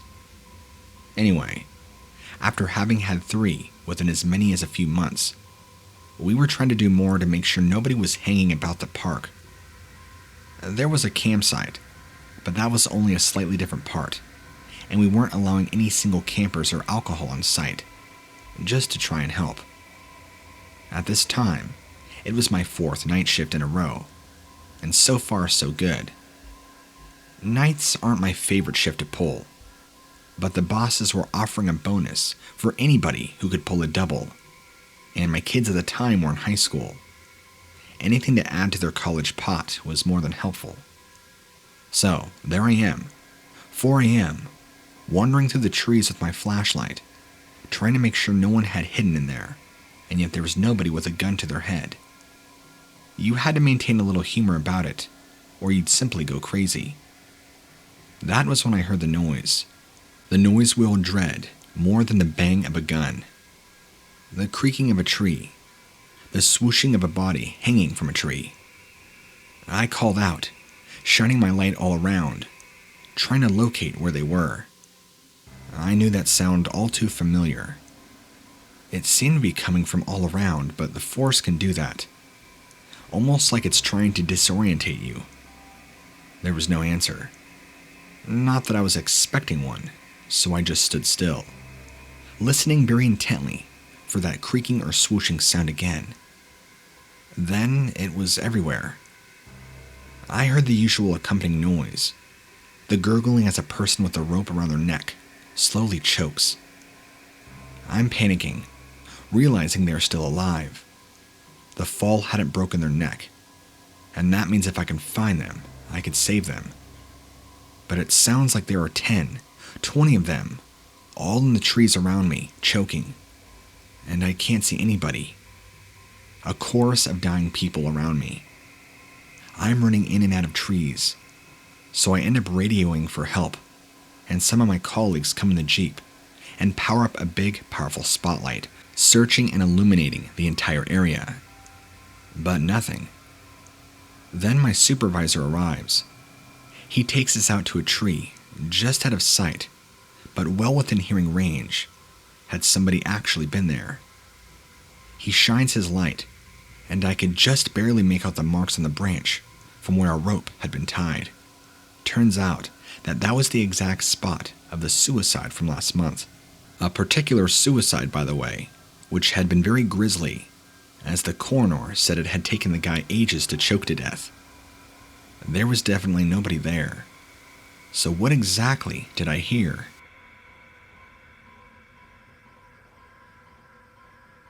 Being a park ranger, I have come across all sorts of strange things.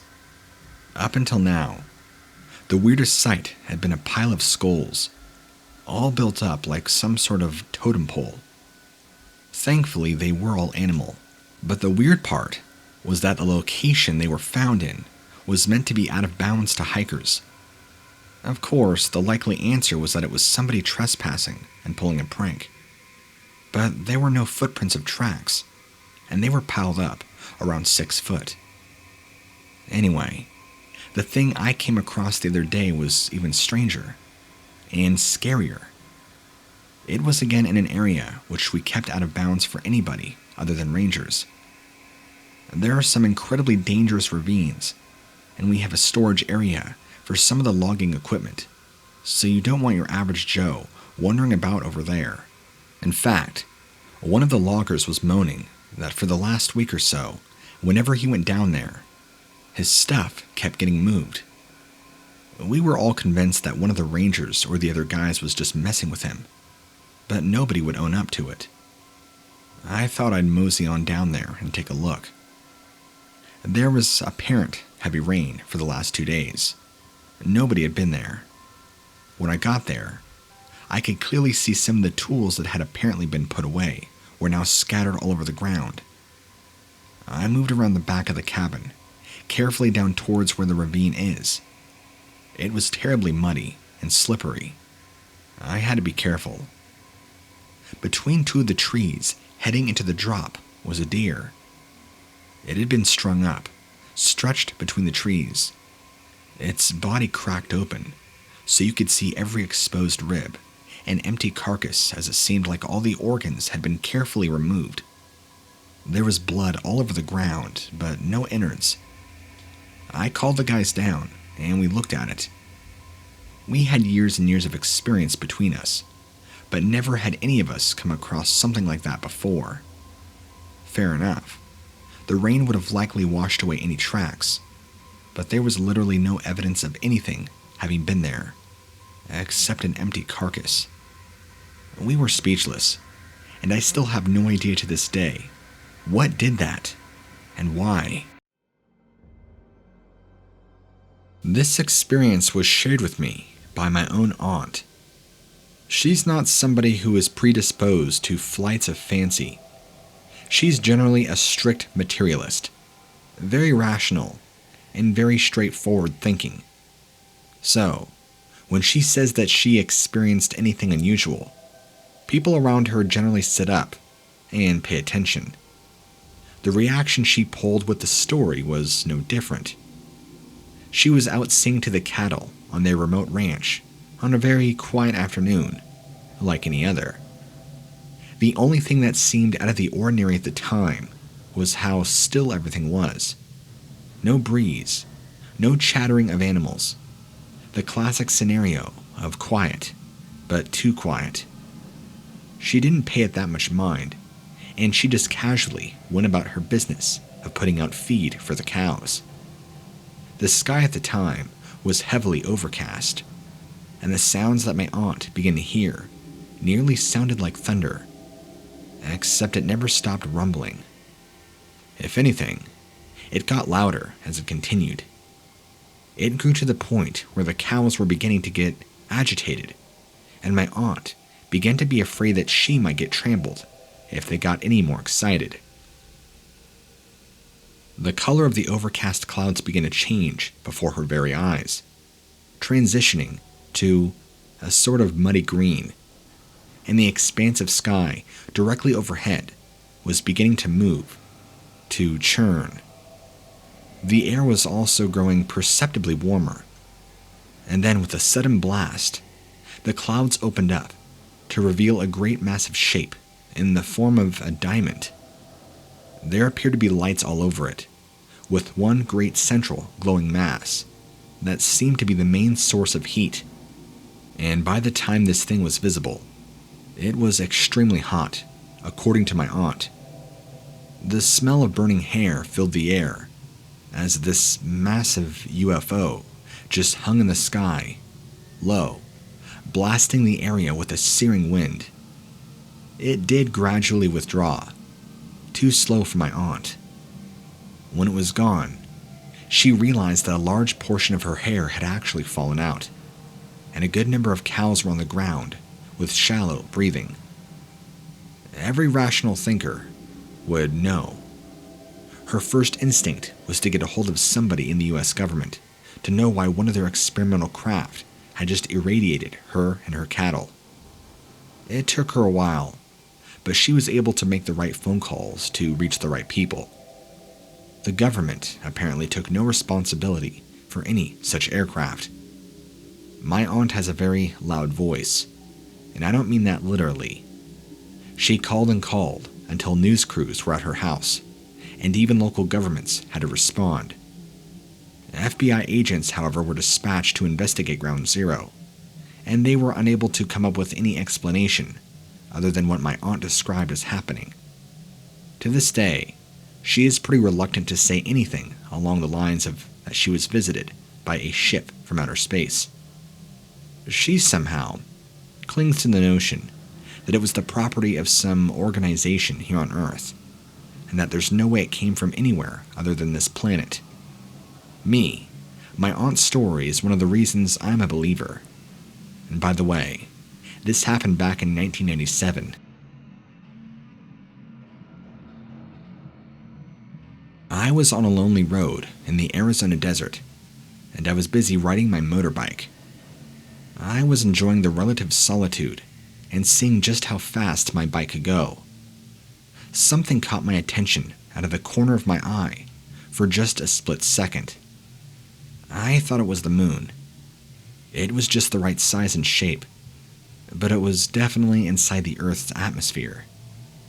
A spherical white metallic object was in the flight, heading the same direction that I was going.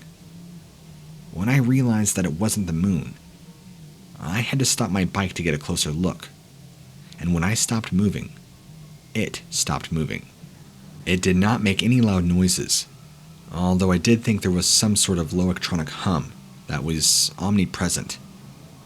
The craft was void of any major details, except some indentations along the top that allowed me to see that it was rotating on a vertical axis.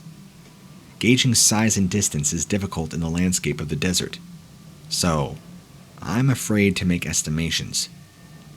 I was under the impression at the time that it was at least the size of a car, but that seemed to change throughout the entire encounter. Even my emotions were difficult to spell out. I wasn't terrified, but I certainly didn't feel comfortable, and I could not shake the feeling that the thing was staring at me the same way I was staring at it. I couldn't tell if it was a vessel, like an aircraft, or if it was something more like a drone.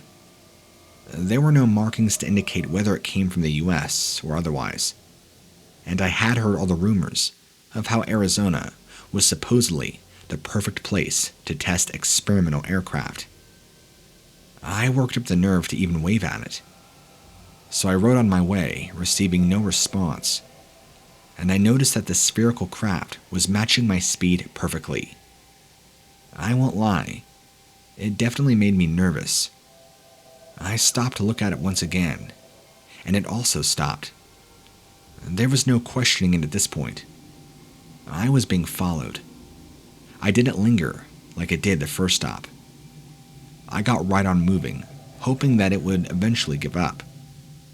It followed me for at least another 2 minutes, and then it took off with blinding speed.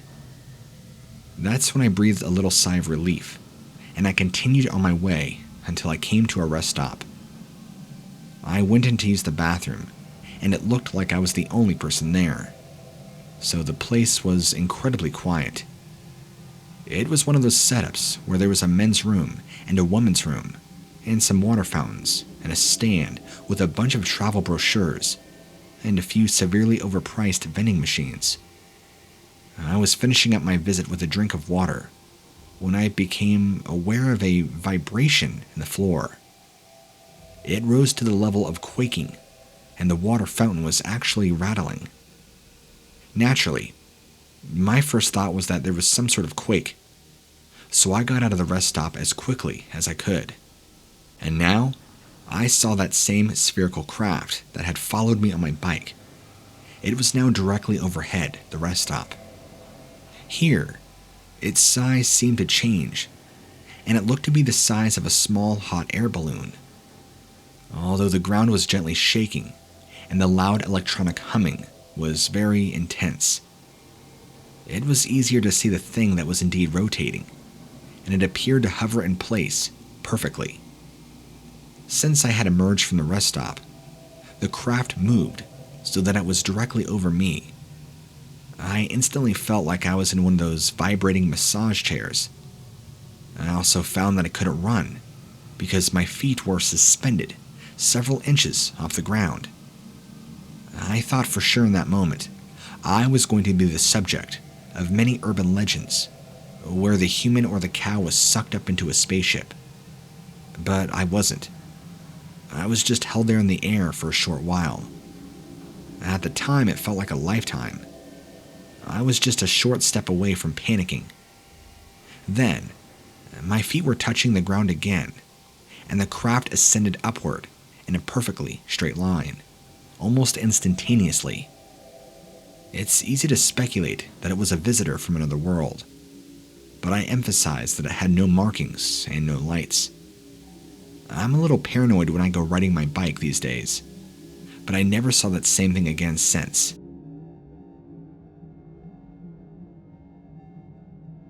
The story that I'm about to share with you might be more common if people were more in the habit of looking up. See, I've been obsessed with astronomy since I was just a child, and I've also been equally obsessed with the celestial phenomena. So if I'm outside, my eyes are always up.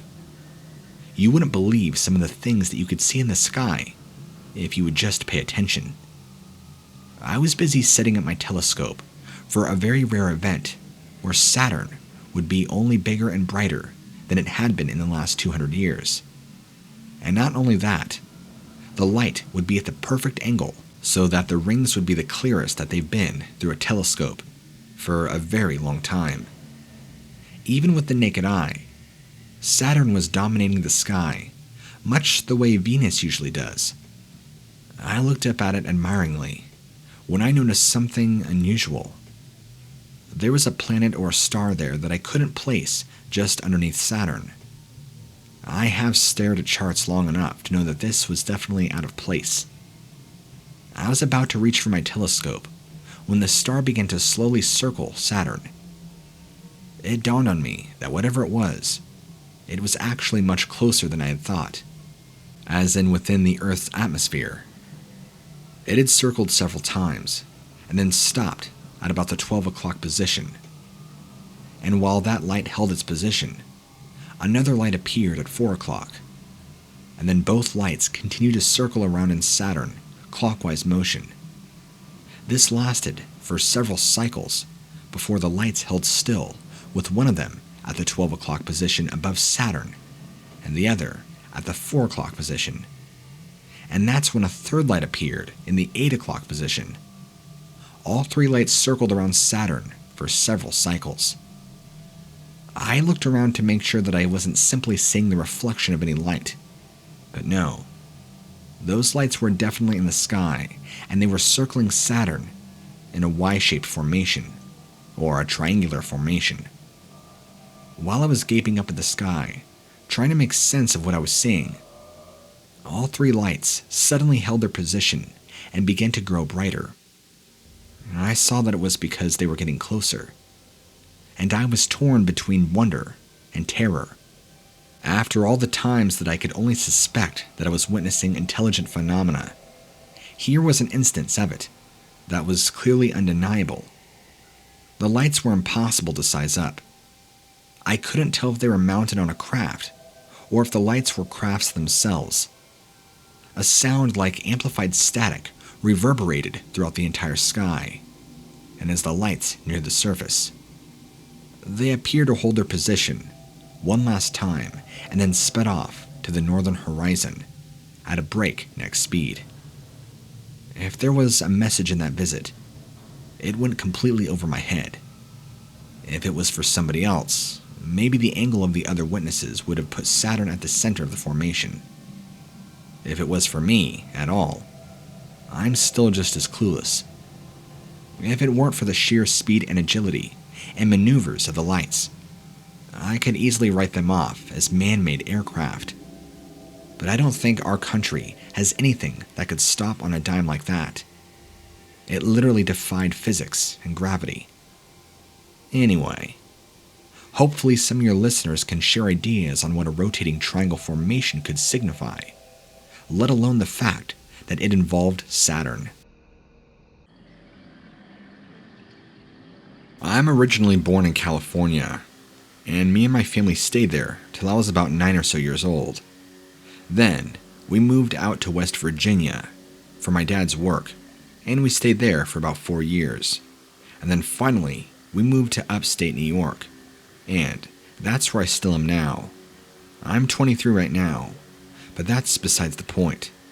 I'm just trying to give you some sort of time reference to the story that I'm going to tell you, because when we moved to West Virginia, and I was there for about 4 or 5 years, the area of the back of our house was a thick, boggy marsh, and that is where my story takes place.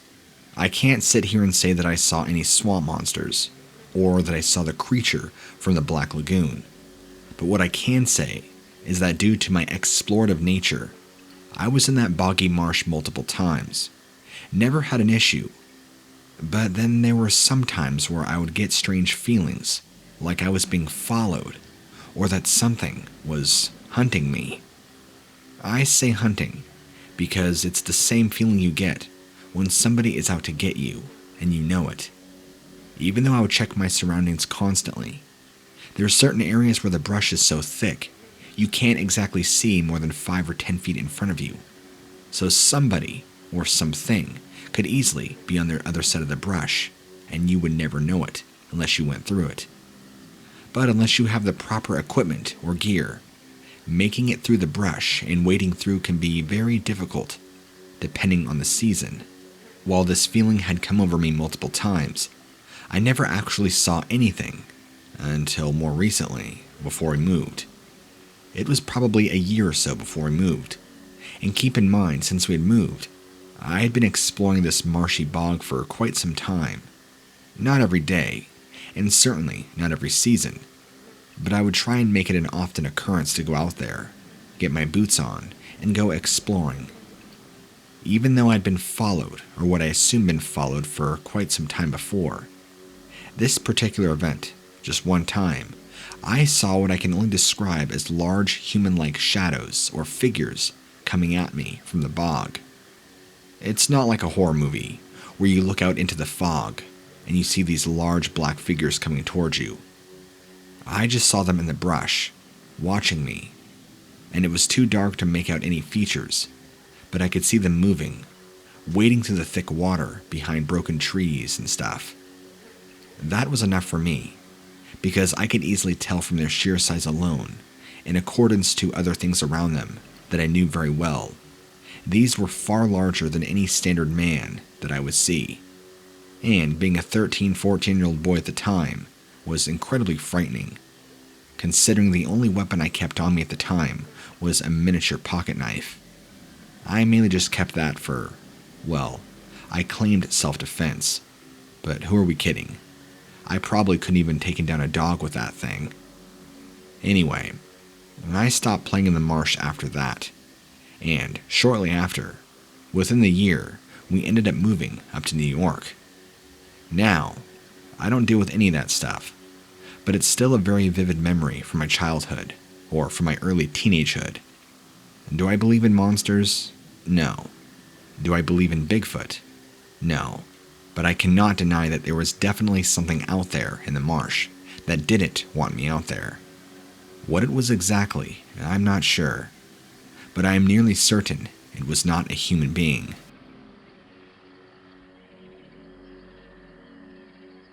Many, many, many years ago, I used to live outside a very small suburb in Orlando, Florida.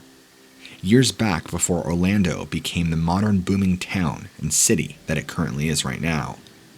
This story predates the 2000s, so this also means that the suburb I was living had a lot more Everglades around, and a lot less people, which means more wildlife, and just overall a better, simpler time. This particular time, I was driving home from a friend's house when I stopped in the middle of the road because I began hearing strange noises, not from behind my car or in front of it, but to the sides of it. I stopped, rolled down my window, and listened. Off in the Everglades, if I had to guess, 50 to 100 feet, but it's hard to accurately tell, just due to the way the Everglades are. A very loud, screaming, roaring sound. It's hard for me to pinpoint exactly how to describe it. It was like a screaming, kind of like a woman, but much, much lower in pitch, and had this deep, deep bass to it, that every time it would scream, I could feel the rumble through my body in my car. It immediately freaked me out, because I feel like I know the Everglades somewhat, and there's no known animal that makes that sound.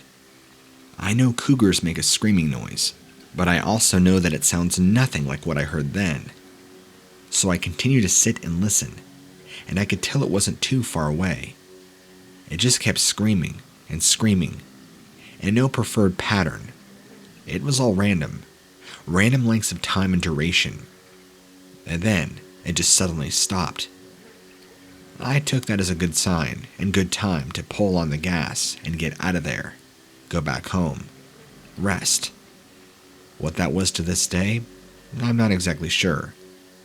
I've heard other weird stories about the skunk ape and other bizarre things in the Everglades, supposed swamp monsters and other things, but I never really bought into any of that. I've never seen a skunk ape myself, nor do I believe in the whole Bigfoot phenomenon, but I can't dismiss the noises that I heard that night. Now, do those noises belong to the skunk ape? I don't think so, but then again, I don't know. But I can tell you I've never heard an animal make that noise before, especially with the volume and bass that it had to that roar, scream, whatever you want to call it. Whatever it was had to have been of considerable size to have that kind of lung power. That's all I can really say.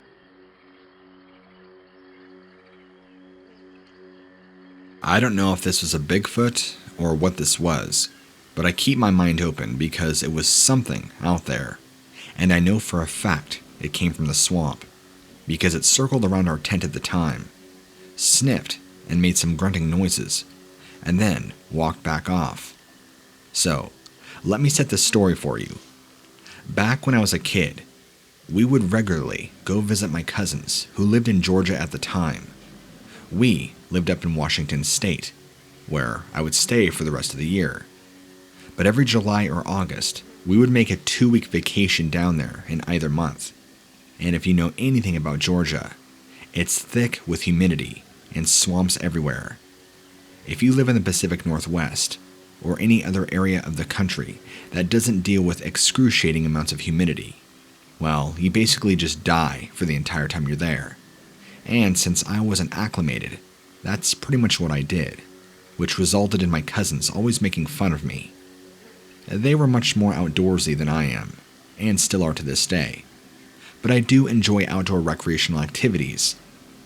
Although I'm not a hunter or a fisher by any means, I do enjoy camping and hiking. I can't exactly remember what year this was, but I can tell you I was somewhere around 12 or 13, and my cousins were 15 and 16. So, we were at their house, and my cousins have very, very large property. Surrounding their entire property is acres. I want to say easily 20 to 30 of just thick swamp on all 3 sides of their house, followed by a long road that goes out. I know it can be kind of dangerous because they said they had alligators in there before, so we never did really any much swamp exploration like I had wanted to. I mean, we had gone in there a few times, but never truly in depth. So, this night, we were camping out in their backyard or on their property. From where we were in our tent, we could see the house. It was maybe a 2 or 3 minute walk, but far enough away that we felt like we were actually camping out in nature. We had a pretty large tent too. I think it was my cousin's 10-man tent. Well, we were sitting there talking with the lantern on, and that's when we began hearing brush and branches breaking from off in the swamp, coming in our direction. We were all looking at each other, wondering, what is that? my cousin hesitating, and then quickly turning off the lantern, making it pitch dark. Then we just listened. Something very big, and I describe big because each footstep that it made shook the ground. What's disturbing was that it wasn't 4 steps, it was 2. Pum-pum, pum-pum, pum-pum, in that pattern. It just came closer and closer to our tent, where finally, it appeared to be no more than 5 or 10 feet away, circled our tent completely, stopped, and then walked back into the swamp, in a near opposite direction of which it came from. During that time, as it got close to our tent, we could hear whatever it was breathing, and it sounded like they were very strained breaths. Imagine somebody who smokes about a couple packs of cigarettes a day.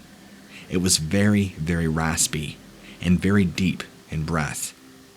Whatever it was sounded like it had huge lungs, and it came from a very large animal. Although I can't for the life of me think of any large animal that comes out of the swamp at night that walks on 2 legs. And at some point, right before it stopped to head off in the opposite direction to another area of swamp, it kind of grunted, like you do when somebody tells you or scolds you, and you kind of do a that kind of grunt. I don't know what that was about, but my cousins and I were absolutely terrified. As soon as it left and we couldn't hear it anymore, we just grabbed the lantern and we fled back to the house, telling our families that something was out there, and we were all pretty spooked. But of course, all of our parents tried to calm us down and tell us nothing is out there. There's no such thing as swamp monsters. We didn't think it was a swamp monster, but we knew it was something that wasn't a person or any sort of animal that we knew of. It was enough that we just slept on the living room couch, and then in the morning time, we went and retreated our tent. Come morning time, we went outside to go and take our tent down, gather up all of our things like our sleeping bag, and whatever it is else we had in the tent at the time. We made our way out there, and we looked around the tent, and that's when we saw these massive footprints in the soft soil, or should I say soft muck, considering much of the area around this tent was grass mixed with very, very soft mud. These were massive prints, but indented enough that you couldn't really make them out unless you stood right above them. I couldn't really discern the foot. You could see that there was a large shape indented into the ground, but it wasn't like a supposed Bigfoot cast, to where you could see definitive toes and a clear outline. This was just indented enough to where you could tell that something very heavy stood there, or walked there. And we tried to follow the tracks, and can see that it was indeed a bipedal pattern, and it did walk exactly around our tent, just as we had heard the night prior. We called both of our parents out and had them look at it.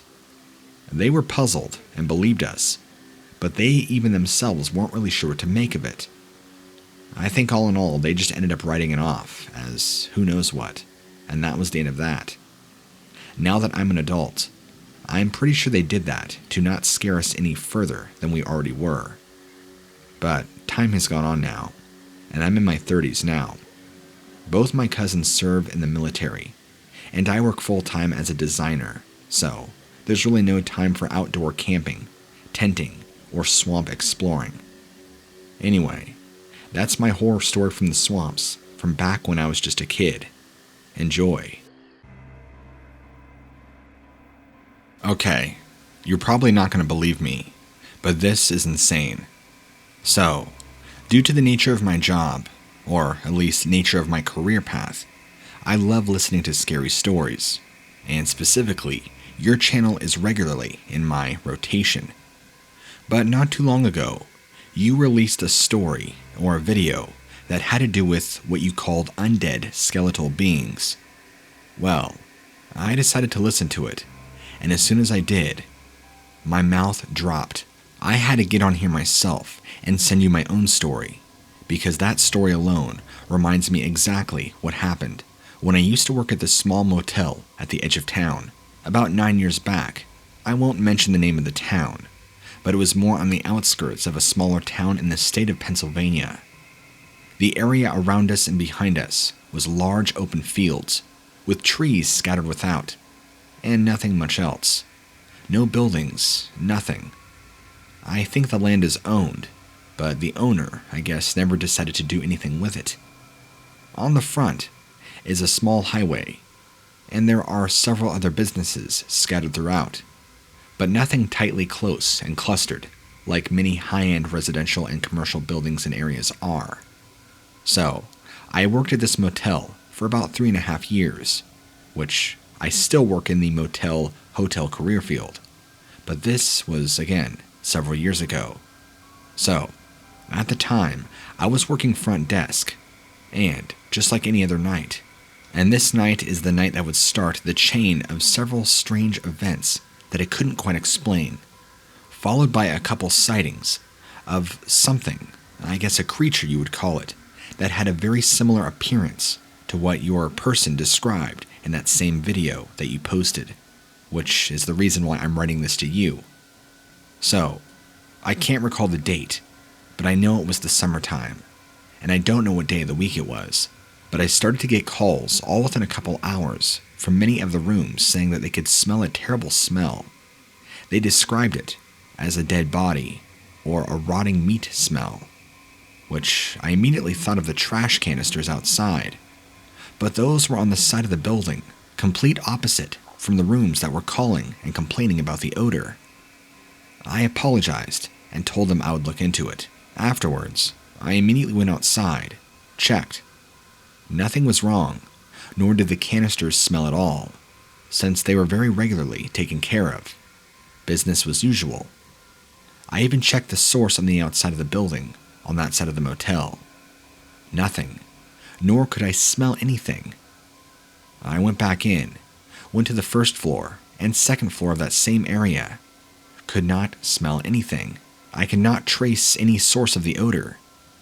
Now I was getting frustrated and still very confused. I wasn't exactly sure what to think about it, but calls kept coming in throughout the morning hours. I probably had about 4 or 5 more calls over the next 5 hours. Residents saying that they would be woken up just from the smell alone, and that the odor was so bad. One older gentleman claimed the odor had been coming and going all throughout the night, and that he couldn't define nor discern where the smell was coming from. He said it would just fill his room up entirely, and then dissipate, and then fill up his room again, stay a little longer and linger, and then dissipate. Something was going on. I figured maybe there was some elaborate prank pulled by one of our motel residents. I even had one of our people check the airways and check the ventilation. But again, none of the staff could really pinpoint any source of the odor, nor could any of us even smell the odor. Well, as morning came, things became normal again. Fast forward a few nights later, and the same thing happening again. So, I made my rounds, checking each floor, checking inside, checking outside, checking the trash outside. Again, nothing. Then, this happened the following night. And then again, I did my usual rounds. Then, for about the next week or so, nothing. No calls, no complaints, no mysterious odors of death coming in. Nothing. But I couldn't help but contemplate and think what on earth had been going on. All the people that complained about it, maybe 8 in total, all described the same thing. It smelt like rotting meat, or a dead body, or that something had died. Some of the people even assumed that there had been a dead animal, like a raccoon that had gotten in between the walls and had died and is now rotting there. After these same people checked out, I took it upon myself to personally investigate these rooms, and nothing. I couldn't find any source of the smell, nor could I ever get the chance to smell the odor myself. Then, that brings us to the night in question, and I want to say at this point, this is probably the 12th night from the original set of phone calls, so nearly 2 weeks later, of this strange odor appearing and disappearing on and off throughout that time frame, where it would appear for maybe a night or two, disappear for another 3 or 4 days, and then reappear. You get it. So, I didn't know exactly what nights to expect it, and what nights not to be expecting it. But it was making me very frustrated. All of us staff now were very aware of this issue, and so were my managers. Again, none of us could figure out what was going on, and now my duties had kind of shifted. I was going out around the building outside, checking on the trash canisters nearly every hour on the hour, just to make sure no odors would magically appear and harm any residents' nostrils. And it was during one of these excursions that my nightmares became a reality. I can't exactly give you the time because when I work the night shift at the front desk, it all just blurs together in one long 10-hour shift. I can tell you it was after midnight, but what I can't say is exactly what time in the morning it was. So, I go out there and I first check the right side of the building. Nothing. No odors. Nothing. And at this point, we had already received 2 phone calls this evening about the strange odor. So, I then make my way around to the left side of the building on the outside, where the large trash canisters are. And right as I approach them, I smell it for the first time. It was this horrendous death odor. Now, if you've never smelt rotting meat or an animal dead, you probably won't be able to understand. But say you take a deer or some sort of large animal and kill it, and then let it sit there for about 3-4 days. No maggots or anything, just let the smell of death really build up. That's exactly what it was. It's like I walked into a brick wall. That's how hard the smell hit me. And it was so incredibly overpowering. I was probably still about 20-30 feet away from the canisters. The odor was so strong that I couldn't help myself from nearly retching. But I didn't, luckily, although I had to hold my breath and hold my nose. I was almost relieved too, because I felt like I had found the source of the smell. And I looked at the canisters and thought, something must be dead in those canisters. I walked closer, and then to my horror, something behind the canisters rose up, much taller than I, as if my nightmares came to life. Standing behind the canisters, staring back at me, was this thing from hell itself. As if the smell wasn't bad enough, the way it looked matched its odor that it gave off, or what I can only assume was the odor. It appeared in the light to have completely rotting flesh all over its body, and I say that because I could clearly see its exposed ribcage with holes punctured through, and its face was really nothing more than a skull that looked canid or deer-like in some way, with little bits of flesh patched in here and there. It kind of just stared at me, but it appeared to be moving fine and standing up on 2 legs. It was also covered in fur that had patches missing. I was kind of numb. I had no idea what to make out of what I was looking at. This was completely in the realm of Hollywood, science fiction. This isn't supposed to exist. My mind went to Night of the Living Dead and Pet Sematary in one. But this even defied those things, because it was so out of the ordinary. It stared at me for probably maybe 2 seconds. Or I say stare because it just looked in my general direction. I did not see any eyes in its empty eye sockets. Just a rotting, nasty skull with bits of flesh tattered on. That's when it appeared to turn, drop down to all 4s, and take off faster than I've ever seen into the night. It ran off into the back area of land where there's scattered trees and a large field with lots of brush, and it was gone. When it got down to all 4s and ran, it was humongous. And when I mean huge, if you've ever seen large elk or moose out in the wild, which I have from time to time, then you'll know what I mean by a large animal. This thing was easily the size of a wild elk. Absolutely massive. Although it didn't look natural running on all 4s. It was kind of like a human, where if you get down on all 4s, not only does it look unnatural, but it feels unnatural to run or to move. And that's what appeared by this creature. It all happened so fast I couldn't tell you every little minute detail of it, but enough that I could tell you that it nearly matched the description of what your eyewitness gave testimony to in that skeletal undead video. Very disturbing. So, after that happened, I was screaming and immediately took off back into the hotel. I called the police, called my manager, told the rest of the staff there's some sort of thing out there. Everybody kept questioning me, wondering what I was talking about, and I calmly had a quote-unquote discussion with my manager, and I explained to him exactly what I saw behind there. Told him I wasn't going to work another second behind this desk unless he himself dealt with it. So, that's when the police got involved. They took notes but didn't really seem to believe me.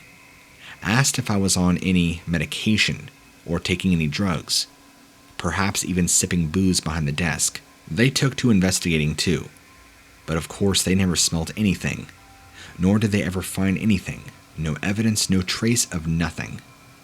I told them the general area that I saw it in. I honestly don't think they took me too seriously, because in a few short hours their work was done and nothing came of it. But they told me if anything else happens again to give them a call. I got a talking from my manager because he was under the impression that I made it all up, and even my staff was weird about it. Nobody else saw it but me, and I actually quit that job shortly after, about maybe 3 or 4 months later. But since that event that happened, of me seeing whatever it was, there were no more complaints about this odor. No more residents saying that they smelled death. I don't know what that has anything to do with me seeing whatever it is that I saw, or what I assume to be something out of hell, but I'm glad that it stopped for the time being. Between then and the time that I quit, I was always a nervous wreck, fearing this thing might return, or I might get another phone call from a resident saying that the smell is back, but I never did. Every shift after that, I was on edge, and then eventually when I quit, well, I don't know how that motel is doing now, nor do I care, because that's in my past. But sometimes I wonder if it ever decided to come back, and if it did, hopefully the manager will finally do something about it, if he even still works there. Anyway, I moved on to bigger and better hotels, and now I work at a much better hotel, in a different state with a much better pay, and a much better manager. But that's my story, and like I said, when I first heard that story, I nearly crapped my pants just because of it brought me back to that story immediately, and I still try and suppress that memory, just because it's so, I don't know, not real, but yet I know it's real. But I appreciate you for bringing it to light, to make me feel like I'm not crazy. It makes me glad to know that there are other people out there who've seen nearly the same thing I have. After I saw that, I've practically never told anybody because, who's going to believe you when you use that description? But I guess whatever that thing is, a demon, I don't know, it's out there. There was an abandoned factory in our sleepy little Arkansas town. I can remember seeing the lights on just once when I was very little there, where there were still cars and people. After that, though, it's remained dark and unoccupied. As I grew, I began getting thrills from being places I wasn't supposed to. Going too far into the woods, going past taped-off areas. It was only a matter of time before I would discover urban exploration and the thrill that comes with it. I moved on with an older factory. Once you hear my story, you might wonder why I still choose to do what I do. The factory in question rose into the air for 5 stories. It was quite the place, and it brought a lot of traffic to our otherwise quiet town. People came from all over the area to work. It was a very decent job back in the day for people who didn't have any special certifications or even skills. So, besides the abundant floor space above ground, there was the entire suite of sublevels. Those were especially creepy, and the camera I was using to record them is still down there somewhere. I had made it all the way down to the 3rd sublevel. The camera was picking up all the ghosts of work life as usual. Spent containers, coffee cups, trash. You could almost suspect that when things shut down, everybody just left in a hurry, and suddenly, I thought I had heard movement, other than a rat scurrying, and my LED light didn't show much, but the night vision camera could see everything in that swamp green color. You probably know what I'm talking about. Nothing was being shown, but I swore I could hear some sort of scraping sound, or scratching. Maybe something was trying to get in or out of somewhere. It was when I pointed the camera at a doorway that the night vision picked up. It appeared to be a long white arm reaching around the corner and fumbling around. For whatever reason, this thing was trying to feel around. The arm appeared jointed in places that it should not have been. There was the elbow, and then there were two more joints before there was the wrist. That was when I dropped my camera and ran for it. I planned on getting out of there alive, and I wanted to make sure that happened. Nothing was going to slow me down. Nothing was worth my life. I think in that moment, I told myself I would eventually go back, but I never have. Once I was outside and breathing the amazing fresh air again, nothing was chasing me. In fact, I don't think whatever it was even noticed. I decided that the camera wasn't worth it. Neither was the footage of the arm.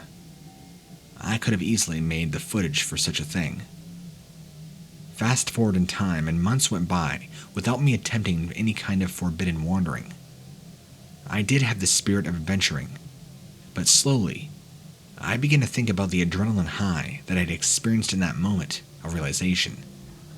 It was a thrill that I felt leading up to that moment, just before I knew something unnatural was in the room with me. That's when I found myself craving more. Maybe not the danger of nearly dying, but from that point on, I have come to become a regular urban explorer. I still haven't gone back yet. After all, I feel my camera's too outdated now. I don't know why I haven't ever gone back to refilm it. I guess I get a kick out of knowing what's forbidden, but there's just something about that place that feels extremely forbidden, as if I would be invading the space of something that no sane human being has any business tangling with. That camera, assuming the resident ghouls have left it alone, can be the prize for whoever is brave enough to explore the place themselves. Oh, and FYI, if you're keen on wanting to know where this was, I'll give you a hint. It's in the Midwest somewhere. Good luck finding it.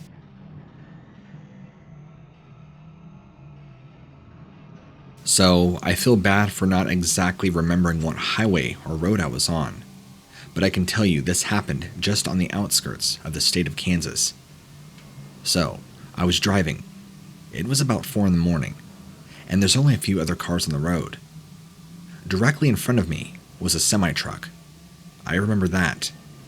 Oh, by the way, the year was 2004. Then, I remember the semi-truck coming to a screeching halt when I see this large shape. Whatever it was incredibly big and very fast. Pitch black, mind you, even when headlights hit it. There was no illumination of details. It jumped over the semi-truck, onto the other lane, jumped on the roof of a car, and then off into the oncoming lane of traffic, and then it was gone. This all happened in about 2 seconds of time, and me and a few others of us all saw it. What exactly did we see? I have no idea what it could have been. For the longest time afterwards, I would keep thinking about it, thinking it was maybe just a deer. But deer don't look like that, nor do they jump like that, or are they that big. Plus, if it would have been a large male deer that have antlers, well, you would see them. This was kind of like the shape of, I don't know, a human? But it just moves so fast. I don't think there's really any making out exactly what it was or could have been. It'll always be a mystery, but I'm sure it scared the crap out of that semi-truck driver. And if anything, It certainly scared the crap out of me.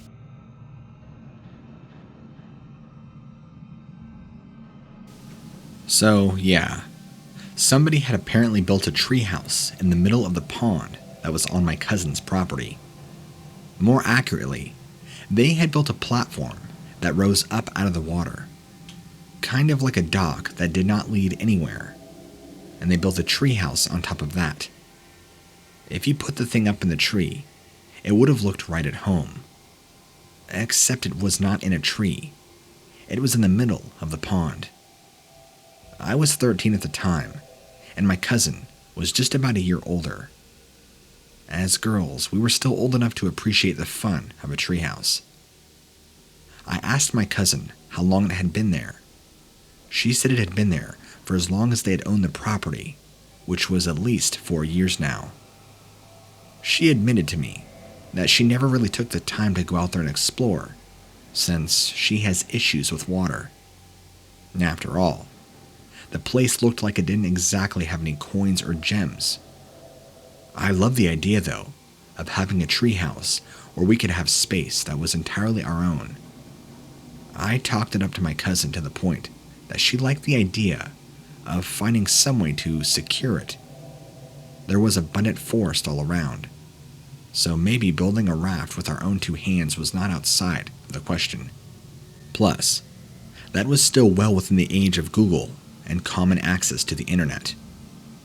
Turned out that building a raft entirely from natural materials was a lot more work than either of us wanted to put in. So, we just found to put a sheet of plywood over 4 plastic drums that her dad wasn't going to miss. We didn't have an oar, but the water appeared shallow enough that I could just push the raft and walk in the water, while my more hydrophobic cousin stayed seated. It wasn't as adventurous as having both of us on the raft, but neither was just sitting on the raft and not moving. The water felt amazing, especially in the summer heat. And before long, that treehouse, or should we say pond lodge, was on our favorite spots. We could talk all things, not worry about anybody overhearing us or storming in on us. It was there in that treehouse that me and my cousin became more like sisters. It was one afternoon that I was pushing her on the raft. I felt something brush up against my leg. I figured maybe it was just a frog or something. Maybe a fish like a bass. We had some time in the pond lodge and then headed back for supper. Again, on the return trip, I felt something brushing against up my leg. It lingered for a little more than half a second. And after dinner, we wanted to squeeze in just a little more time. Only this time, when we went back out, I pushed the raft, and not only did something brush up against my leg, something closed around it. It was tight, like a vice. I screamed, yelling that some sort of snake had wrapped itself around me.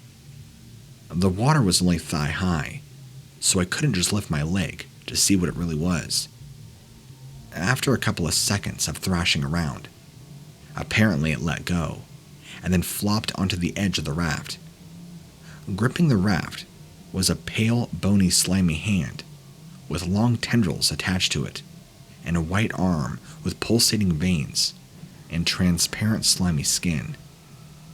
Both my cousin and I, thoroughly freaked out, began screaming, harder than we ever have.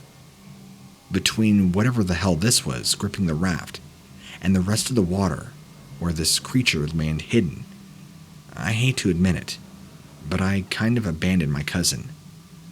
I darted for the shore, and I think she lost her fear of the water in that moment, because she did the same thing. She sprang in the opposite direction of the hand, and swam. I have more or less recovered, but it really shook my cousin up. She wasn't the same for a while after that. Months had passed, and I could still see that glimmer of panic in her eyes. I don't even know what to think of it anymore, now that time has gone on. After all, this wasn't that long ago. She still doesn't like to talk about it. And no, we don't go back to the pond lodge anymore. This happened 3 years ago, back in 2017. I was driving cross-state, and I somehow got turned around, because at some point, my GPS lost signal, and I think rerouted me. But I don't exactly know why the GPS rerouted me the way it did, because I ended up getting lost, and then that's when this happened. So, here I am driving, and I was supposed to be there before evening time. Well, somehow, and again, I don't exactly know how the GPS messed up, but it did, because the reroute that it had me take, and I didn't know it rerouted me at the time, added on an extra 4 hours, which I know doesn't make much sense. So, if you were to zoom out, you would have me see that it was basically going in circles, almost, through all these weird side roads. It's hard to explain. If I was able to accurately take a screenshot of the route that it had, it would make sense. So anyway, I'm going, and it begins to get dark. Now I'm getting concerned, because as I'm checking my GPS, I should have been there a while ago. But it's doing weird stuff, not taking me the direction it's supposed to. I almost begin to wonder if my GPS was possessed, even though that very notion is incredibly silly. But that's when things went from weird to incredibly weird. Well, here I am, driving on this less than desolate road. Nobody else around me. No cars coming, no cars behind. And all of a sudden, my car completely turns off. That includes the indoor and outdoor lighting. So, I'm coasting along the road now. I try to turn my blinker, but nothing. So I just steer my car to the side of the road and put it in park, as if that even did anything. Now I'm panicking, because here I am out in the middle of nowhere, with a completely dead car. I had assumed my alternator or battery had completely shit out on me. I went to pull up my cell phone, but it was entirely dead too. It would not turn back on. I thought it to be the strangest thing. Last I checked, not even 20 minutes ago, I had full service, and I was at least 78%. Something wasn't right. I sat there and thought, and maybe there was some sort of magnetic hiccup in this area. I don't know. I've heard of all sorts of weird things being out and happening in the desert, so I contemplated what to do, and figured now more than ever would be a great time to have a cigarette.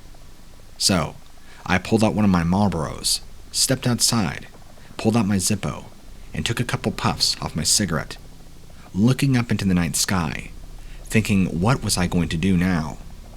And that's when this terrible feeling came over me. Have you ever had that feeling, being in a situation, that you just felt you were going to die? A horrendous, ominous feeling. It just washed over me, and I could feel my fight or flight senses kicking in. I started thinking to myself, what the? And I began looking around frantically, wondering where the source of these ill feelings were coming from. I couldn't see anything or hear anything out of the ordinary, but the sense of the feeling was growing incredibly strong. Something I could feel was approaching my vehicle. Luckily for me, the moon wasn't entirely full, but full enough that it was pretty bright out, illuminating much of the land around me. I mean, I was in the middle of the desert, and there was nothing in each direction for miles, and I could clearly see there was nothing approaching my vehicle, like I could feel. So, about halfway through my cigarette, I threw it down, stomped it out, got back in my car, and was trying to think, what was I going to do? That's when in my rearview mirror, I could see this large black shape approaching me out of the distance. It was from my southwest, or my 4 o'clock. What was weird was, as it got closer, I could tell it was some sort of animal. And here's the bizarre thing. It appeared to be alternating between 4 legs and 2 legs, if that makes any sense at all. As I watched closer to the rearview mirror, I'm trying to determine what exactly I'm looking at. What is this? Whatever it was so black and so bulky, I couldn't pick out any definitive shapes or details.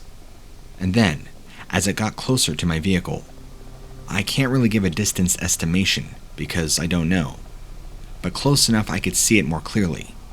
It kind of just disappeared, like it was gone. I literally thought I was hallucinating. I was convinced I was going crazy. Okay, I needed to figure out what I was going to do right this very second. But the feeling, that ominous feeling that I was going to die, just kept increasing more and more, and I could feel my anxiety going off the rails. That's when I felt a different feeling. You know how your senses will pick up on things?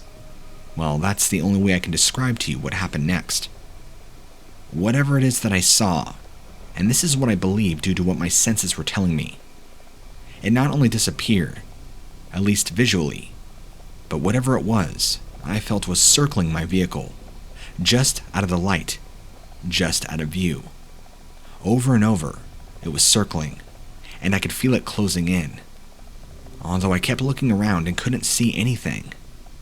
Now I was getting extremely tense, extremely nervous, wondering what sort of predatory animal comes out at night and hunts and stalks.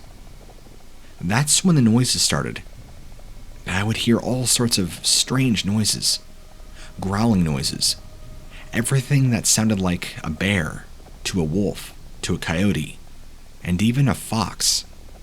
Weird howling, except it wasn't like a wolf howl.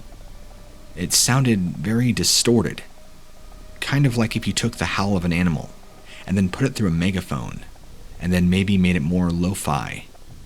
It's hard to explain exactly. It was just weird stuff. Very distorted. Multiple different animal noises. And yet visually, there appeared to be no definitive source. But the noise, just like my feeling and senses were telling me, was also circling around my vehicle. I would hear a strange growling noise from behind my car. Then, a few moments later, hear a weird distorted noise from the right front side of my car. They never happened at the same time, but it just kept rotating in a circle. Now, I was kind of getting worried, when instantly, out of nowhere, without even turning the key to my car and cell phone just came back on like magic. Literally out of nowhere, and since I never turned off my headlights, those came on too. The interior, the dashboard, everything was back on in full. Looking at my battery meter, the battery was charged and my alternator was clearly working. There was nothing to explain why my car just suddenly died. My cell phone, eerily enough, also decided to turn back on the exact same second my car came back on. Even though my interior lights came on too. I'm not exactly sure why, since I had never turned them on in the first place. But if we're honest, I didn't care. I was just happy my vehicle was working again, and my GPS went to rerouting, and somehow took me exactly to the road I needed to take, that I needed to get to where my destination was. As I zoomed out quickly on my GPS, I could see that somehow, which again, I don't know, it took me way off course. Probably about 3.5 hours off course in the opposite direction. When, if I would have taken the time to stare at my GPS sooner, I could have seen that the route that it had taken me wasn't making sense. But for whatever the reason being, my GPS was now suddenly deciding to reroute me appropriately. So, I took that as a good sign. My phone came back on, and I had full signal, and still at 78% battery life. I didn't see anything in front of me since my full beams were on. I quickly put my car in drive and I drove out of there, following the GPS. And as soon as I started driving, that ominous feeling around me, that something was surrounding me, just began to slowly fade away. And the further away I got from that spot, the less and less I felt that same feeling. Now, to give you an estimation, the time for my car dying from the time it turning back on was probably somewhere between 45 minutes to maybe an hour at very max. I want to say it was closer to 45-50 minutes in total, and all the while that weird stuff going on. Part of me thinks maybe it has something to do with UFOs. The other part of me knows there's a bunch of creepy black magic stuff that goes on in the desert, things of that nature. But I don't have any definitive proof, nor can I say for sure. But all I can say is that it was incredibly creepy and really scared me. I have no explanation for what the large shape that I saw was coming towards my vehicle, but I can tell you that it resembled some sort of large animal, maybe like a giant bear, but it was much more slender. And again, I couldn't make out any of the details of the arms, legs. The only thing I can make out was it was some very large pitch black animal. After that, how it disappeared, why it disappeared, and why it was circling my vehicle, doing all the things it was doing, made virtually no sense. But I do find it very disturbing this thing so happened to appear coming towards my vehicle very shortly after my vehicle suddenly died. I don't know if the two things have anything to do with each other, but it makes me very wary of going through the Arizona desert at night, especially after this. I have told a few of my friends about my story, and instead of mocking me and laughing me, they're just kind of wide-eyed, not really sure what to say. Thankfully, my friends and family are very supportive and believe me. They know that something weird happened. My brother chalks it up to something demonic, but I'm not exactly sure. Whatever it was, I feel had it out for me. That much I do know. Anyway, that's my story of my being lost in the Arizona desert at night. I hope you enjoyed it. Feel free to use it as you wish. Hey, what lurks beneath? So, even though I don't have my own stories to share with you, a lot of my extended family serves in the forest industry, and they've all shared with me some very terrifying, bizarre, and weird search and rescue stories. I've collected a handful of them, and I thought it would be fun to share them with you. You'll find these scary and interesting. I see that you already have a huge playlist of park ranger stories. While I can't actually verify any of them are true, I can stand and say a lot of these are from my family's own personal experience, since at least 3 or more of them are serving or have served in the industry for quite some time. Starting with my great-grandfather, who served for about 19 or so years before passing away due to an unexpected automobile accident. At the time, he was one of the main leaders of the search and rescue expeditions, and while many of the expeditions turned out normal, and they actually found survivors, there were a few times they found things that didn't quite fit this realm of normalcy. For example, one time, a woman had been reported missing. They found her about 9 miles outside of where she was last seen, except when they found her, they only found her lower half, exactly from her waist down to her feet. Everything left intact. Shoes on, pants on, everything was as normal. But she was cut in half, it appeared, by something surgical, is what they described. Blood had been clotted and coagulated. There was no extra mess, no guts, nothing. It's as if she had been taken and surgically cut in half with a laser, they said. Although the wound never appeared to be burnt or singed in any way, they found it weird that there was no bleeding out or any such sort.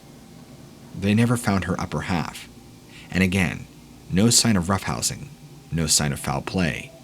Her pants were never stained with blood or ripped. It's as if she just fell in half, and her upper half just disappeared. What's weird is they found her up against the base of a small mountain, out in the middle of nowhere. She had been there for probably 2 to 3 days, and another very weird trait is that there had been no onset of putrefaction or death. There was no stench, nor were there any signs of bacteria growing on her that would indicate the buildup of gases or the start of decomposition. This also happened again about 2 years later when they found a young man who was about 15 years old who had died under mysterious circumstances. He was last seen around a trail, disappeared. They found him 3 days later, stripped completely naked, hurdled and huddled by a rock, having died due to exposure. Only thing is, the same concept. There was no onset of putrefaction or decomposition, and he wasn't mummified or frozen. His body was actually around 60 degrees temperature. There's no quite explanation for what happened.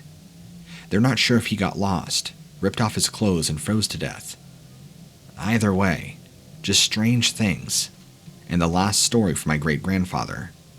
This older man had also turned up missing. We're talking old, like 70, 80 years old. I don't exactly recollect if he was senile or not, but either way, he had gone missing. Well, search and rescue continued to look for up to 5 or 6 days, if I'm recalling correctly. Well, they never found a trace of him, but they found all of his clothes, his long johns, his underwear, his shirt, his pants, everything, in a pile, tattered and ripped up. No dirt, no blood, no signs of anything other than his clothes had just been clearly taken off and ripped up, by hand it appeared. Nobody's exactly sure what happened. They were searching for prints or any other evidence, and none had been found. The odd thing about this one was, all of his tattered clothes were found in a neat pile in the middle of a small clearing, about 7 miles from where he was found, north over a large ridge and through a small mountain and dense forest, somewhere he never would be able to get to by himself. Just strange things like that make you think and stay up at night, wondering, what if? Now, moving down the family line, my grandfather also served in honor of his father. He too had bizarre and similar circumstances to experience. While he never led search and rescue expeditions or found people's lower halves missing, what he did find or experience was equally disturbing. On several accounts, as he was doing his rounds, he would always claim that he felt like he was being stalked or hunted by something or by multiple things, if that makes any sense to you at all.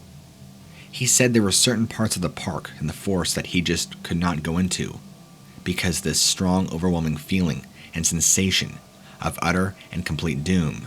On other such occasions, he had had rocks pelted at him, logs thrown in his direction from downhill. Things like that. Screaming, wood knocking, all sorts of bizarre stuff he couldn't rationalize, and his scariest sighting being as he was driving, on his left, in a clearing, he saw these 2 large black figures walking off in the distance on a hill, right along the tree line. He pulled out his binoculars and looked, and he told me he could never make out details because they were so dark, so incredibly black, but assumed that they had dark fur from head to toe, and that they were walking like large giant men. 2 of them following, all the way riding the tree line, to where when they reached the end, they casually walked in the woods. I believe at this time, this was before Bigfoot, so a sighting like this didn't really have any answers, to my knowledge. Either way, it freaked him out, and by far, the most disturbing is when an incident happened very close to the main base, or the main area of a park. I don't really know what they call it. Home base, the main office, so excuse me for my incorrect terminology. But apparently, a man had had his arm ripped off, and luckily was found before he ultimately bled out. How he was found in time, I'm not exactly sure, but from what I understand is he was close enough that he was luckily discovered by other colleagues. Well, he was unconscious already due to blood loss, and if I'm recalling correctly, nearly died.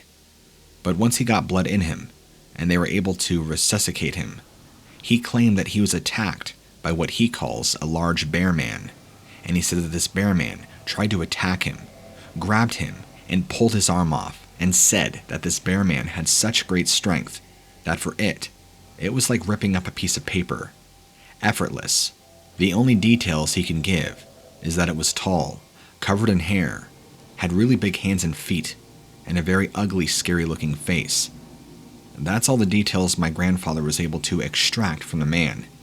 He ended up living, but that's about as far as I know of that story. This all took place in the 60s and 70s from what I can recall. Then, One of my cousins also pursued the park ranger industry, and he too had his own fair share of weird, bizarre, disturbing experiences. Now, my cousin has had the most experiences, in my opinion, or at least has had the most amount of stories to share. And even though he didn't deal with quite the things my grandfather and great-grandfather dealt with, his own experiences are just as equally disturbing as the other two. His, though, involve a whole different realm of seeing lights, hearing strange noises, feeling sensations, and other such things. And these have also occurred over the course of years. One experience that he recalls to me that's always shaken him is when they were in the middle of doing a search and rescue expedition during the nighttime. The small team he was working with was equipped with lots of lighting gear, flashlights, headlamps, extra batteries, things professionals would use to find their way around in the dark, with always bringing up backups. Well, instantaneously, everybody's flashlights, headlamps, just exploded. I'm talking glass and plastic shattering, and the lights going out. Nobody had nothing. They were stranded there in the dark. This all happened instantaneously. Even in the dark, as they were able to fumble around and pull out the backup batteries with what little moonlight they had, all the batteries were dead, including the tons of backup ones they had. This led to them having to stumble around and find their way back about 2 miles into the dark, which was tougher than you might think. Something he has no explanation for, since all of it happened in unison. He believes that it was some sort of magnetic wave, but what could possibly hit them and his team to make that happen? He's not quite sure. Other times when he's been by himself, he'll hear this incredibly loud humming noise, crescendo more and more in volume, and then finally just stop, instantly, as if it never happened. He equates the humming noise to asking me if I've ever been around a loud generator or an air conditioner, just a really loud noise. That's the best way he described it to me personally.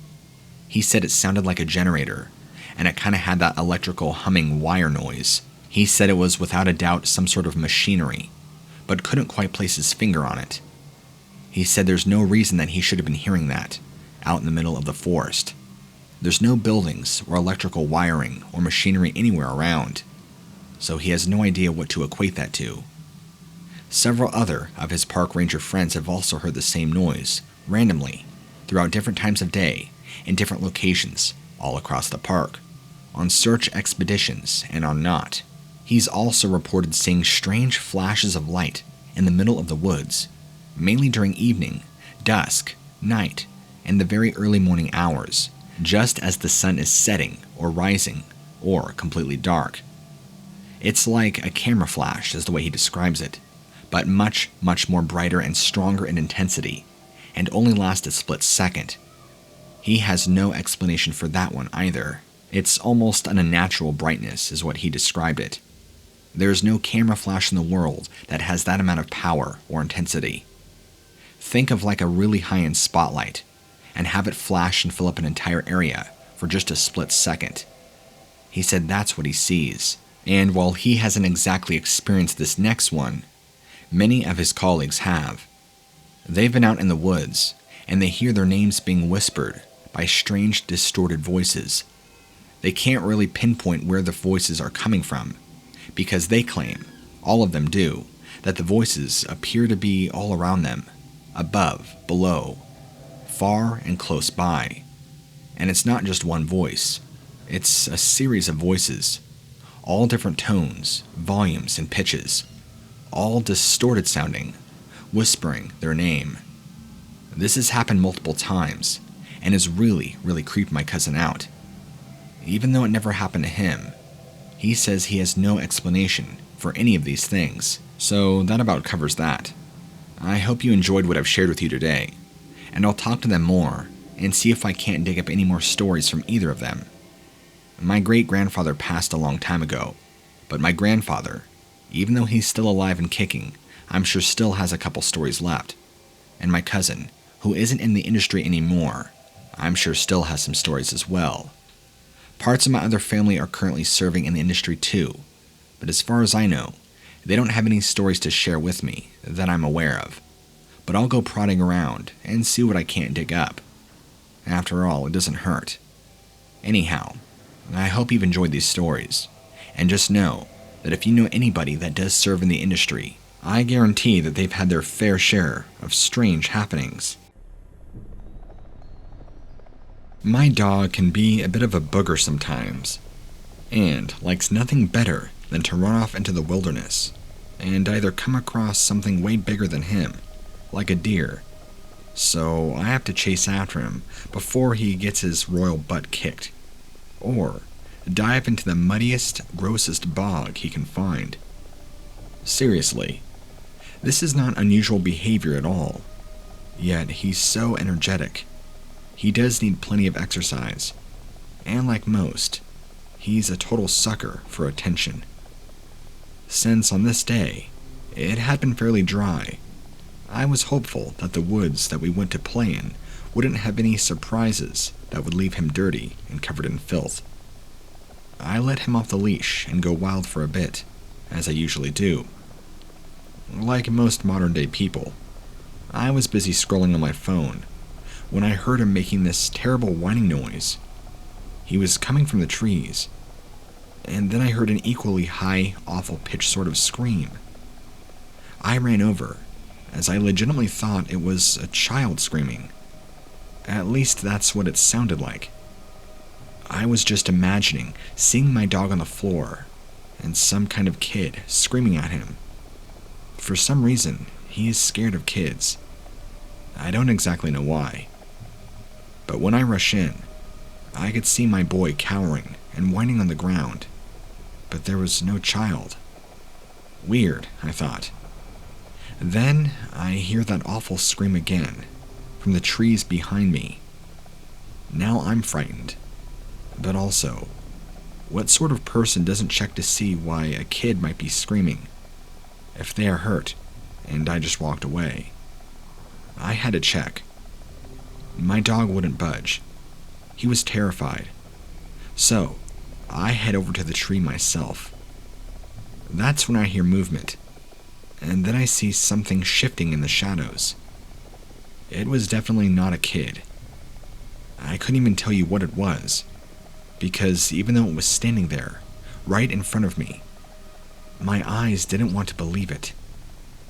It looked like some kind of wolf, only it was as tall as me and stood firmly on two legs, like a person, and not like when my dog begs for treats.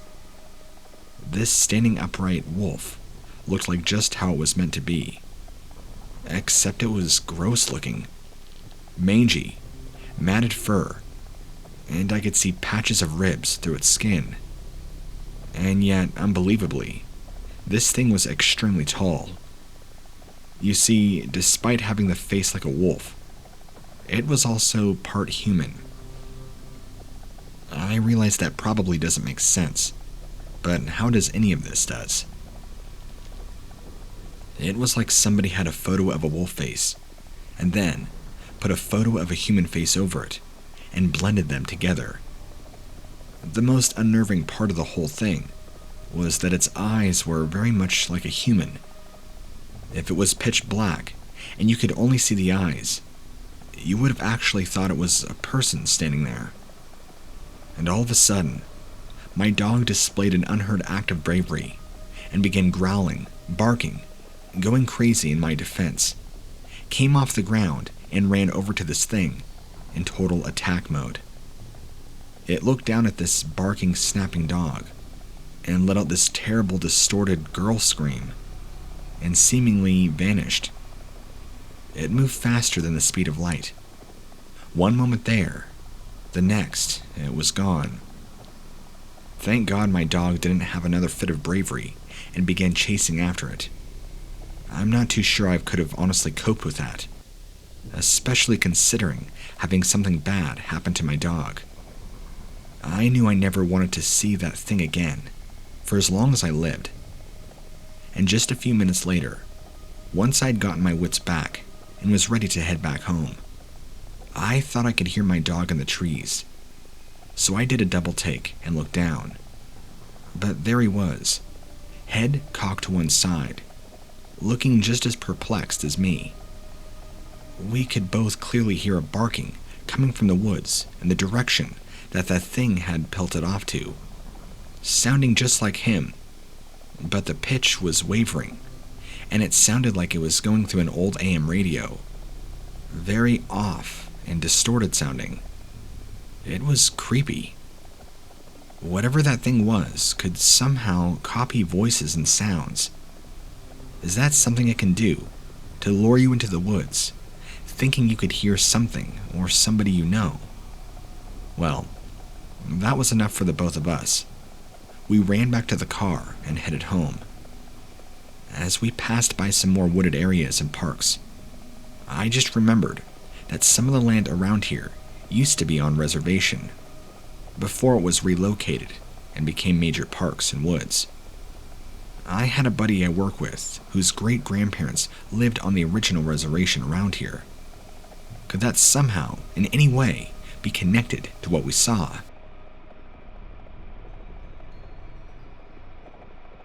A few years ago, a buddy and mine were hunting when we came across something that to this very day, neither of us have been able to properly explain, and we will never forget. We hunted for the thrill, but also to put meat on the table. Deer and wild turkey, that kind of thing. And no, I'm not talking about the booze. We weren't really into trophy kills or tracking. If we saw a bear or a wolf, and one they tried to attack, we'd have no problems defending ourselves and putting it down. But ultimately, we respected larger predators. So, the day we came across a giant wolf was real and very frightening. We had been to that particular spot many times before, and my own buddy used to joke that sometimes it felt a bit spooky. We know the story of the land, that it had belonged to a Native American long before turning into several unabandoned woods. We also knew the rumors that there was a burial ground over the far end of the woods, which was marked by several large boulders. We never went there. Again, it's all about respect. I guess long ago, there used to be a large native village around here, which was connected to the burial ground. But we're talking hundreds of years ago. Scents had been leveled and taken, and who owned it, I'm not quite sure. For whatever reason, family, work, just life in general, it had been quite a few months since we'd be able to get together and head to this place. Apparently, there had been a few strange occurrences in these same woods. A park ranger had found on several occasions a deer which had been ripped apart, but no signs of any wolves or any other large predators. No signs of a cadaver being eaten on. They just concluded a wild dog must have somehow escaped and was hiding somewhere. Since we had guns, they told us to be wary. Animals hadn't been spotted, and it was very unlikely that we would come face to face with it. Well, bad luck must have been on our side that day. We'd been there maybe a couple of hours when my buddy started to get that spooky feeling again. I just put it down to what the ranger had said, and him being a bit paranoid. It was putting both of us off, though, as we'd found a couple of easy doe, but both of us missing our shots. I'd spotted a real beauty that would feed my family for quite some time. But it was closer to those boulders than we'd ever seen before. My buddy was looking like he'd seen a ghost, all wide-eyed and pale. Then he turned to me and said we gotta go. He was freaking out, and then all of a sudden, around us became cold and dark, and we heard growling. We both instantly raised our guns, and then we saw it. I'd say it was a wolf, but it was so large. It was more like a werewolf. But instead of being all-powerful, this thing looked really emaciated, skinny, and was kind of hunched over. Without any sort of hesitation, We both fired a ton of bullets. We didn't care what it was. We were so terrified. The thing that should have been filled full of holes knocked down dead within seconds. But it just stood there, taking the shots and not even flinching. We didn't even notice any bullet holes in it, as if this thing was translucent. And then, it did something even more disturbing. It casually got up from that crouching position, walking off on two legs. Not a drop of blood came from it. We didn't know what to think. We needed to get out of there. When we got back, we had casually seen the park ranger, what we had saw, trying to downplay it as to not scare him or us. He gave us a look as if he knew better, but even he couldn't admit. He nodded and said we must have seen the wild dog, and something just missed every shot. Anyway, we still don't know what that thing was, but it wasn't a regular wolf, that's for sure. Just everything about it was so wrong. I can tell you now from this experience, we're never going back out to that area, ever again.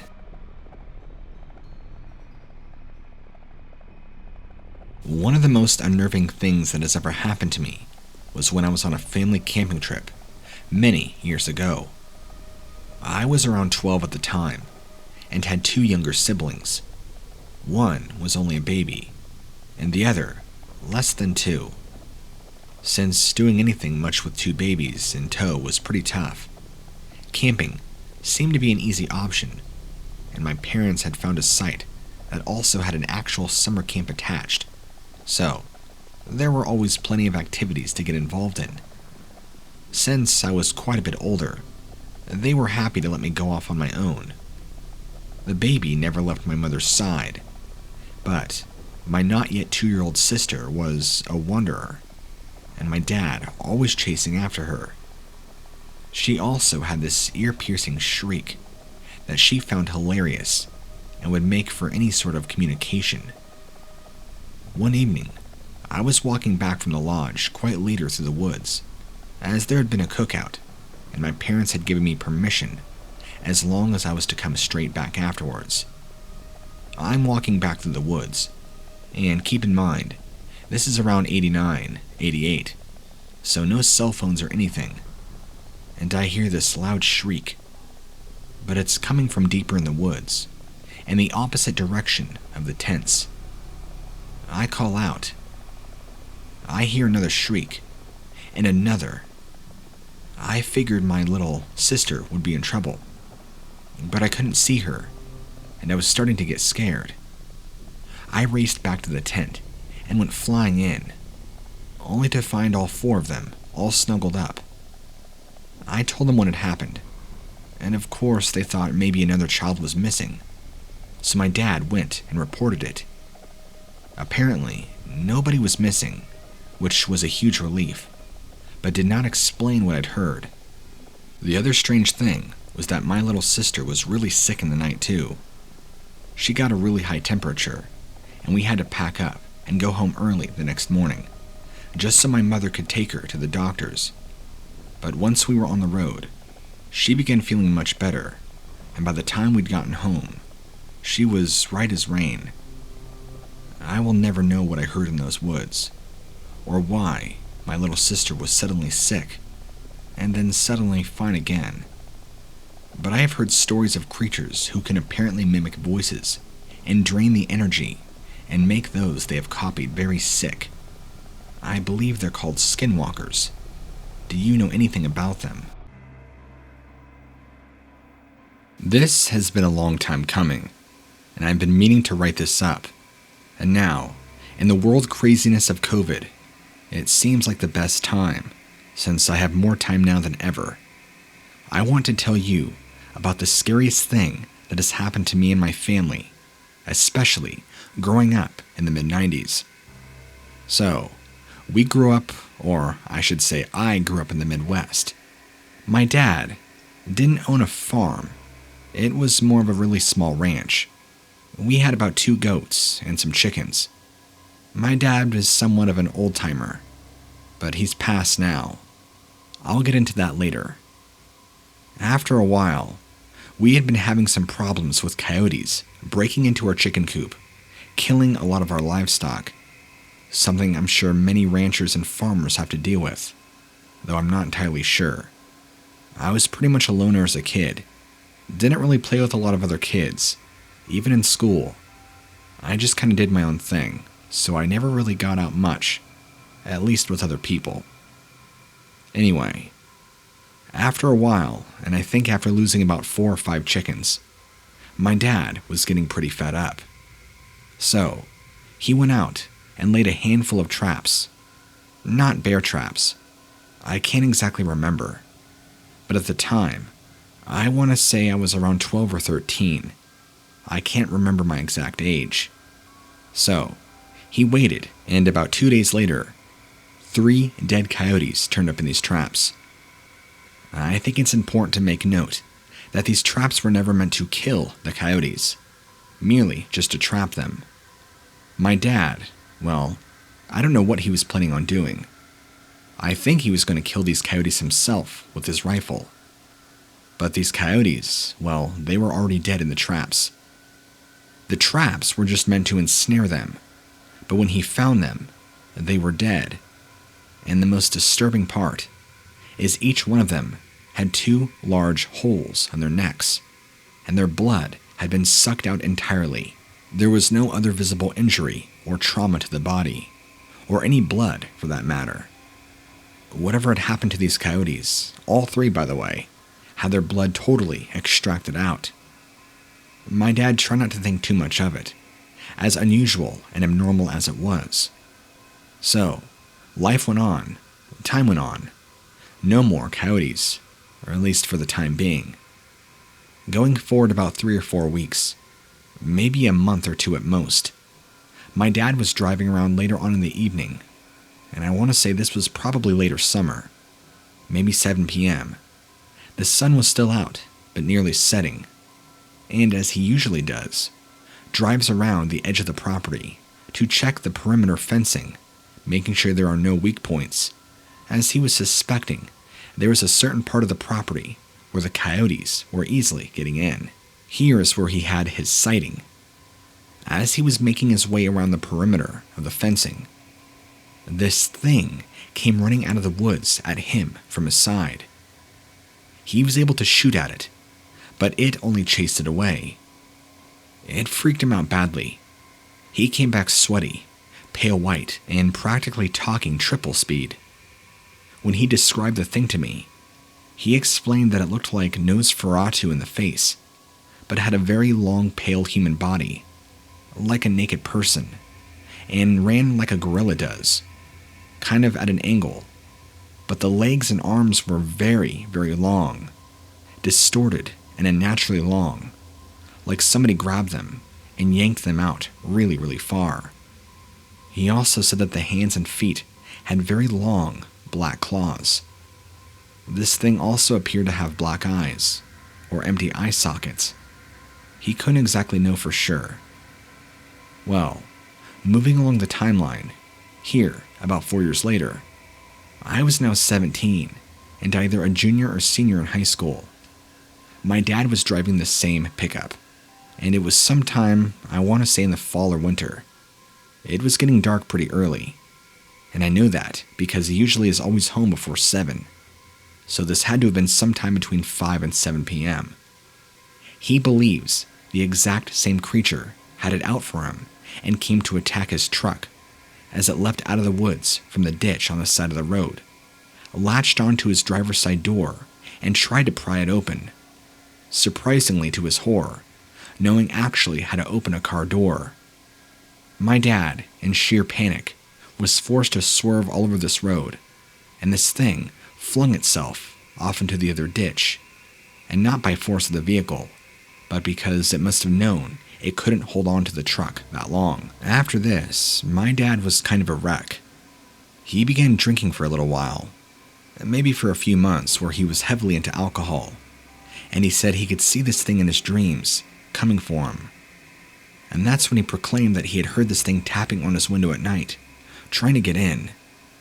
My mom had passed away a long time ago, so it was mainly just me, my younger brother, and my father. He always kept his rifle at his side, never knowing if this thing was going to try and break into the house. I or my little brother, thankfully, never saw it, never smelt it, never felt its presence, but I knew it was around. My father's not a liar, and he doesn't react that way. He's a pretty hardy man, has seen and dealt with a lot of things, so I wouldn't put it past him that this really did try and attack him. He never tried to explain what it was, or why it was there. All I know is that he just wanted it dead.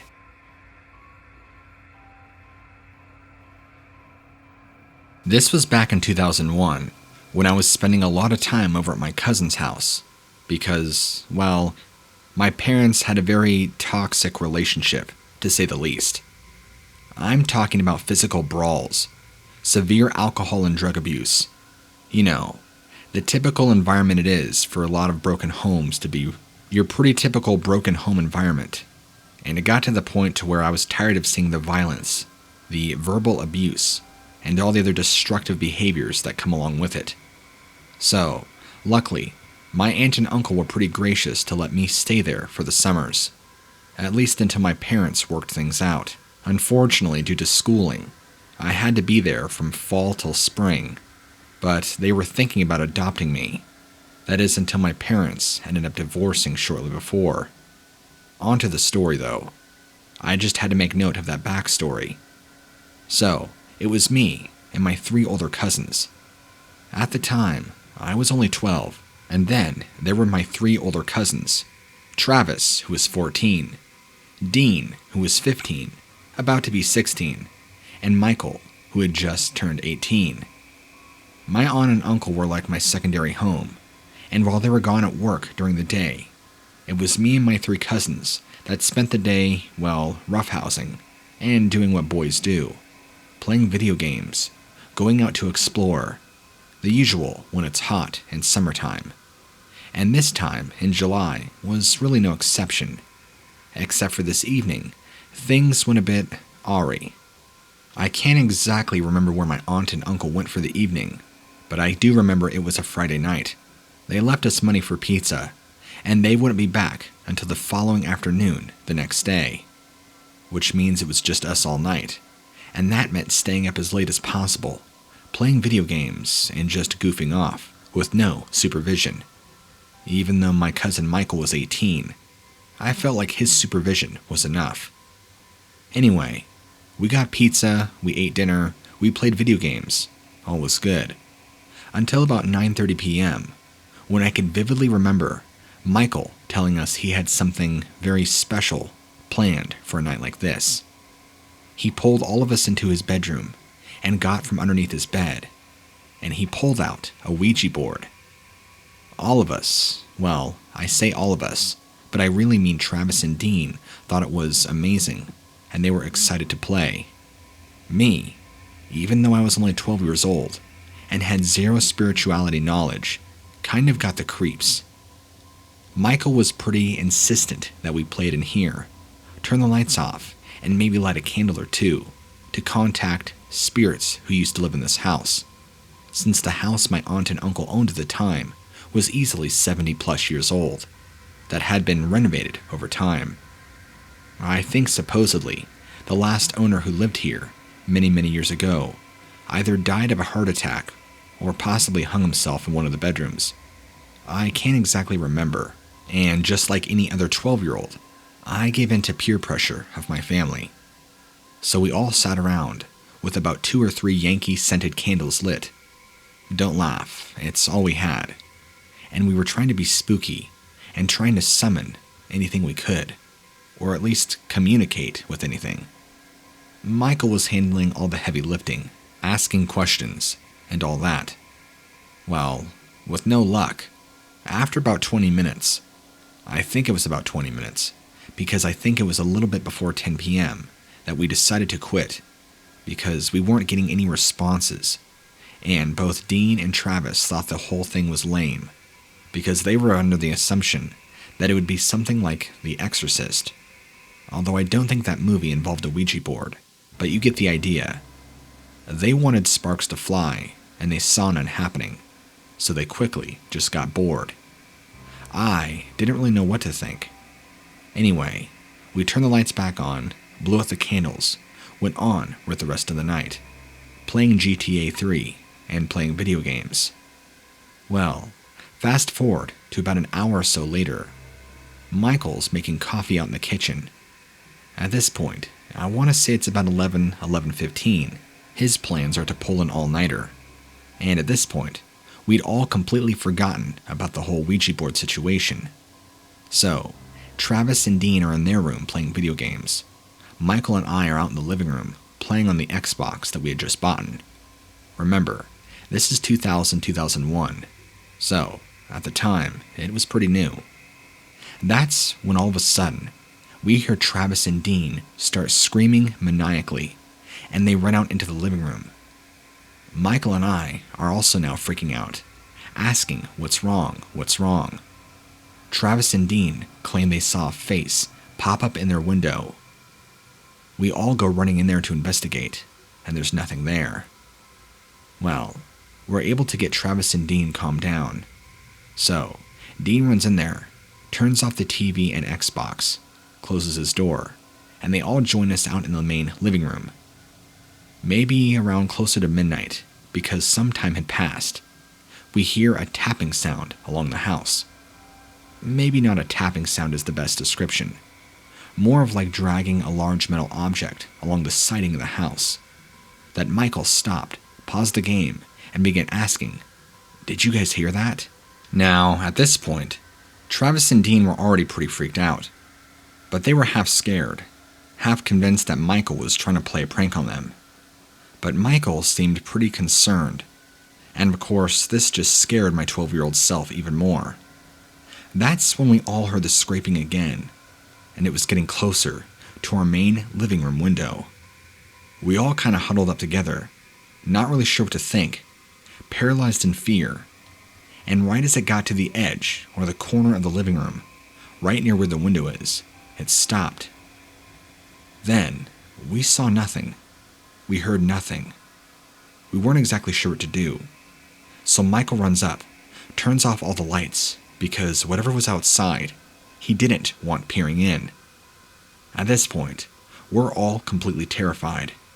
So he turns the lights off, runs back, and we're all huddled on the couch, like a bunch of babies. Then, maybe a couple of minutes pass, and we don't hear anything. We're all trying to whisper and shush each other to keep quiet. That's when we can hear heavy, raspy breathing coming from right outside. Although it sounded close by, because it was dark outside and in, we couldn't exactly see outside or make out any details beyond maybe 5 or so feet. So, Michael got the bright idea that he was going to be Mr. Brave, open the front door and turn the porch light on, hopefully scaring off anybody or any animal that could have wandered by, thinking this whole thing has gone far enough. Well, he opens the front door, and at the same time, simultaneously turns on the porch light. And since where the living room is, and the front door is, the porch light illuminates anything directly in front of it, and from where we're sitting on the couch, if the porch light comes on, it will illuminate anything in our field of view, since where we're facing is directly outside the living room window. Meaning that if something was outside the living room window, and the porch light came on, we'd have a full view of whoever or whatever it was. Well, he did, as Michael was sticking his head out, and sure enough, there was indeed something there, staring back at us, just outside the light's reach, at least before the light was on. Now this thing was fully illuminated, and I keep referring to it as it, because I don't know what it was, but as soon as that light came on, all 4 of us were screaming bloody murder, because that's when we saw this thing or creature. It was incredibly pale, white, had a human head, and somewhat human face, but it had these massive gnarly fangs poking out from its mouth, almost kind of like it had massive canines, with little ridges of sharp teeth, these yellow reptilian piercing eyes, and virtually no nose, I think just nostril holes. I don't know what it was, but as soon as we flicked the light on, and we caught about a glimpse of it for a second or two, it kept its gaze intently locked on all of us, and quickly moved out into the shadows, far beyond our reach. That's when we all screamed even more, ran back inside to the back bedroom, locked the front door, turned off every light we could, and held on to baseball bats while we're huddling in the bedroom. I can remember that was the first time I'd ever seen an 18-year-old boy cry. But I can't blame him. We all were sobbing out of fear. We were terrified. That's when Dean mentioned the Ouija board, that Ouija board must have summoned that vampire-looking creature. Michael, who at this point was in complete hysterics, began acting manic. As soon as Dean mentioned that, he runs out of the room, runs into his room, grabs the Ouija board out from underneath his bed, runs into the bathroom, and we all kind of followed him out of curiosity, pulls out a lighter, throws it in the bathtub, which by the way was completely dry and empty of any water, and lights the thing on fire, nearly causing the house to catch on fire. We're all freaking out, wondering what the hell he's doing. But he's not responding or saying anything, just acting completely insane. Well, the board and everything catches on fire and just burns, and starts to catch the wall and the curtain on fire. That's when he turns on the shower head and tries to spray it down, which was a stupid idea to begin with. Why would you light a Ouija board on fire in the bathroom where the house can easily catch fire? He kind of just breaks down on the floor, not really sure what to do, and not even 2 seconds later, all of us hear this ungodly scream cry outside the house. It sounded closer to the back of the house, but it almost reminded me if you took a dinosaur from Jurassic Park and the roar of a lion, combined them, and then dropped the pitch. Oh, I don't know how many tones, but enough to where it was low. It sounded like a demon, that's for sure, or what a demon would sound like, and it was loud. I'm talking incredibly loud. We could all feel the vibrations through our body. And then, another few seconds goes by, and we feel this crash against the backside of the house. It felt like a freaking car running into the house, and nearly knocked us all off our feet. The impact was severe enough that the entire house shook violently. Now, we weren't sure what to do, so Michael grabs the house phone. Remember back when we all had landlines? Well, yeah, this was then.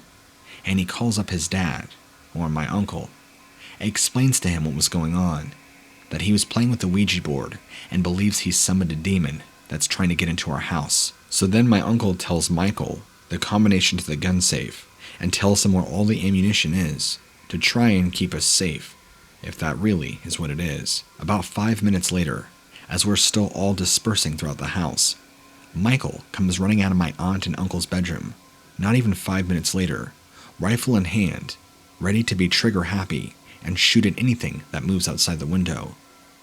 Well, at this point, nearly 1 a.m., and everything is quiet. So, we find it best to just all huddle down in the hallway, anchor down and just wait, still keeping all the lights off. I guess at some point, we ended up falling asleep, but we were up for quite a while, with nothing going on. I think we stayed up quite late out of fear, all huddled together in the hallway, with Michael holding the gun, and us just holding by each other with baseball bats, waiting for something to happen. That's when we all wake up to the sound of my aunt and uncle coming in the door.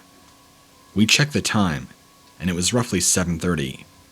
All of us were groggy and exhausted, having been up till probably 3 or 4 in the morning, just waiting in the hallway. They were concerned, saying that we all were pretty much in our underwear, having baseball bats, and Michael still holding a loaded gun, who he had fallen asleep with in his arms. We tried to rationalize and explain what had happened, but I guess there really is no answers. My uncle was wondering why there's a half-burnt Ouija board sitting in the bathtub. Well, Michael explained that he tried to burn it, in hopes to rid whatever it was stalking our house. But after that, nothing really happened again. He promptly was asked to take it outside and burn it where it can be burned. There were no tracks outside, No evidence of any issues on the house. No scratch marks, nothing.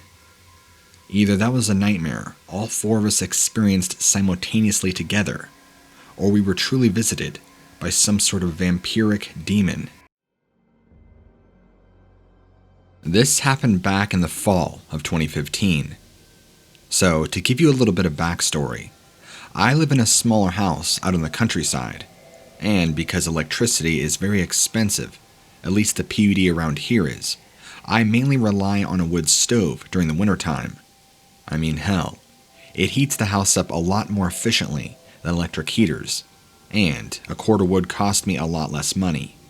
So, luckily for me, my family has a really good connection with a fellow who lives up in the mountains that I go and cut down my own wood every fall and winter.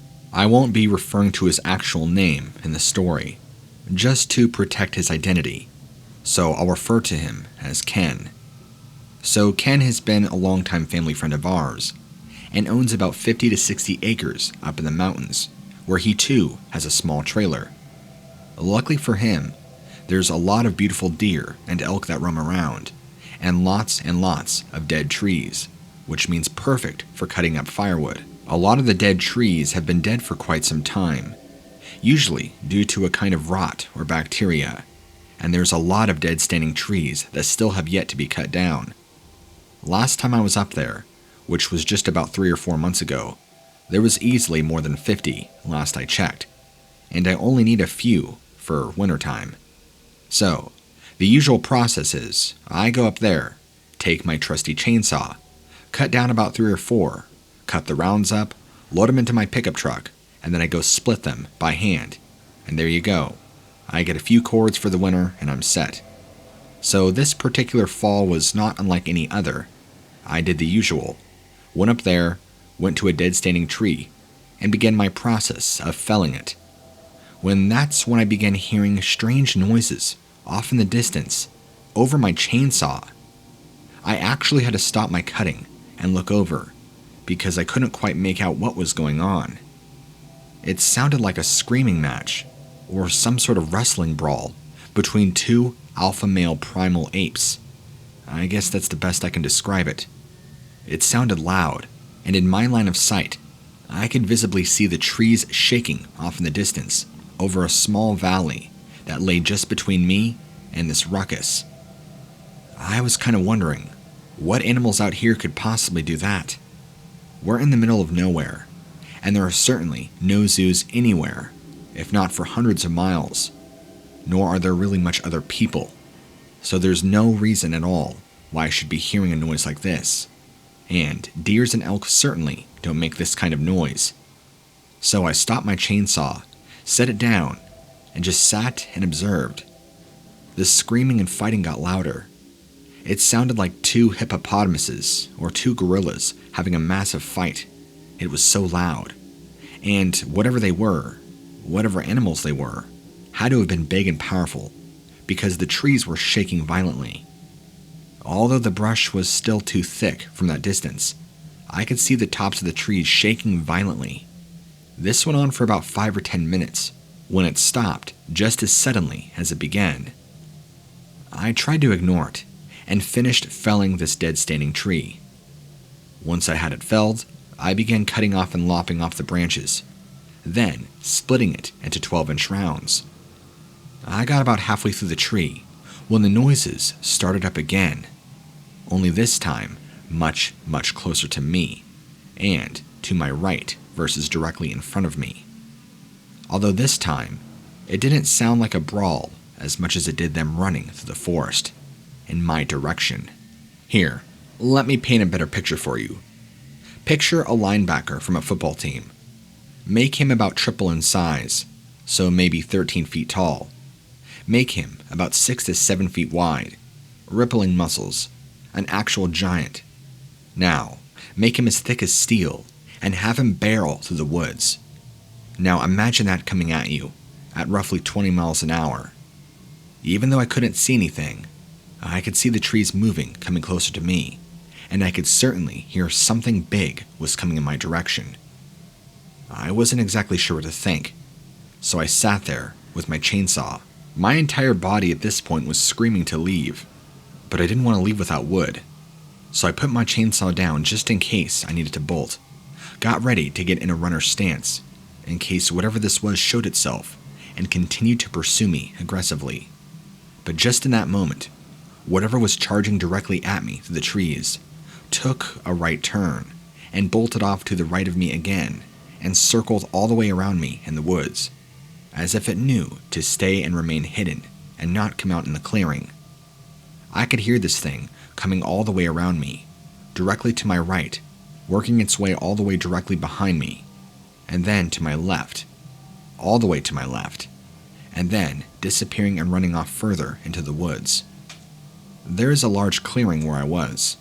Even though it was scattered with dead standing trees, it was large enough that if anything were to come through, you would visibly be able to see it. Ken keeps plenty of salt licks around, as to attract deer and elk, and boy, do they come in numbers.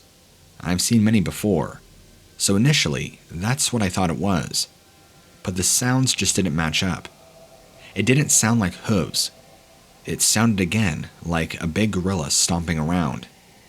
Only problem is, up here in North America, we have no wild gorillas of that size or stature out in the wild. And whatever it was intelligent enough to know to stay hidden, that there was a clearing coming up, and it remained to stay just far enough into the woodline where I could not see it.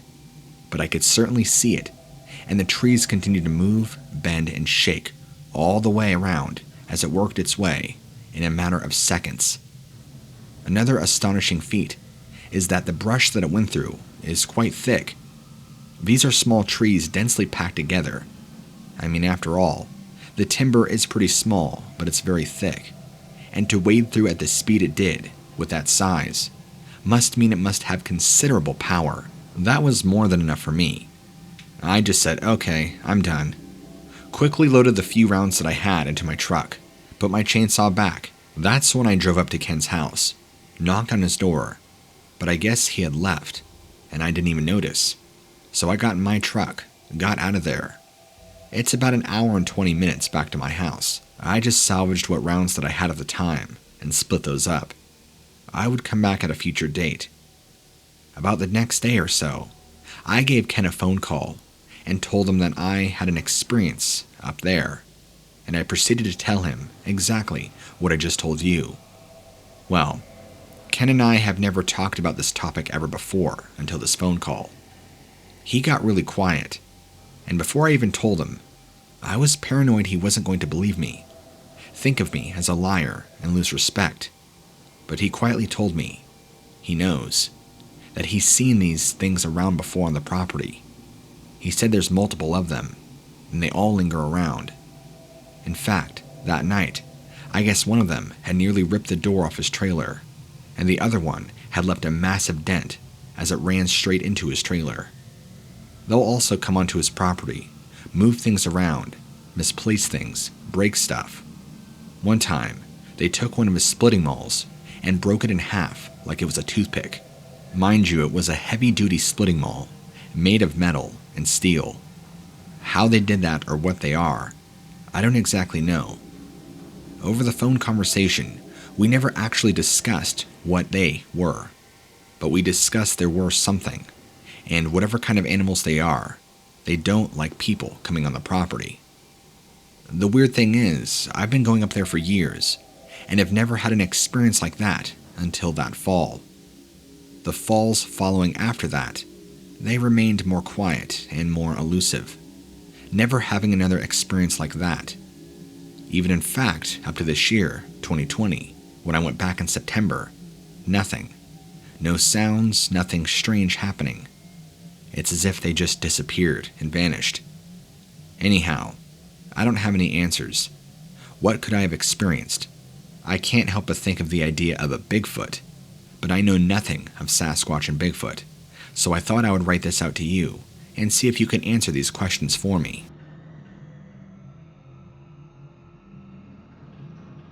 Not my story, but actually my father's, so I apologize in advance if this isn't very long. This is just my recollection of the story he had told me over the years. He passed away back in 2011 from bone cancer, God rest his soul. Back in the day, we used to live out in Colorado, and he was a pretty rugged mountain man. Hiked, camped, and hunted a lot.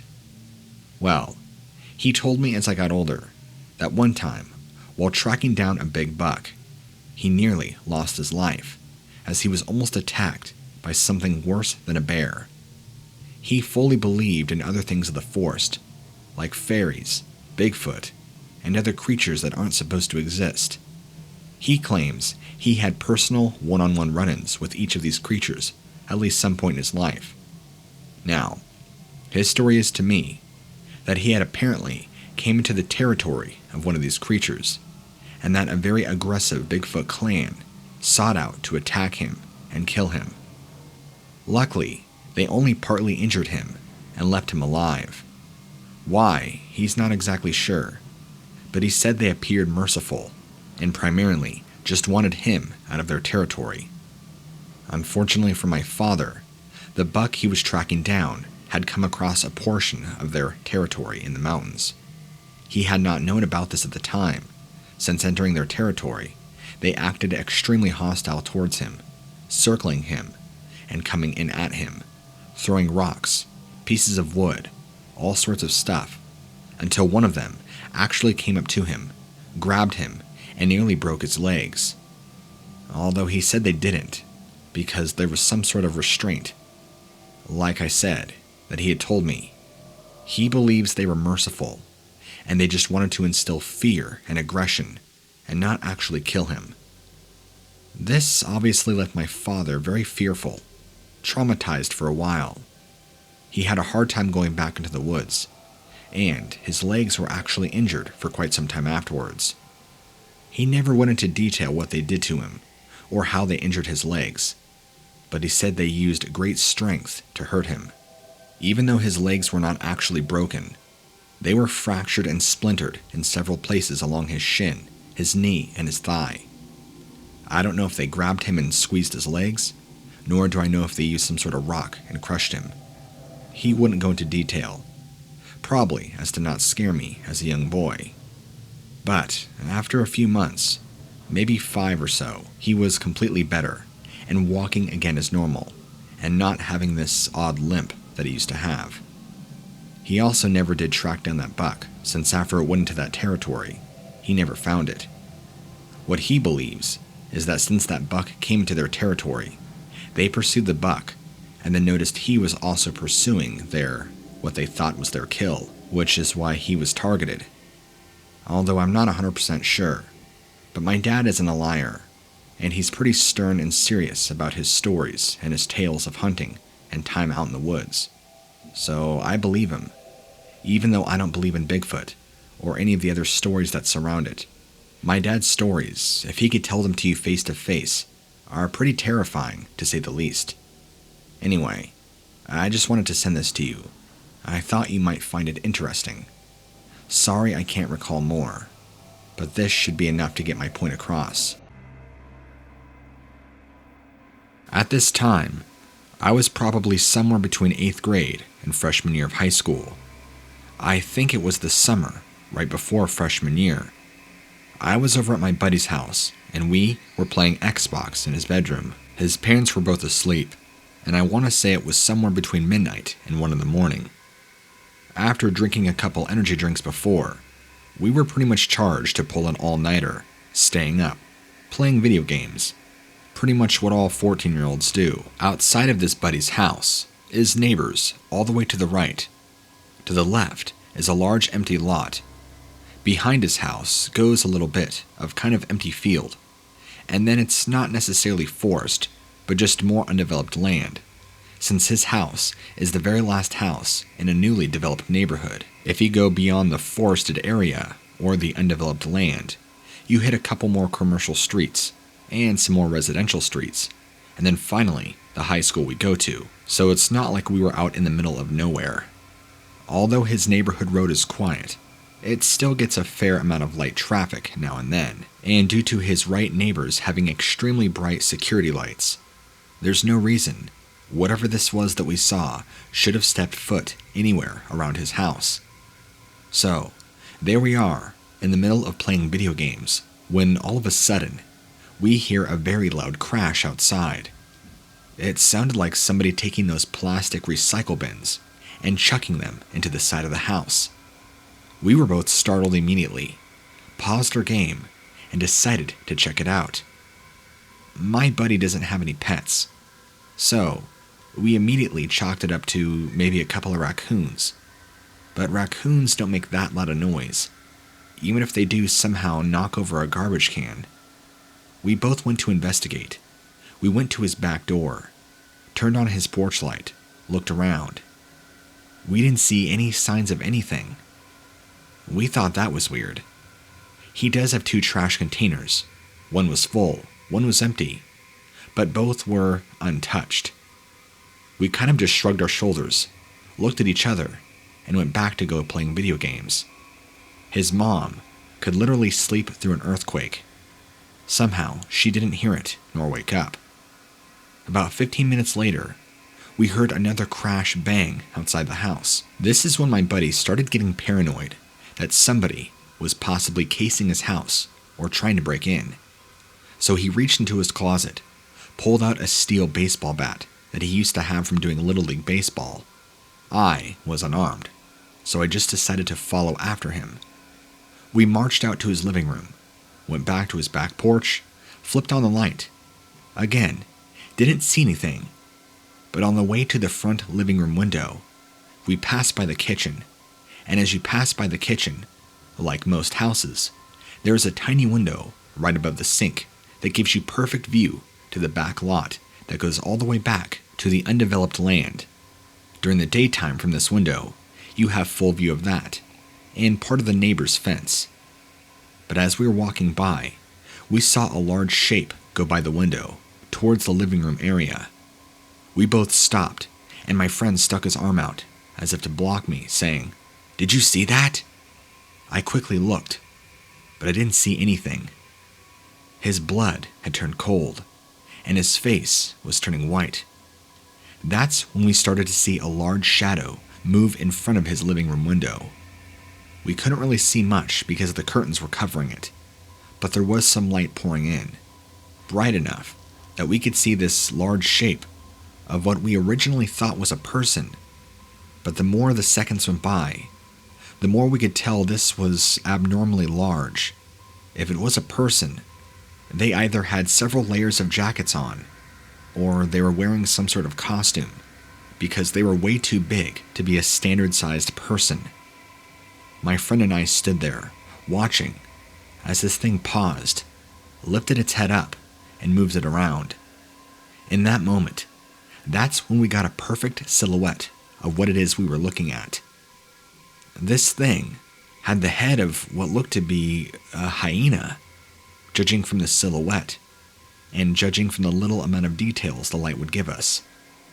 This thing was kind of crouched down, so we couldn't really make out much, but then, as it moved closer to the front door, or should I say past the front door, it appeared to fully stand up. And yes, I said stand up, just like a person does, on 2 legs, which nearly reconfirmed for both me and my friend that this was indeed a person, although the head was completely wrong. And as it walked by, we both realized this wasn't a person, even though it looked like one. The shape, the size, and the head were all wrong. We quickly scrambled back to his bedroom and peered out his window on the side of his house to see if we could see anything. We couldn't, but we could hear it walking around. I say it because I truly don't know what it was. Maybe an animal, maybe something else. I've never in my life heard of any sort of dog or animal that walks on its hind legs comfortably and continuously. I know bears have a habit of doing it a short distance, and I think there might be other animals here and there that do it, but only for very short little bursts. They don't just do it normally and act comfortable, like that's their natural position. But there was just something very wrong. We stood by, listening out his window, looking, and although the light was very minimal, we couldn't really see any shadows or any signs, but we could hear it walking around. It had heavy footsteps, and it was closer to the front of the house. We didn't know what it was doing. At this point, we were contemplating waking up his mom, not exactly sure what we would do. But knowing his mother, she would tell us and scream at us to get out, and that it's probably just our video games turned up way too loud. So we quickly decided against it. We sat there listening, and it eventually seemed to disappear. This has been probably after about 20 minutes of intently listening. The sound just kind of dissipated. We then decided to walk up by the screen glass door, where we turned on the porch light yet again. Didn't see anything. So, my friend, trying to be brave, opens up the back door, calls out for anyone around. Nothing. The eerie thing is that there was no sounds out there. You could practically hear a pin drop. There were no crickets, no cars, no signs of anything. I've never heard the night so still in my life. We both walked out on the porch. Didn't see anything, didn't hear anything, and didn't feel anything. Although I felt it first, and didn't say anything for about a minute. But I told my friend that I was feeling uncomfortable, like we were both being watched. He agreed and told me he had been feeling the same thing. So, we went back inside, locked the sliding glass door, and turned off the porch light for the second or third time. Unsure of what to do, he figured he would just keep his bat by his side and wait for something to happen. We go back in the bedroom, and since we're so amped up about what's going on, we kind of had a hard time getting back into video gaming, so we kind of just sat there with the game paused, sitting on his bed, talking about what happened, what we should do, etc. Maybe 5-10 minutes later, I can't exactly recall because time and memory form seems warped sometimes. We heard the front door handle wiggling, and not just wiggling, like somebody was gently moving the handle. I'm talking frantic, like they were trying to break in, and twisting and pulling every which way on the handle. As soon as I heard the noise, I immediately looked to my friend, and I've never in my life seen the blood drain out of somebody's face so quick. He just stood there, looking straight ahead of him, and I could tell he was trying to discern the noise. He immediately looked over at me, eyes wide, saying, "What should we do?" I said, "Let's go," and we went back out of his room, back out to the front living room, where the door handle was still being violently shaken. He quickly grabbed his bat, and he was going to walk over to the front door, open it, and give whoever was on the other side a good whacking. He didn't care if it was an animal or a burglar. He wasn't going to let whoever this was hurt him, me, or his mother. But as he quickly began approaching the door, I was screaming at him to stop, and we don't know what's on the other side. But as it got within about 5 feet of the door, it stopped. And then we heard a large shape take off to the left of the house. It sounded like a freaking herd of zebras taking off. It was incredibly loud.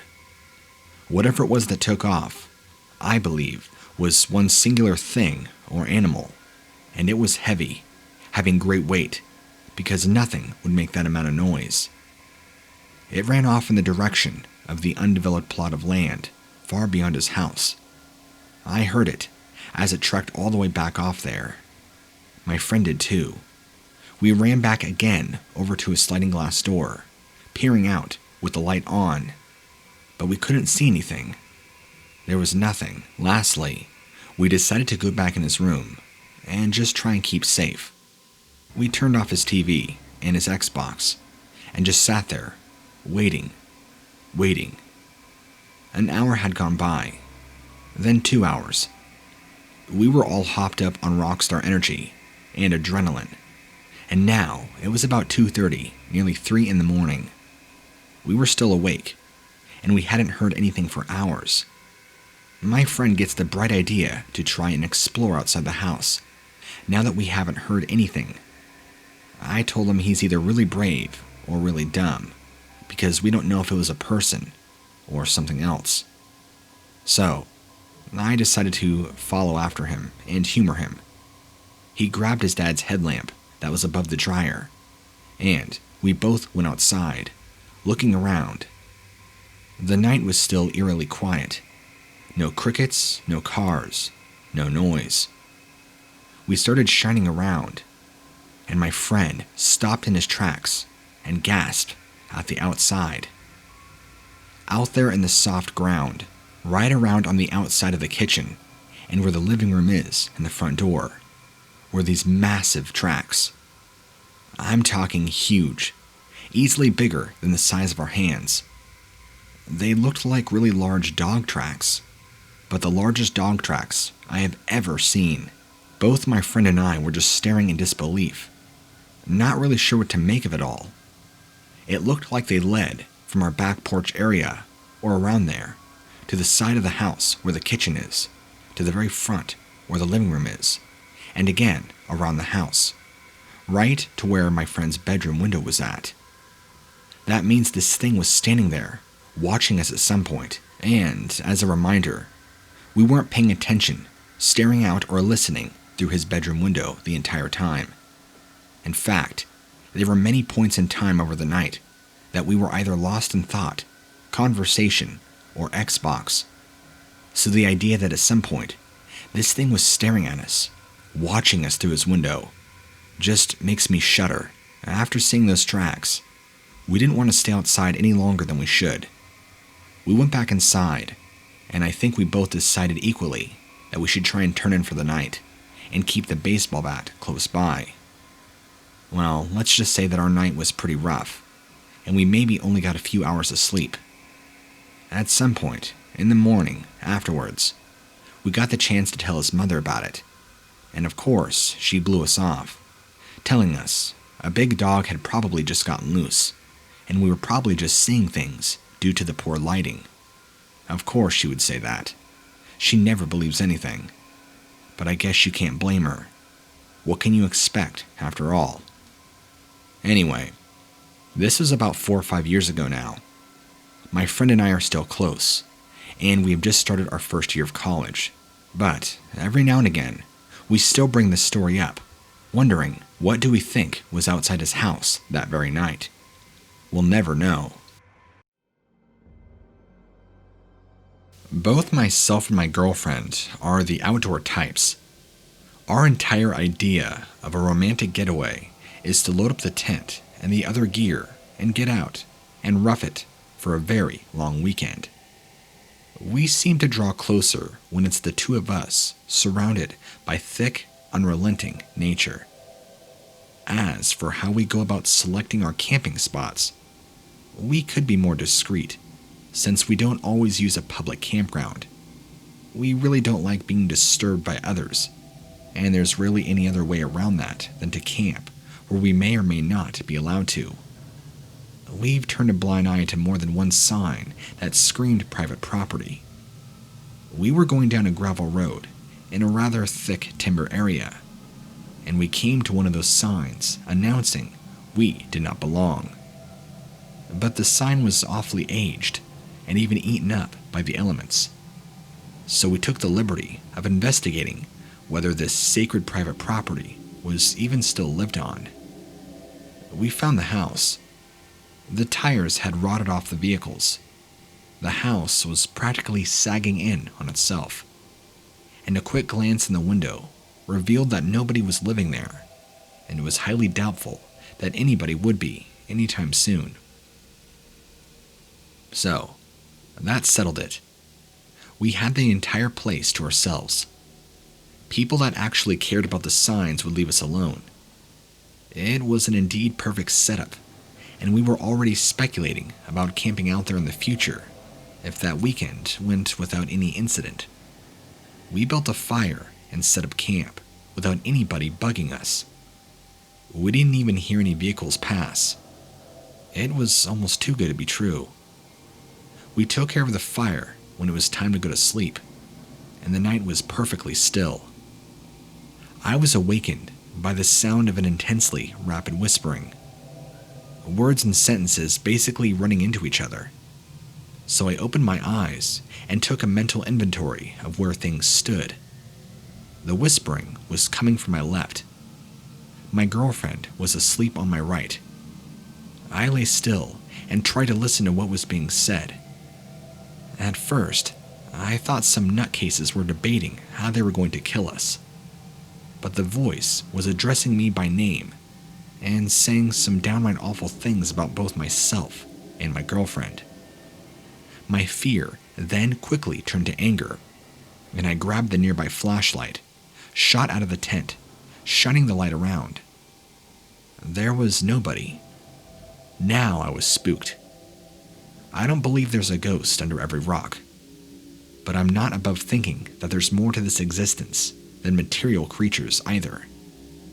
I managed to talk myself into believing that I had half dreamed the whole experience, and I knew that I was BSing myself. The whispering returned just as I was about to fall asleep a second time, and since I was awake, I reacted faster. At that time, the light picked up a flash of a form that made fear arc through me. It should have been a person, but the arms and the legs were way too long, and it ran on all fours, with the rhythm of an embattled ant, scurrying just a short distance, stopping, scurrying, stopping. Its movements looked choppy and unnaturally quick. During one of those pauses, it looked over its bony shoulder, directly at me, and grinned, showcasing its long, sharp teeth. Safe to say, I barely slept the rest of that night. My girlfriend told me that I looked like I had seen a ghost. I told her about the experience, and she seemed to be torn between believing me and thinking that I was pranking her. I mean, can't say I blamed her. She did, however, talk me into spending one more night out there. Maybe whatever it was had enough fun and would finally leave us alone. After all, if it were violent, it would have attacked when I was asleep without waking me up. Which made me sense, but my nerves were electrified the entire rest of the day. I kept thinking I saw that thing behind trees, doing impossible, absurd movements, like completely disappearing behind a tree that was way, way too thin, like you see in some cartoons. The further the sun sank, the harder my heart began beating, and I felt guilty for not being present with my girlfriend. I was beside her, of course, but I was just on such high alert, and I think the more the day wore on, the more she began to realize that I was telling the truth, that I truly thought I had seen something. The night came, and I thought I wasn't going to sleep at all, but tiredness worn out, and I slept like a log. Thankfully, no strange monsters had woken me up. I felt better in the morning, emotionally at least. Physically, I was still exhausted. We went home and tried to put the bad part of the trip behind us and keep the good parts. Well, that night, when we were in our own bed, I heard that whispering again. It was next to my ear, which meant the darn thing was sitting on the bed between me and my girlfriend. I jumped up like a madman and immediately knocked back down when something razor sharp raked across my chest. When I could get a light on, there were 4 deep claw marks running from my shoulder to my waist. That was just a few nights ago, and I have no clue what this thing is, or why it has singled me out, or how it's even gotten into an apartment. We don't live in a house. We live in a huge complex that has multiple locked doors. If you know, or anyone knows how to get this thing to stop harassing us, I'll owe you big time. I deliver pizza, and since the pandemic, things have been crazy busy. Apparently, a virus means more pizza eating, I guess. So, sometimes I end up working till midnight, bringing people food. I'm always driving around like a crazy person.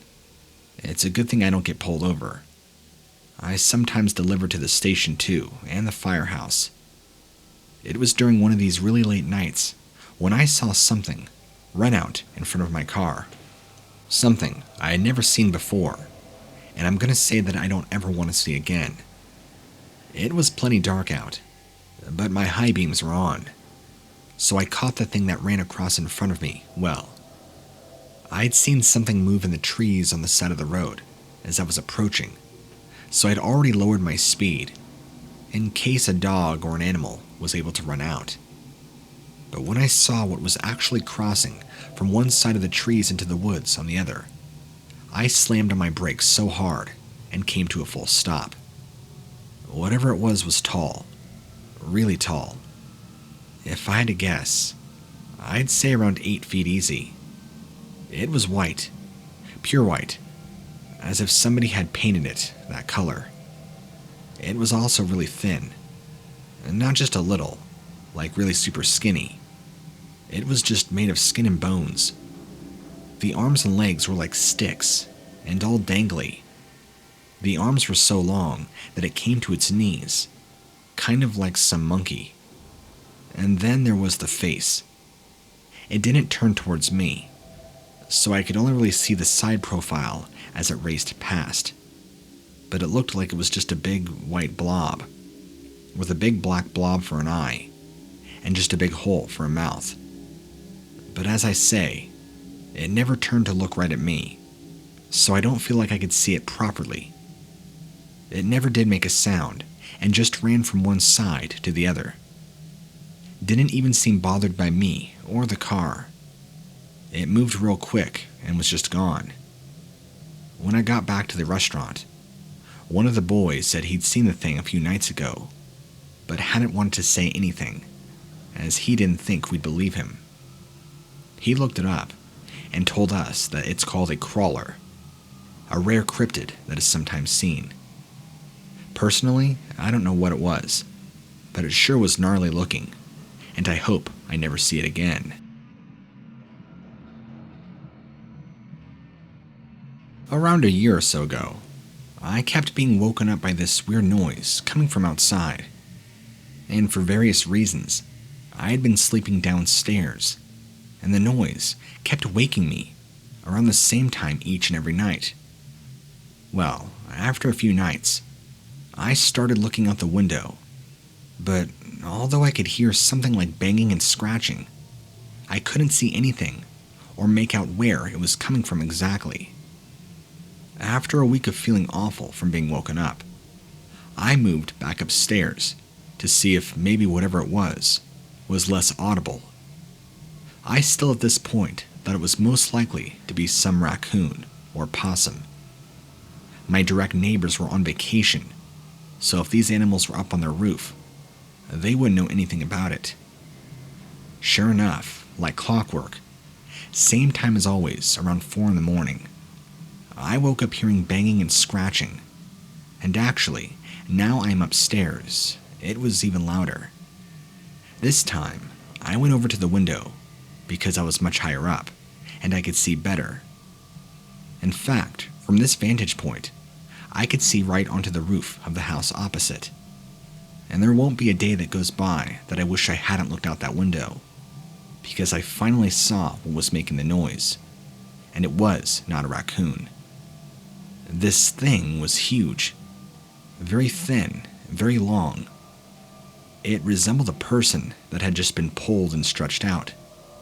Like Play-Doh, when you pull and pull, and the middle part that's being stretched becomes thinner. It was a very pale white, sickly white. There appeared to be no fur or hair on its entire body, and it was crawling on its belly over the roof, scratching at the tiles and banging on them, as if it were trying to break in. It appeared to have very long limbs, which meant even though it was crawling on its front, they were spread out way in front and behind. And that's when I saw the face, because it turned. It was large and oval-shaped. I couldn't see any eyes or nose. It looked like it must be blind, so maybe that was why it was banging about, but I don't know. Its mouth looked wrong. It was like an open O. It was just dark from where I stood, like a wide dark opening, but I could just believe it was full of rows of tiny razor teeth. It began scratching and banging for a few more moments, and then kind of slithered off. That's the best way I can describe its motion. I stood there, staring at the roof, and you bet I didn't sleep that night. The following day was a bit of a blur, but at some point, I saw a car pull up and assumed they must have returned. I didn't wake up that night, or for the next few weeks. Then, one night, I wasn't feeling too well and needed to go get up and take an aspirin. I checked out the window, but nothing. Somehow, that thing must have known they were there and then disappeared when they came back, because I have not seen or heard of it since. I went through a real rough patch, nearly 10 years ago now. It caused me to be homeless for a very short time. Being homeless in the city means plenty of shop fronts to sleep under, cardboard boxes in alleyways, and even communities of other people without a roof over their head.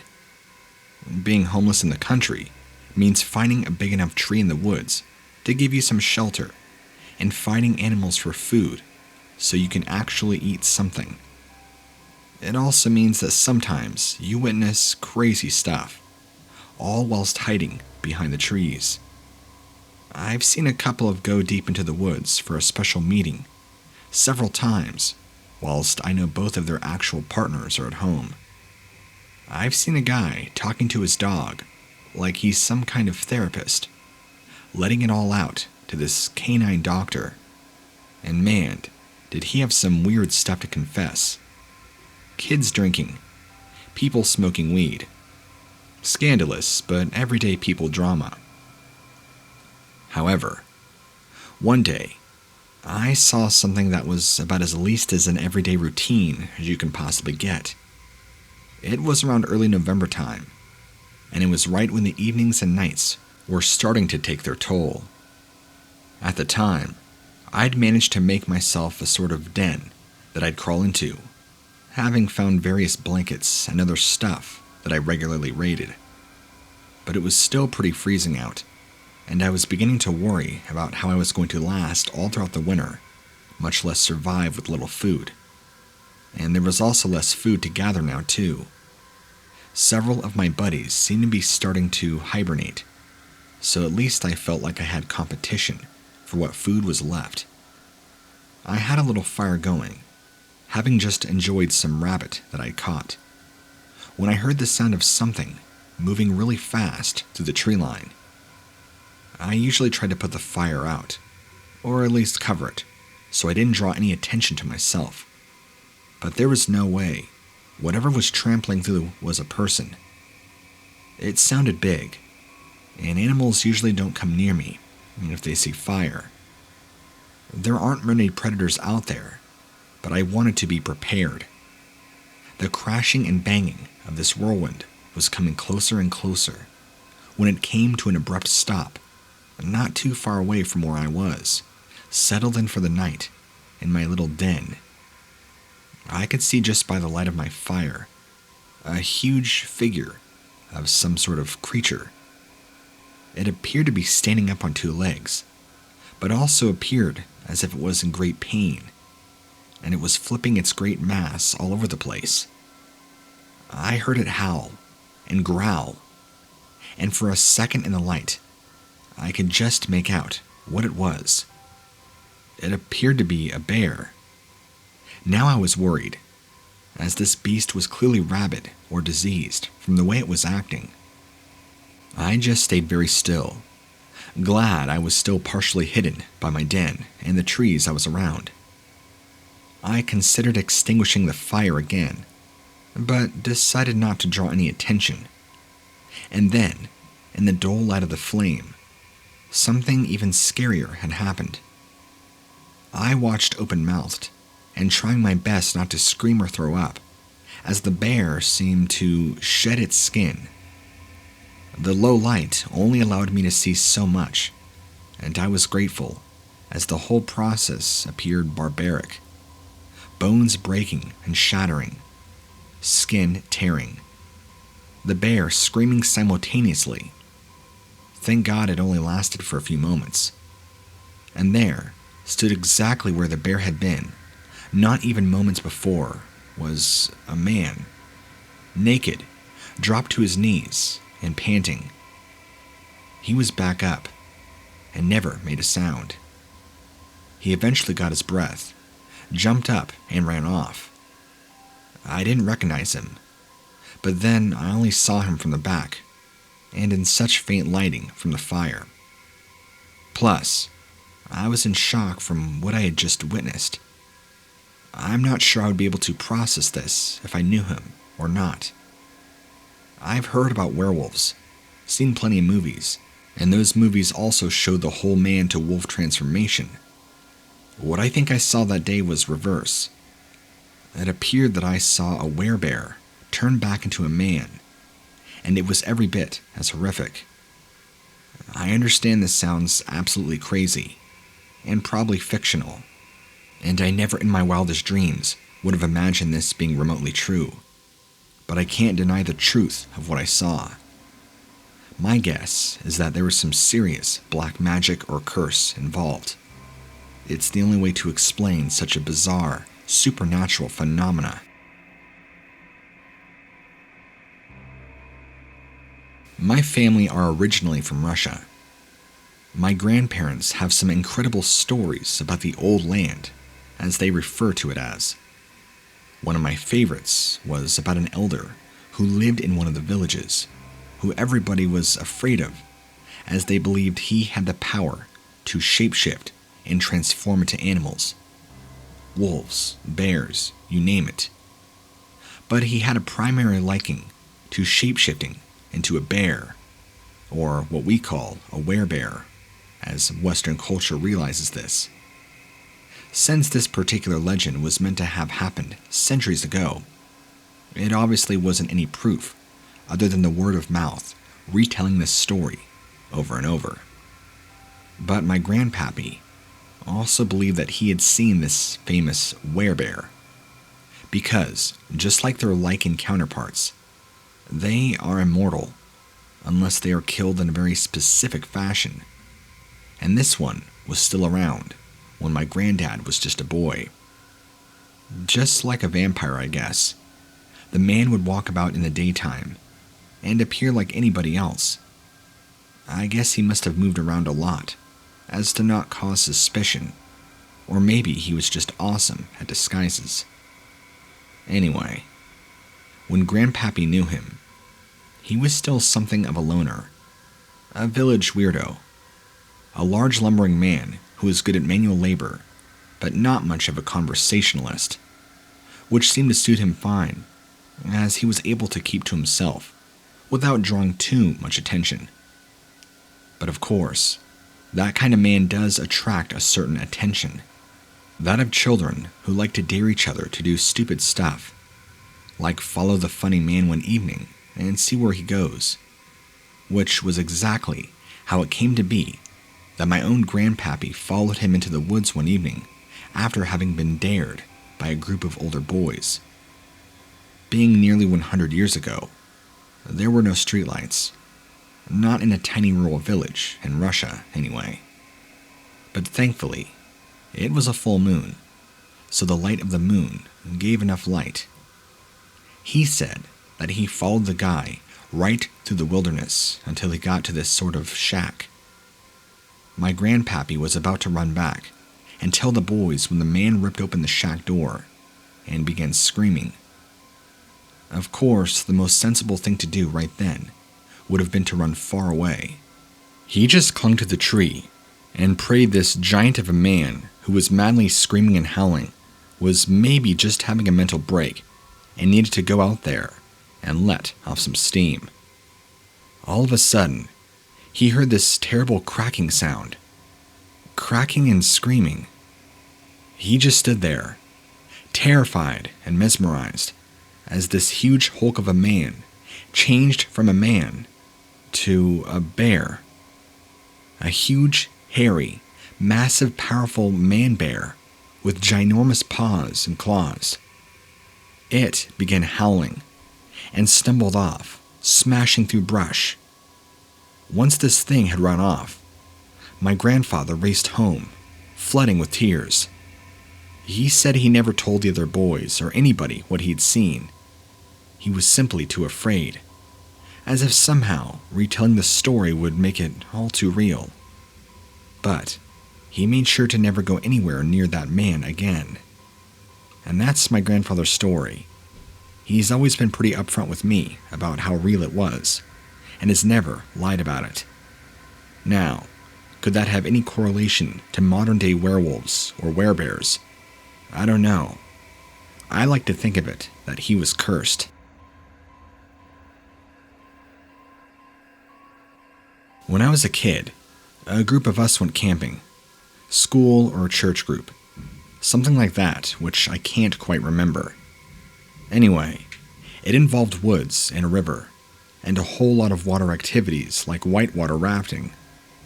It was great fun, good times, apart from the last night. We'd been warned about the wildlife, and of course, there were plenty of adults there. The exact camping area we were in was pretty secure, but there was an occasional bear sighting here and there. Mainly if you left some food out, they might come nosing about. I had seen one particular bear a couple of times in the distance when we were doing some of the water activities, namely kayaking. What struck me about him was his coloring. I thought that bears were solely black, or at least a dark brown. This one was kind of a light gray. Very unusual. I never saw him close to the camp. He or she was always off in the distance. It was on the very last night that I got to see him up close. I must have had too much cocoa by the fire. I woke up sometime in the middle of the night, desperate to go to the bathroom. And I didn't want to have to go too far since it was so dark. I didn't have a flashlight or anything, so I just headed over to the trees, just behind the tents. I kept thinking of the girl's tent hearing me, so I ended up going a bit further. Just after I finished peeing, I heard this noise coming behind me. I crouched down, avoiding my own urine, even though I wasn't doing anything wrong. But it's embarrassing, and I still didn't want to get caught. That's when I could see the outline of a person, and it kind of looked like one of the park ranger guys who we'd seen wandering about sometimes, who'd also warned us about leaving food and trash outside. He looked like he was off somewhere in a rush, and then all of a sudden, he bent over, and that's when this began happening. His whole body seemed to shake, like he was having a seizure. That's when I was frozen on the spot. Suddenly, in this horrific moment, he just seemed to change. I don't know what I was looking at. It was also super dark, with just enough light from the sky. Then, once his body had started to slow down from shaking, I realized what I was seeing. I couldn't understand back then, and to be honest, I'm still not even 100% sure, even to this day. As the ranger had turned from a regular old dude with grayish hair to the bear that I kept seeing. Once he had fully transformed, he went off running further into the trees, and I went back to the tent, where I did not sleep for the rest of the night. Of course, when I told the other kids in the morning, they thought it was the best story ever. I was just glad we were getting ready to go. Once we were all bundled back into the bus to leave, the warden comes up to say bye, and he looked me right in the eyes, as if he knew, and told me personally he hoped we'd all be back very soon. I never went back, but the thought and image of him shape-shifting into this bear never has left my mind. The fraternity I was accepted into had a slightly different hazing ritual than most. I had to join some of them in the use of a Ouija board. At least it wasn't as bad as what happened to the other kid, just a short distance away, that was forced to drink an entire fifth of vodka, and God only knows how much beer and wine. People are still talking about it. So yeah, my hazing would still involve spirits, just not the kind you would expect. I'm not sure if they were trying to be tongue-in-cheek, or if they thought I spooked easily, because everybody involved, 4 of them, and 1 being me, they were wearing long dark hooded robes that had obviously been Halloween costumes. I was preparing to give them the most disappointing hazing seance they had ever had. I'm one of those people that will never be superstitious. You could perform the bloodiest exorcism right in front of me, and I'd still think there's a way to rationally explain all of it, because there always is. As I said, there were 5 of us, which was by design. We sat in the middle of somebody's dorm room on a large throw rug that had a giant pentagram on it. We each sat on a point of the pentagram. All sorts of candles were lit, and lights were turned off, and it was time for their little scare stunt to backfire. They attempted to conjure up a spirit, and got through introductions. They said its name was Arnatikos. They threw cliched questions at Arnie, and I waited patiently. I think they were expecting me to get creeped out, because they all kept looking at me, and I made it a point to look as excited as a stoned paperweight. Finally, my rite of passage came to the point where I had to ask Arnie myself some questions. That was the moment I had been waiting for, the chance to put a few bullet holes in their seance. I proposed a yes or no question. Did I leave the window next to my bed in my dorm open? The planchet went a no, and so I smiled. I had indeed left it open. Then, I asked Arnie if I was going to be in college for more than 2 years. It answered no. Wrong again. I asked Arnie about the color of my car, my relationship status, a bunch of yes or no questions, and it got every single one wrong. It didn't tell the group what I was up to. Then, I began asking obvious questions. Were there 5 of us seated around the board? It kept answering no. This puzzled me. The answer should have been an obvious yes. I asked if there was anybody in the room that was alive. It answered no. The others were now looking just as confused as I did. I asked several more brutally obvious questions, and the board answered all of them wrong. Remember, I hadn't told anybody that the board had gotten all the previous questions wrong as well, the ones that only I knew the answers to. The logic and rational thinking that I swore by was starting to tighten around me like a python. The board was lying. It must have been obvious that I was getting freaked, because one of the guys at the board got a satisfied look about him when he began studying my face thoroughly, even though he too was anxious. I told him about my earlier questions, about how the board hadn't answered a single one of them correctly. My alarm became contagious, and the session was hastily but appropriately concluded. Later on up, I hit up Google to do some research on Arnie. I was expecting to find someone that was famous for being a compulsive liar. Turned out that the Arnitikos wasn't a name at all. It was the Greek word for negative. The new connections made my stomach sink into a bottomless pit of dread. The answers were the negatives, the mirrored versions of the correct ones. I still don't believe in spooks, but I will say that you'll never see me at a Ouija board again anytime soon in the future.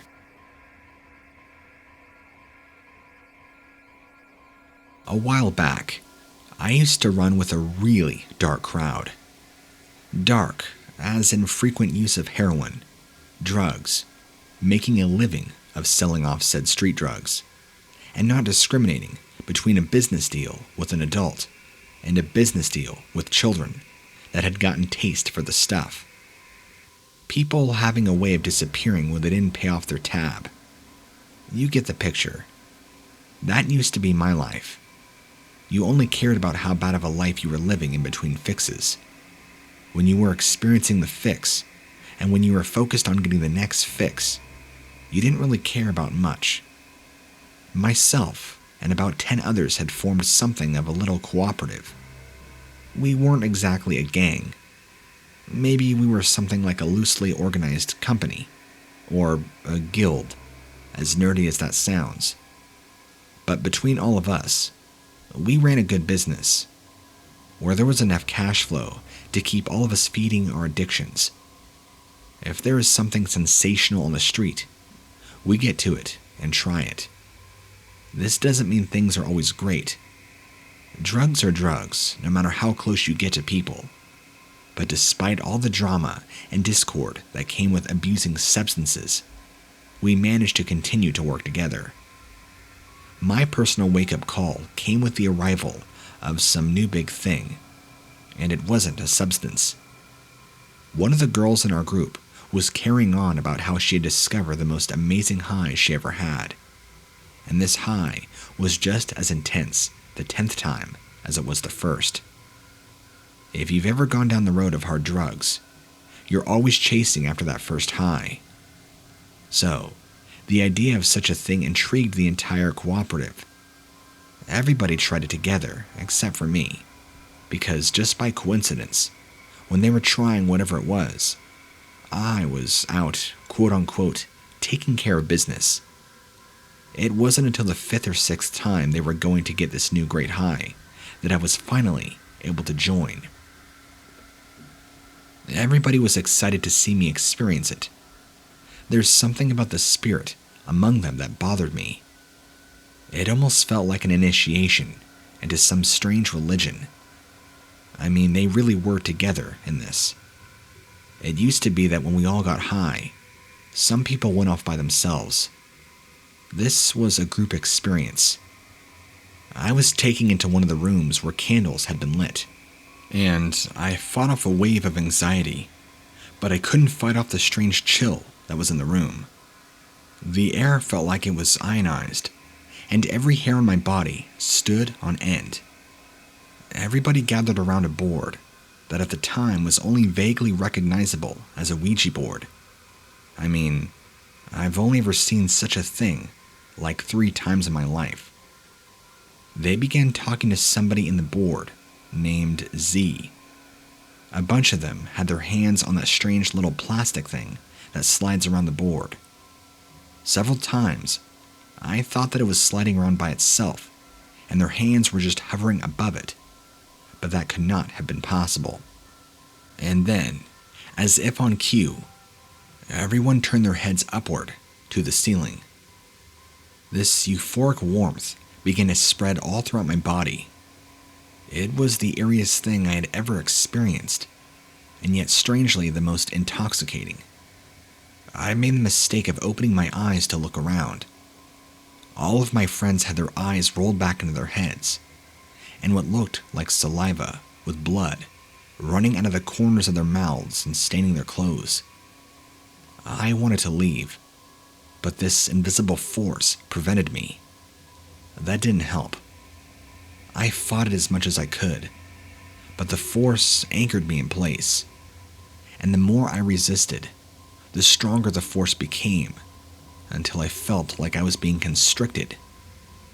After much too long, the session ended, and everybody came to, looking satisfied. I left the cooperative that night, and I had a feeling that I should do so without announcing it. I won't lie, it was an intense pleasure, the euphoria that Z gave us. But there is something about the whole thing that felt like rape, and it put my lifestyle into very stark perspective. I don't have time to launch into all the ways of how this was done.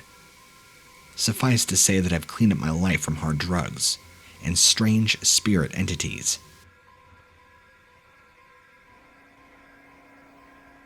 My sister is 14 years old, and she used to be the life of the party. Clever, smart, witty, pretty and popular. Family loved her, tons of great friends. Teachers always thought she was a great kid too, until a few months back. She used to be very pretty. People would always mention it. Where she was slim, she was still very much a blossoming young woman. Now, she looks like a walking skeleton. Hangless hair, lifeless, greasy. You could put your shopping in the bags under her eyes. She stinks of cigarettes. And yes, she's only 14. The entire reason this happened was because she was stupid enough to fool around with a Ouija board. And, unlike the fake stories where people push around the planchet and make stupid spooky sounds, it knows that I really fancy Tony when she messed about with it. She won't tell me what she asked it, won't tell me how it got out. Of course, she had to do it alone, and in the house. I know it sounds harsh, but you should see her. I knew something had happened the day she did it. We were home alone that night. I'm 17, so my mom and dad trusted us. Trusted us, past tense. Now, they won't let us out of sight, except for school. She'd been really secretive, and I knew she was up to something. To be honest, I thought it would involve a boy. Whether she was FaceTiming somebody or planning to sneak out, I wasn't sure. She kept her door firmly shut, but I kept checking on her, pretending to offer her a drink, see if she was cold and needed the heat on. All sorts of excuses to see if she would talk to anybody. But each time I listened at the door and then barged in, she was alone. No phone, no laptop, no tablet, nothing. That was suspicious. Then she announced she had a slight headache and was going to sleep early. At 10 p.m., that's not like her. Again, I kept sneaking up to her door in silence. So, I Netflixed, and just before midnight, decided to hit the sack myself. So I tiptoed up the stairs as I thought she must be asleep. And that was when I could hear strange noises. I didn't rush in immediately, and I regret that, although I don't know if it would have made any difference. Then I realized what I could hear, a slight bumping or banging noise. Now, she's only 14. I rushed in there, genuinely thinking I was about to kick some snotty teenage boy and give her a piece of my mind. Because she was totally alone, and that shocked me. Barely conscious, floating above her bed. The bumping and banging was her being sporadically thrown into her wall. The moaning she was making was of being drifting in and out of consciousness, crying out, whimpering in pain. And on the bed, underneath where she seemed to be hovering, was a Ouija board. Not some fancy wooden one either. She made it herself out of a piece of cardboard and Sharpies. I screamed, as if that would somehow stop what was ever happening. Nothing.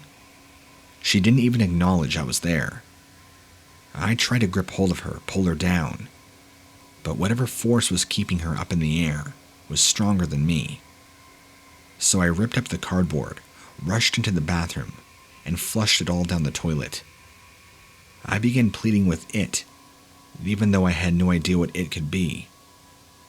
For a moment, she stopped being bumped, and I thought it had worked, even though she was still floating.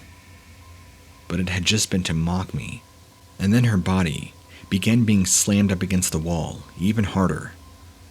It tried again to grab hold of her, and this time, I could feel something actually push me too, and I went flying across the room and landed near her dressing table. Heaving myself back up, I caught sight of something in the mirror. I could see a black shadow over by the bed that was only visible in the mirror, so I did the only thing I could think of and smashed it. She came flying back onto the bed and landed. Somehow she hadn't been too badly hurt. She was bleeding a little and bruised, but I was just able to tell my mother that she'd fallen. She could have put up with nightmares like I do, but it was the waking whispers in her ear that have stopped her sleeping, turned her to smoking and drinking, causing my parents great worry. She only sleeps now when she's passed out from sneaking alcohol. Says that the only time he isn't talking to her, telling her to do stuff, telling her all the stuff he wants to do to her, and that her soul now belongs to him. My 14-year-old sister now looks like a crackhead, and it is affecting all of us. Please, if this story just lets one person know how real this stuff is, I will know I have stopped one more victim, because he will get out. I don't know how, but he will. Even if a piece of paper works. I've seen the proof, and I'm living the consequences.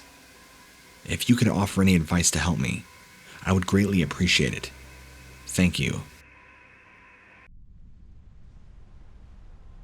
My parents own a pretty good chunk of property, large enough to include a small lake. I had been expressly forbidden to never go near the lake without any adult supervision. So, as a kid, you can imagine I was always itching to go near that body of water. That's not there was a lack of water for me to go near. There was actually a pond not that far away, and for whatever reason, there was no problem with me visiting the pond, but there would be fireworks and hell to pay. I had never quite figured out the logic. The simple fact that it was forbidden was that it made it more inviting. As it often happens with many kids, I'm outside, unsupervised, and I got the idea to go take a visit. What my parents didn't know wouldn't hurt them. It wasn't like it was one of those places where you get a bad feeling just by being there. It was a very beautiful pond, and that particular day, the sun was shining, the weather gorgeous, made it all the more inviting. That's when I noticed something that I had never noticed before. A short distance into the lake was what looked like a segment of a pier or a dock, as if there was somebody had taken the pier apart, but failed to get one last segment of it that was out in the water. It was close enough that I would be able to swim to it. I was 11 years old, and I was a capable swimmer. I figured I was old enough to prove that I wasn't in any danger by being in or near the lake. I mean, I wasn't a baby anymore. I took off my clothes, jumped in the water, and I swam over to the small island of planks, being held up by heavy logs that reached far down into the water. I climbed up on the top, sat there, proud of myself, like any 11-year-old is of such a small feat. If only my parents could see me now, I thought. They would realize how grown up I am, and that I'm not just a little boy. My moment of triumph, though, was interrupted by movement next to the lakeshore. I want to say that I saw somebody, but the whole way it carried itself made it something. I mean, it had the overall shape of a man, albeit a very tall one, but there was something about the way it moved that seemed feral, almost like it was wearing clothes of some kind. The face was difficult for me to see. I couldn't see light reflecting off eyes. I couldn't see a nose or mouth. It appeared slightly hunched at the shoulders, making it look like it was skulking, even when it wasn't. It came to the water, and it began to wade out into it. Then the water went up to this thing's neck, and then it completely submerged. That was the last I had seen of it, but for some reason, it had completely scared me out of my wits. I was afraid to even move, let alone breathe. Quite a bit of time passed, and I was beginning to wonder if the thing was ever going to come for me, 'cause it surely would have reached me by then, if I was the reason it got in the water. Plus, my bladder was getting full, and suddenly, I heard angry shouting. My father. He was livid. He was throwing a bright orange raft onto the surface of the water and paddling out to get me. I jumped in the raft, deciding it was better than being in the water where I didn't know where that boogeyman was. My dad, not speaking a word, which is what he does when he is absolutely at his wit's end of anger. I knew I had it in. So, we silently paddled back to shore, and I looked back at the pier, and I thought the color drained from my face as I saw the head of that creature was poking up out of the water, just under the pier. It had been waiting for me the whole time. And in that moment, I understood why I was never allowed near the water. And after that incident, I never went there again, not even in my adult life. I got grounded for a long time after that. And when I asked my dad about it, if he had seen the thing, he wouldn't even acknowledge it, like he knew, but didn't want to bring it into reality. My mother played dumb about it too.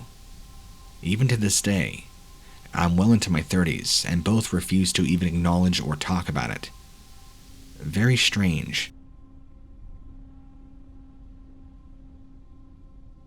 I'm from Illinois, and if you are from the same place, then you know that the city I'm in is home to 2 exceptionally large industrial processing plants. They manufacture soy and vitamin E. I don't know if I'm allowed to mention them by name or not. I work at one of those 2 places, and a number of the people in my family do as well, because where else can you get paid that kind of money, not knowing how to do anything?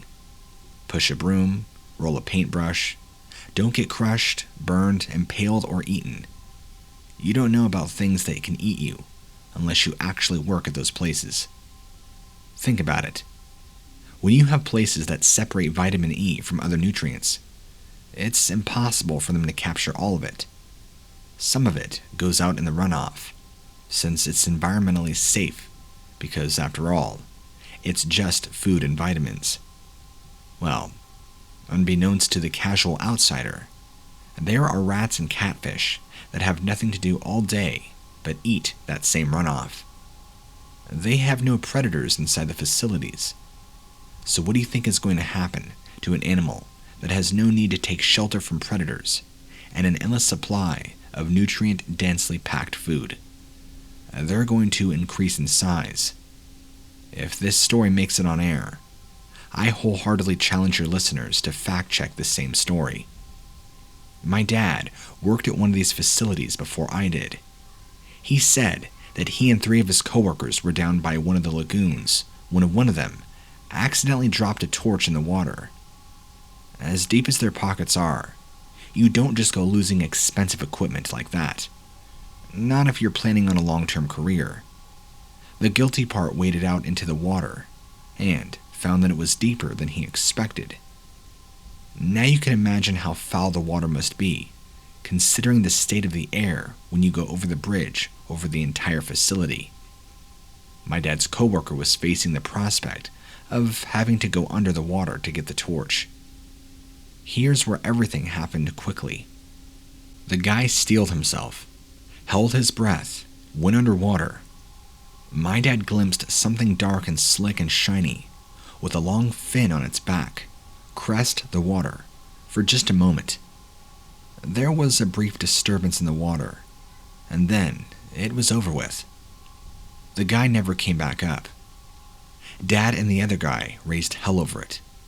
But this is a corporation with incredibly deep pockets, which is why it's very dangerous to work here. There is no fine steep enough to force them into implementing any major safety programs. When something happens to one of their workers, they just reach into said deep pockets, pay off any fines or lawsuits, or anything else, and they bring in another warm body from the stack of applications of people who want to make decent money with literal no experience. I know that sounds like a bad plot to a science fiction movie, but honestly, it's the cold hard truth. They covered over the missing man's grave with money, just like they do with everyone else that suddenly isn't there anymore. My dad also swears up and down that for years afterwards, if he paid close enough attention, he would see a catfish the size of a shark in the lagoon. He never saw it completely exposed, but he always saw parts of it, or evidence of its presence. And it wasn't exactly small. Encounters with rats, the size of large cats, are a common experience out there. So it's not far-fetched to say there's one, if not more, catfish that are more than capable of swallowing a grown man. If you don't believe me, you are more than welcome to come out here and see for yourself.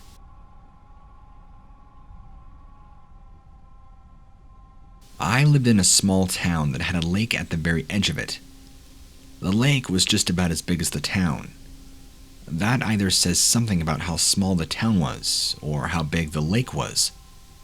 Anyway, by the time I was 13 years old, I had a girlfriend that I spent just about every spare minute with that I could. My parents were more on the strict side, so they frowned on me spending any time with my girlfriend alone. After all, we never got into any real trouble. Any time that we actually had alone time, it was out in public. An expedition to the mysterious lake at the edge of town was just the right excuse to go for a nice long walk with my girlfriend and our chaperone, Dell, the border collie.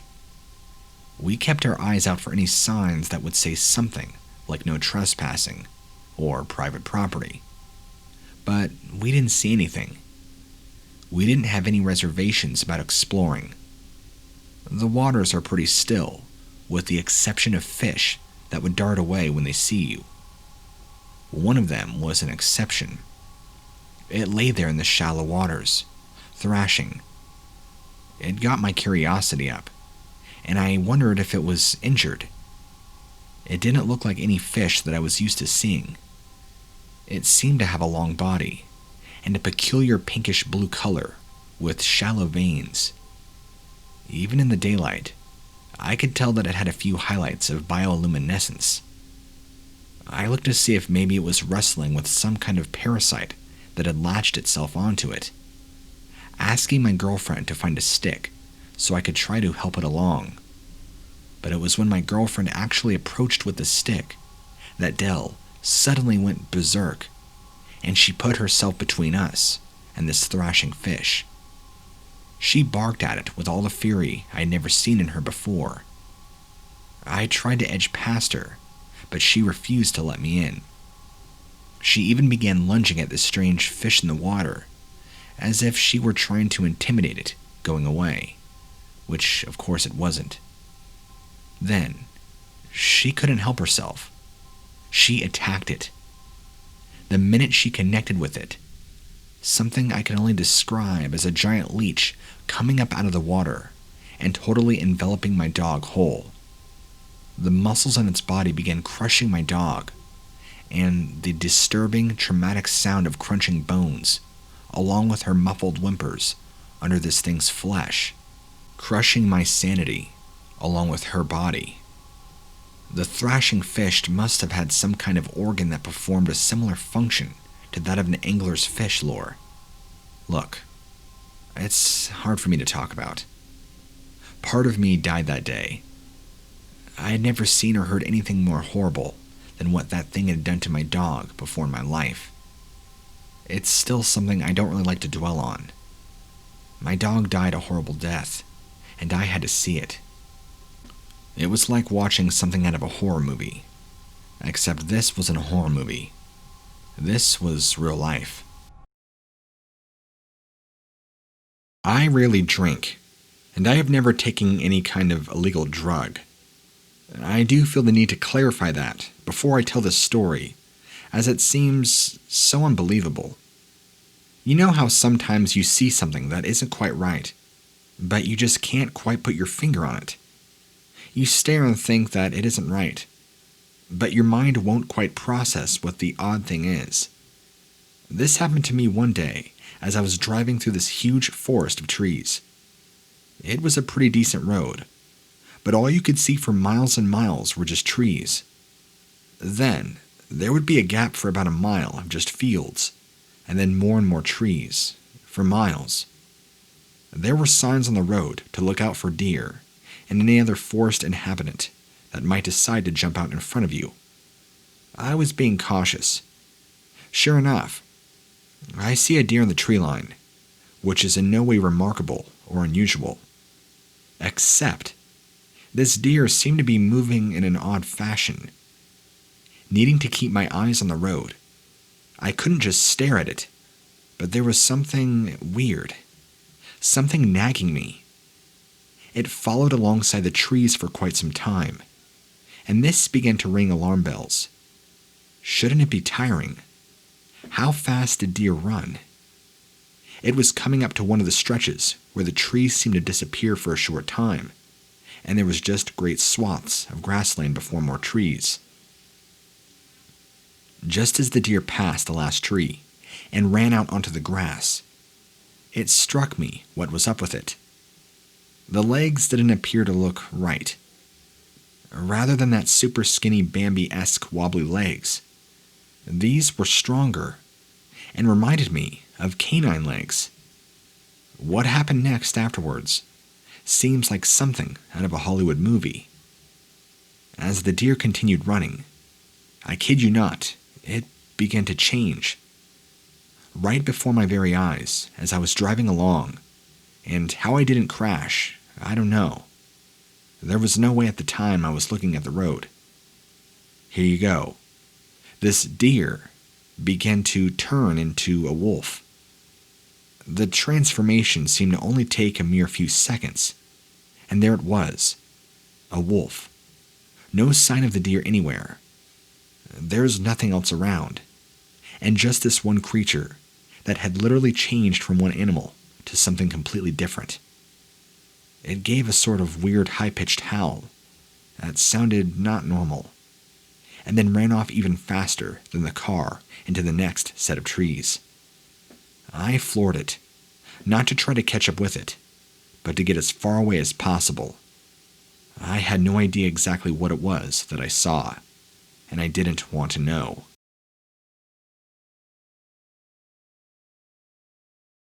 I had recently received the news that my grandmother was sick with COVID. This was a big blow for me, since I was close to my grandmother, and I had fallen into a slump where I had not contacted her, just for the sake of it, for a very long time. So other than the distress of finding out that she was ill, the experience was compounded by the guilt of knowing that I hadn't been keeping in touch, and that she might not be around much longer. I went for a walk on a lonely bike trail that ran through thick woods. The outdoors was always good for me, a place of solace. It was the sort of thing that evened me out and allowed me to think from a relaxed and level-headed perspective. The trail was wide, and it was raised up so that either side sloped down to the woods, kind of like a road, where there is small ditches on each side of the road to help shear off rainwater. I didn't do much observing of the scenery, though. My eyes were mostly kept to the trail and my feet as I tried to sort out thoughts and emotions. I heard a snap of a twig off to the side. It garnered my attention, so I looked into the woods to see that just behind the first line of trees, a large buck, looking at me inquisitively. If it had been a person, I would have been irritated at my inner dialogue being interrupted. I easily admired the beauty of the creature for a long time before continuing on, absorbing into my thoughts with a lighter heart. I quickly thanked this buck for the mood lift. Walking along, I quickly threw glances over my shoulder to make sure if my animal companion was still there. It was still looking at me, as it was trailing me at a distance. Maybe I was in its territory, but it didn't seem like it was going to charge me or anything. One of the times that I looked back, I did so just in time to see it go behind one tree, and then see a large coyote emerge from behind the same tree. That made me stop and stare. Why had the deer gotten so close to a coyote? And how come the coyote hadn't attacked the deer? I quickly scanned the tree line for the buck, but it was gone. It was as if the buck had transformed, which was impossible. But the coyote behaved exactly as the deer had. Right then in that moment, I began to get a sickening, sinking feeling in the pit of my stomach. I kept looking back at the coyote, and it went behind a tree and emerged as a fox. When I stared directly at it, it would just stand there and stare back at me, almost behaving identical to the past two animals. But when I walked on and only minded it out of the corner of my eye, it would follow and perform these inexplicable transformations behind trees, out of sight. The final straw for me was when it emerged from behind one of the trees as my very own grandmother. The imitation, or so I call it, was perfect. Even the way she walked. She even yelled out to me with her voice. That voice that I knew so well. I began to run. I knew it wasn't right. Something was wrong. When I looked behind me, my grandmother had transformed into something like a wolf made of pure black shadow. Panic came over me, and I ran in that moment for all I was worth. I was thoroughly winded. It took me a while to recover, and I'm still waiting to hear if my grandmother is going to make it through or not. But I know whatever I saw that day, it wasn't her. I don't know if it was some kind of omen. It was just a product of all the stress I was under. I'm not sure. But if I ever see it again, I'm not going to wait around to see if it's an hallucination or not. By the way, as far as it being a native thing, or some sort of black magic, the only thing I can attribute to that is there's a reservation nearly 30 miles away from here. I have no idea if the two coincide.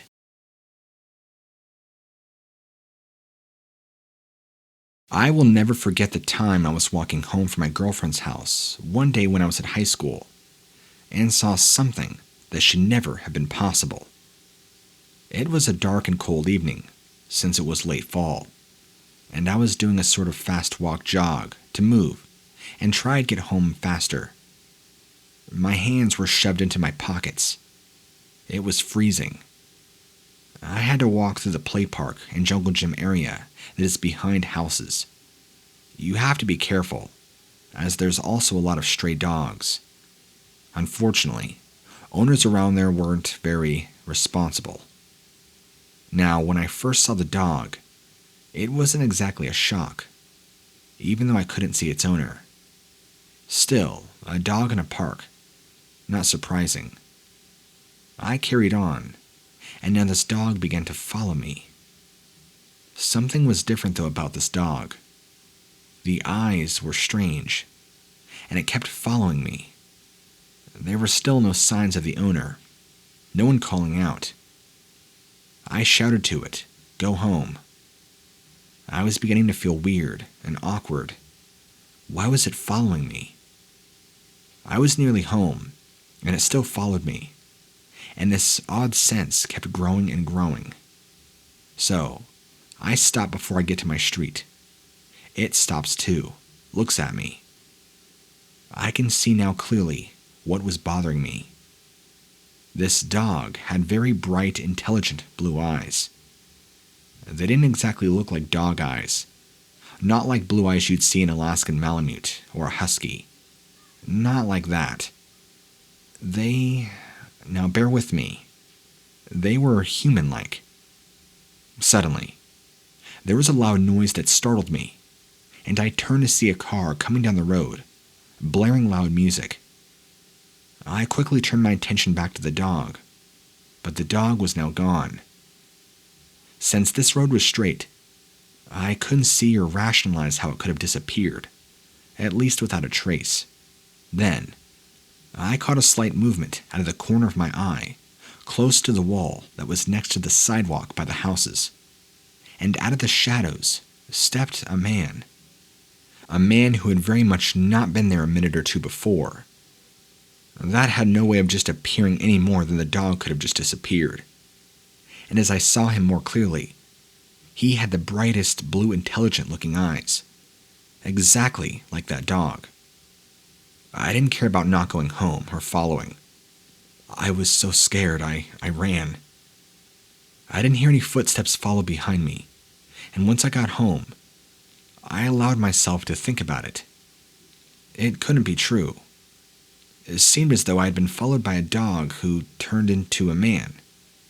Does that even happen? Was he what they call a shapeshifter? And if so, had I been targeted, or was he merely just curious?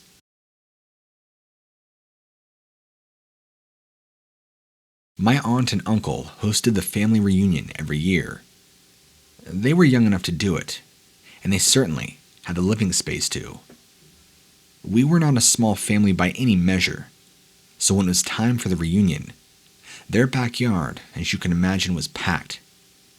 Having the woods at the edge of their property added a nice touch to the whole experience. This last year was the Lua theme, so there were tiki torches and loud Hawaiian shirts aplenty. My aunt being the social butterfly, and my uncle was just a little bit, but not anywhere near that level. Any breathing she did was just enough so she could take another breath and keep talking and laughing. And of course, her nosy Pomeranian, Lucky, had somehow uprooted his leash and bolted for the woodline. My aunt was quick enough to see him do it, but not fast enough to catch him before he went behind the trees. All of us got a good look at my aunt running, like she's in a marathon. She came back after a few minutes with Lucky in her arms, and he just wasn't having it. She was surprisingly very quiet for the rest of the evening. Several people, including myself, wondered if there's something wrong. She had that look like you would expect from somebody who's upset. But, like a lot of people, she insisted that she was fine. She didn't even play any games until she was invited, and when she participated, she said nothing, and not even smiling. Now, my uncle was visibly embarrassed that his wife would be this upset with him about something in front of the entire family, but when he pressed her about it, she would shrug her shoulders and claim to be okay. She was just tired. My uncle knew better. I mean, the poor man was driven to a sort of quiet desperation to get his wife to stop treating him like this, and yet she told him there wasn't any behavior to cease. The awkwardness wouldn't leave, but my uncle resigned himself to things being what they were. Everybody started moving inside so that they could enjoy a little more time together in the backyard before everybody went home. If I had not lingered in the backyard, I would have not noticed the movement at the tree line. Somebody was out there, and I recognized it right away. But I had no explanation. My aunt was hobbling out of the woods as if she was injured. I ran up to her, asked her what was going on. She explained that when she went after Lucky, somebody had shoved her down and grabbed him and ran off. She was planning on going inside and calling the police to report the dog as missing. That's when my blood ran cold, when I calculated all the implications. Though injured, my aunt was still managing to talk up a storm. Whoever it was that went inside with my uncle was the total opposite. I helped her inside the house, but I chose not to tell her about the doppelganger. I searched the house as discreetly as possible. There was no sign of the other aunt. I told my uncle that was going on, and he helped me comb through the house, because he swore that twin day his wife had just been there. But she was gone when he turned around. She had either mysteriously vanished or was hiding. Well, they never found her, and we never saw her again after that. So, shapeshifter, skinwalker, wendigo, or doppelganger, let's never meet again. I'm a nature photographer. At least, that's my hobby. Nothing thrills me more than capturing the beauty of wildlife on camera. Like I said, it's mainly a hobby, but I try and take every professional opportunity I can. For example, entering contests. You could win big money, and that all goes towards upgrading my equipment. Since, if you know anything about photography, well, it's a very expensive hobby. This was the reason I was out in a small boat, off the coast of Maine, hoping to capture some whale pictures. It was just me and this older guy I'd chartered the boat from, who looked to be about 100 years old. He didn't talk much, but that was fine. I kind of enjoyed the quiet, honestly, all so I could concentrate better. He looked like some oldie-time mariner, and said to call him Captain. He'd been coming out here for decades and knew the best spots. We'd been out for a couple hours already, when I began to notice something odd.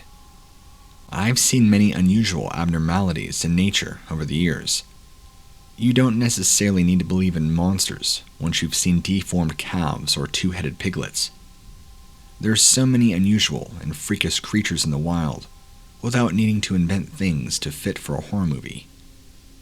I had already gotten some great pictures when I noticed a trail in the water.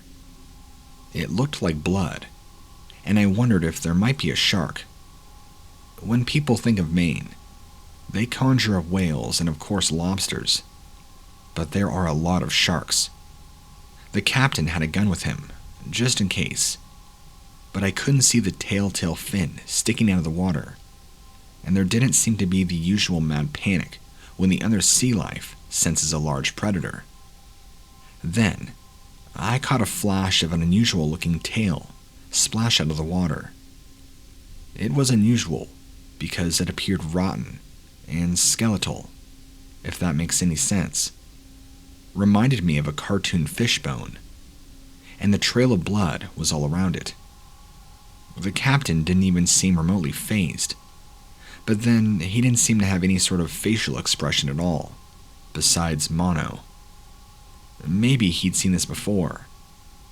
I tried to ask him, but he just grunted. Then, all of a sudden, there was a loud bang against the side of the boat, and I clearly saw more of the tail, which was just a rotten-looking and bony as the tip of it. That had seemed to have gotten the captain's attention, as now he made a conscious effort to steer the boat in a different direction. I was trying to take as many photos as I could. Have you ever seen that Disney movie about the mermaid? Well, whoever drew the main character, thank God they hadn't seen one of these, or it would have never been a family-friendly movie. In the water beside us was the most grotesque creature that I had ever laid my eyes on, from land or sea. It, and I will say it, rather than she or he, I refused to liken this hideous thing. It leered out of the water, scratching at the side of the boat. In that full moment, I got a good view of just how truly ugly, grotesque, and revolting it was. What had looked like fin rot covered the entire body. A long, thin, bony tail, covered in what appeared to be rotting meat, with bits of its skin and what had looked like fin rot, scales flapping, as if they would fall off. It honestly reminded me of a rotting fish. The tail ended around the waist and gave way to an equally skeletal body again, covered in what looked like diseased skin. I couldn't really exactly tell what it was. It looked kind of humanoid. Flapping skin, rotting skin I should say, with visible bones, and it had long, thin arms with overly large hands. They were more like talons or dagger-like claws. And all of this, if not ready, was topped with a head that appeared to be a very grotesque-looking skull. I mean, it wasn't a human skull. It was part animal, but I can't exactly make out. It had a grotesque-looking snout, and all sorts of nasty little details. I didn't see any eyes in the sockets. They were just two empty black holes. But it did have a huge maw filled with razor-sharp-looking teeth. Since I'm writing this to you, to share and to warn people of the dangers, I guess you can say what happened next. I was terrified, and as I believe I have every right to be, my grip on my camera lessened, and I lost my camera into the water. Down it went. There's $1,000 I'm out of. Once I'd managed to get up, I looked over the side, but the creature, and of course my camera, were now gone. I yelled at the captain that we needed to get back. Without hesitating further, we shot back to shore without saying anything. I was pretty shaken up by the whole thing, and of course really upset and utterly pissed about losing my $1,000 camera. Getting off the boat, the captain just looked at me and shook his head. You never hang about if you see one of them. Anyway, that's my experience with what I would call a merfolk, but I don't even know if that's exactly what I saw. The captain, as I said, seemed totally unfazed and would not even talk about it. What happened out there on the boat, I have no idea, but part of me believes it was some paranormal supernatural experience. Something from hell or the dead came to visit our boat. As for my camera, well, it took a little while, but I finally was able to replace it.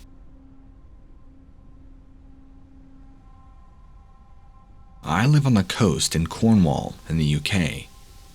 It is a place of beauty, and something I have never taken for granted.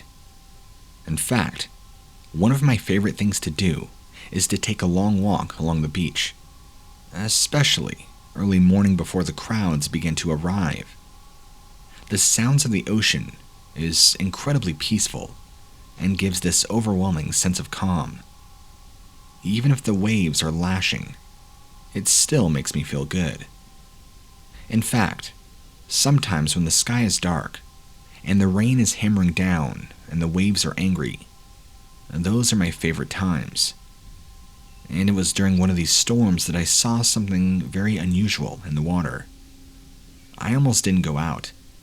The rain was that heavy, but something drew me to the sea that morning, and because it was so early, I knew I could get home and have a hot shower before heading off to work.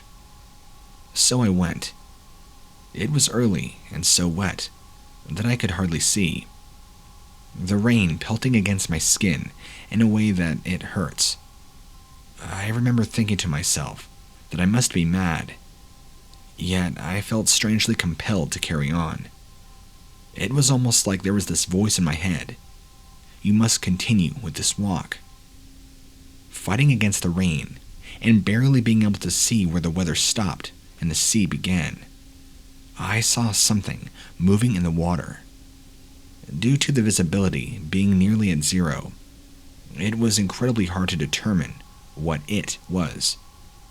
But I saw that it was moving, and I knew whatever it was alive, and large, and ultimately shouldn't be there. I didn't get a really good look at it. It was impossible, and maybe that's what it wanted. All I can make out was a mass of what appeared to be tentacles, dozens and dozens of them, all writhing and bobbing up and down and out of the waves. It would be hard to say what color they were, but they did stand out clearly from the water. A dark, muddy sort of hue. I don't know if it made a noise. There's no way I could have heard anything over the rain and crashing waves. I stood there, mesmerized for several minutes. It reminded me in a way of a pit of snakes. Then, they just seemed to slither back away into the sea. As soon as they had retreated, I almost seemed to snap out of whatever weird daze I'd been in, and literally ran home to get these sodden clothes warmed up. Even after a shower, warm enough to scald my skin, I couldn't get warm. I just shivered the entire day, and the rain kept coming. Then, sometimes after work, the rain just stopped. 1 second, thrashing down in sheets. The next, nothing. I immediately warmed up after that. So much that I had to start ripping off many layers I'd worn, just to try and get some heat. The whole experience was just really weird. I don't know what I saw in the sea, but even more so, I don't know how it seemed to hold some sort of power over me. It was a very, very weird experience. Very strange. Perhaps the strangest I'd ever experienced.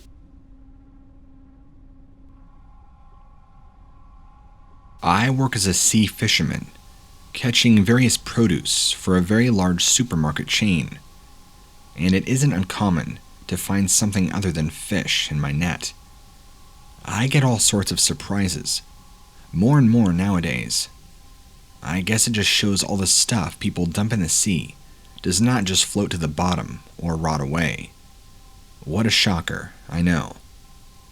I often bring this extra stuff home and post photos on social media. A sort of look what you've done post. I don't know if it makes any difference, but I try to do my bit. I'm not writing this to you to be eco-friendly. I want to tell you, and hopefully your listeners, about the thing that got away. It was one of those regular working days where you're just on autopilot. You've been doing the job for so long. Many of you know what I'm talking about. Those who have jobs and careers that every day is pretty much the same old, mundane, drawn out. You almost don't even need to concentrate. Your body knows the patterns of what exactly to do. As soon as I was heaving the nets in and out with the day's catch, I almost failed to notice my potential stowaway. Alongside all the garbage that turns up. Again, it isn't unusual to get a visitor. I only catch fish, other guys handle the crustaceans. So, if I pick up a lobster, crab, squid, he goes back into the sea. Sometimes, though, I've catch a weird-looking thing. I truly believe we have no idea what lives in the vast oceans, and there are hundreds, if not thousands of species we'll probably never discover. And just maybe, it was one of those that I caught that day. It would also be fitting to have come from any sci-fi or alien movie. So as I was emptying out the net, I saw something shoot out and scuttle across the boat. My first thought didn't go to alien, sea monster. I thought it must be a crab or lobster. I'd only had a fleeting glance as it shot off, but I did notice it left a sludgy black trail. It might be ink, I thought, or maybe a kind of squid. Whatever it was, it needed to go back into the ocean. I followed the trail over to the very darkest corner of the boat, and I could see it had several eyes looking at me. I was genuinely curious at this point. I called to it, hoping it would respond to me. If anybody had seen it, I'm not sure if it would have looked like a scene from a horror movie. This thing leapt out, tried to attach itself to me, and I managed to grapple it just in time.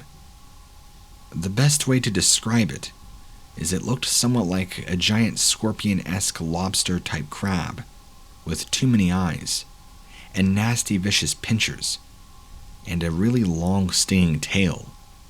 It opened its mouth like a sandworm, and its head almost disappeared as the mouth was so wide, and it screamed and I threw it back into the sea.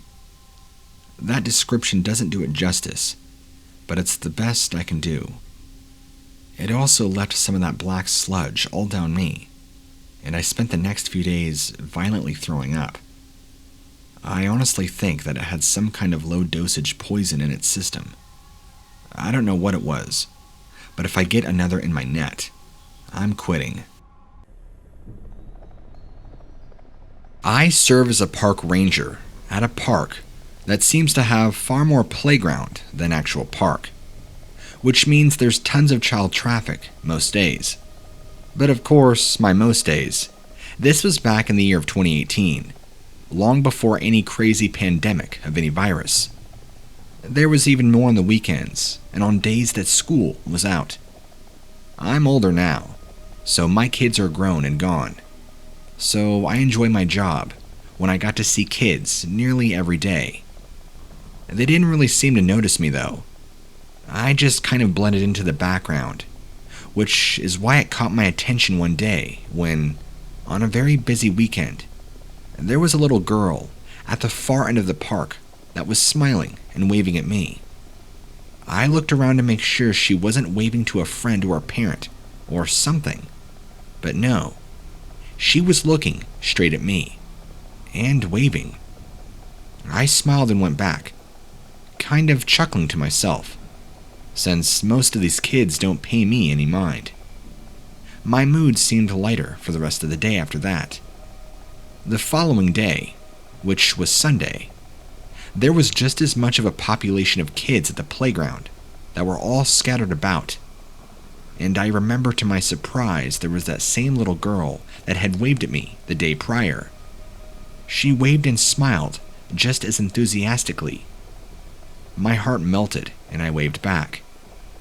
After all the stuff I saw in various areas of law enforcement, spanned over the years, things like that restored my faith in humanity. I got 2 days off and came back on a Wednesday. Making my rounds as usual, there were some kids, just not as many. A very common feat during the weekend and weekday. But I came back to that one playground, and there was that same little girl smiling.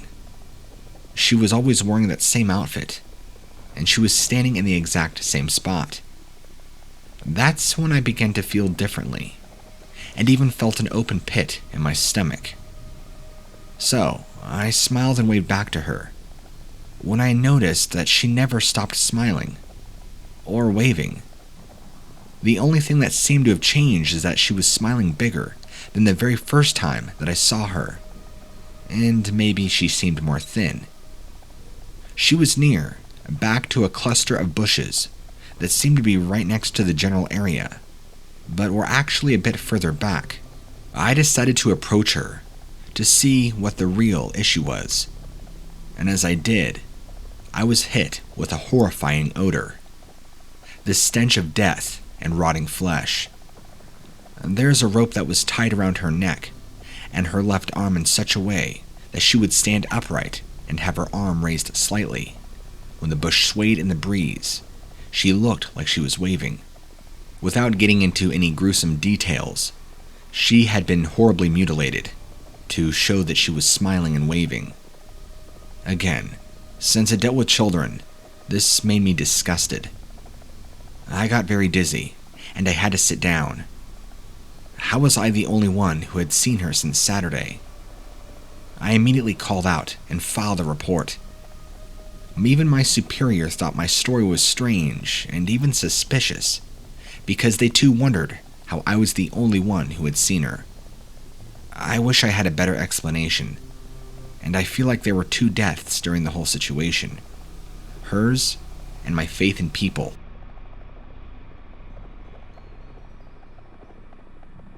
I've been a ranger for well over 30 years, and at some point, they decided that they would take some of the workload off my feet and let me do most of my work at the visitor center, which is about 1/3 of the way into the natural reserve.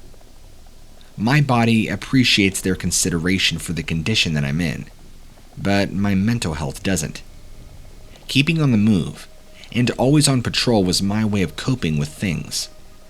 Working out of the visitor center gave me more time to think, and that's not necessarily a healthy thing. Suffice to say, I'm divorced, and my kids, well, they don't want to talk to me. All while I'm facing my twilight years all by myself. I'm not trying to draw attention here. Those will be necessary details in just a few short seconds. They forced me to take coffee breaks if I had to go too hard for too long. I was taking one such compulsory coffee break on one of the outdoor wooden park benches, completely by myself. People don't come to the park to look around the visitor center anymore. Besides the brochures of park information, the only thing the park has to offer is the same 4 or 5 fun facts, and they've been hanging out for a long time. In fact, everybody has seen them. Nobody wants to see them again. I was quickly yanked out of my thoughts when I heard a voice that I hadn't heard for over 15 years, but recognized it instantly. It was the voice of my ex-wife. and she was calling my name. My brain was trying to come up with a rational explanation as to why I was hearing this, and then I heard my daughter's voice come out to me also. Except she didn't sound like the 43-year-old woman that she had grown into. Instead, she sounded exactly the way she did when she was around 9 years old. I was anchored to the park bench for a while, terrified to move, just in case I was having a heart attack, or a stroke, or experiencing something else that would mess with my mind. Perhaps I was dying. Perhaps this was a practical joke. But who could mimic those voices so well and know my name at the same time?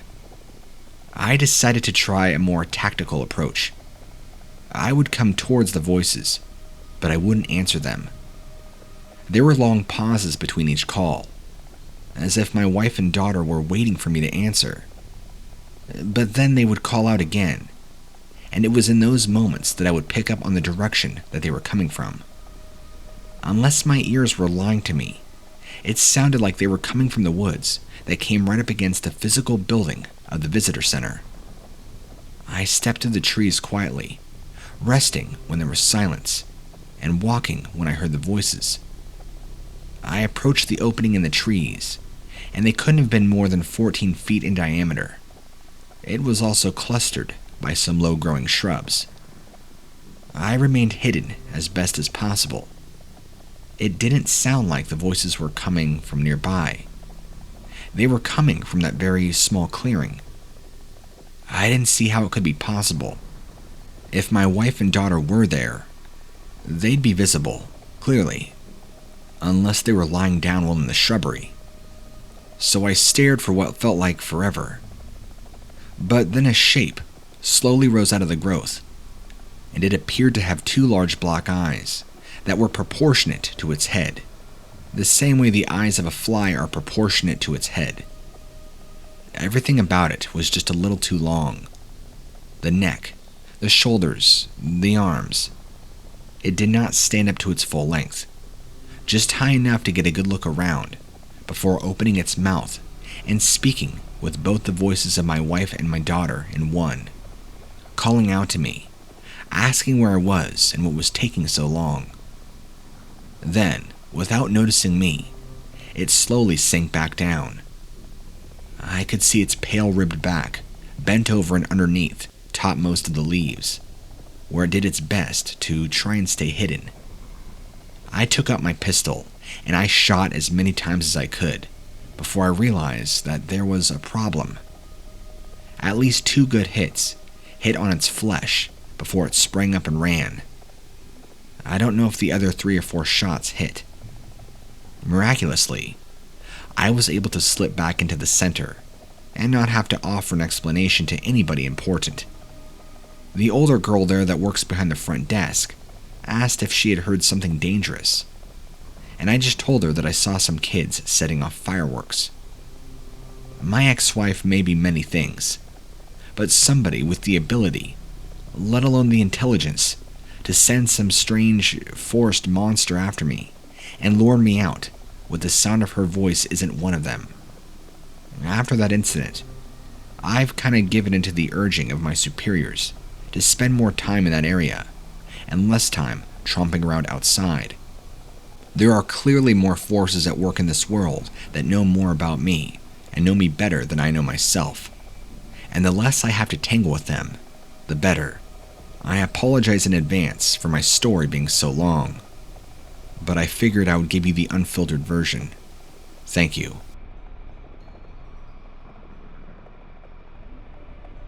The park that I service gets little to no traffic anymore. Part of that is simply because of how small the town is. Another part of that is today's Americans just don't get out for the fresh air anymore. It's kind of sad, really. I see video games are the new fresh air of today, and tablets and phones, and electronics. A lot of them involve getting out into the wild and enjoying fresh air and hunting and surviving. Nobody is really into that anymore. People would rather literally pay money for a simulation than they could just go out themselves and do it. And yet, even as little traffic as our park gets, I still find just enough litter to make me irritated. As if people get out into nature just long enough to ruin it for everyone else. I was cleaning up some wrappers off a park bench when, among them, I noticed something different. There was one of these corn husk dolls, the kind that are fashioned after the type that Native Americans used to make. It didn't have a face, just a blank knob for a head and 4 nubs for arms and legs. Cute and creepy. And I thought to myself, until I noticed a small piece of paper rolled up and tucked into one of its folds. I unrolled it out of curiosity, and it said, "Hello there." I smirked and threw it. After I was done picking up all the trash, I went back to my patrol car when there was another corn doll stuck behind the handle of the door. It too had another message that it read, "I said hello." I kind of prickled and looked around. As far as I could tell, I was the only person in the park, and I hadn't seen nor heard anyone. But then again, I was very absorbed in my work when I was picking up trash. It's possible that somebody was watching me and playing an elaborate prank, just so they could do it for, giggles. Still, I didn't like to think that somebody had gotten by me like that. I quickly got inside my car, shut the door, and no sooner had I done that, I noticed a third doll sitting on my steering wheel, also having another note that said, "Could you use a hand?"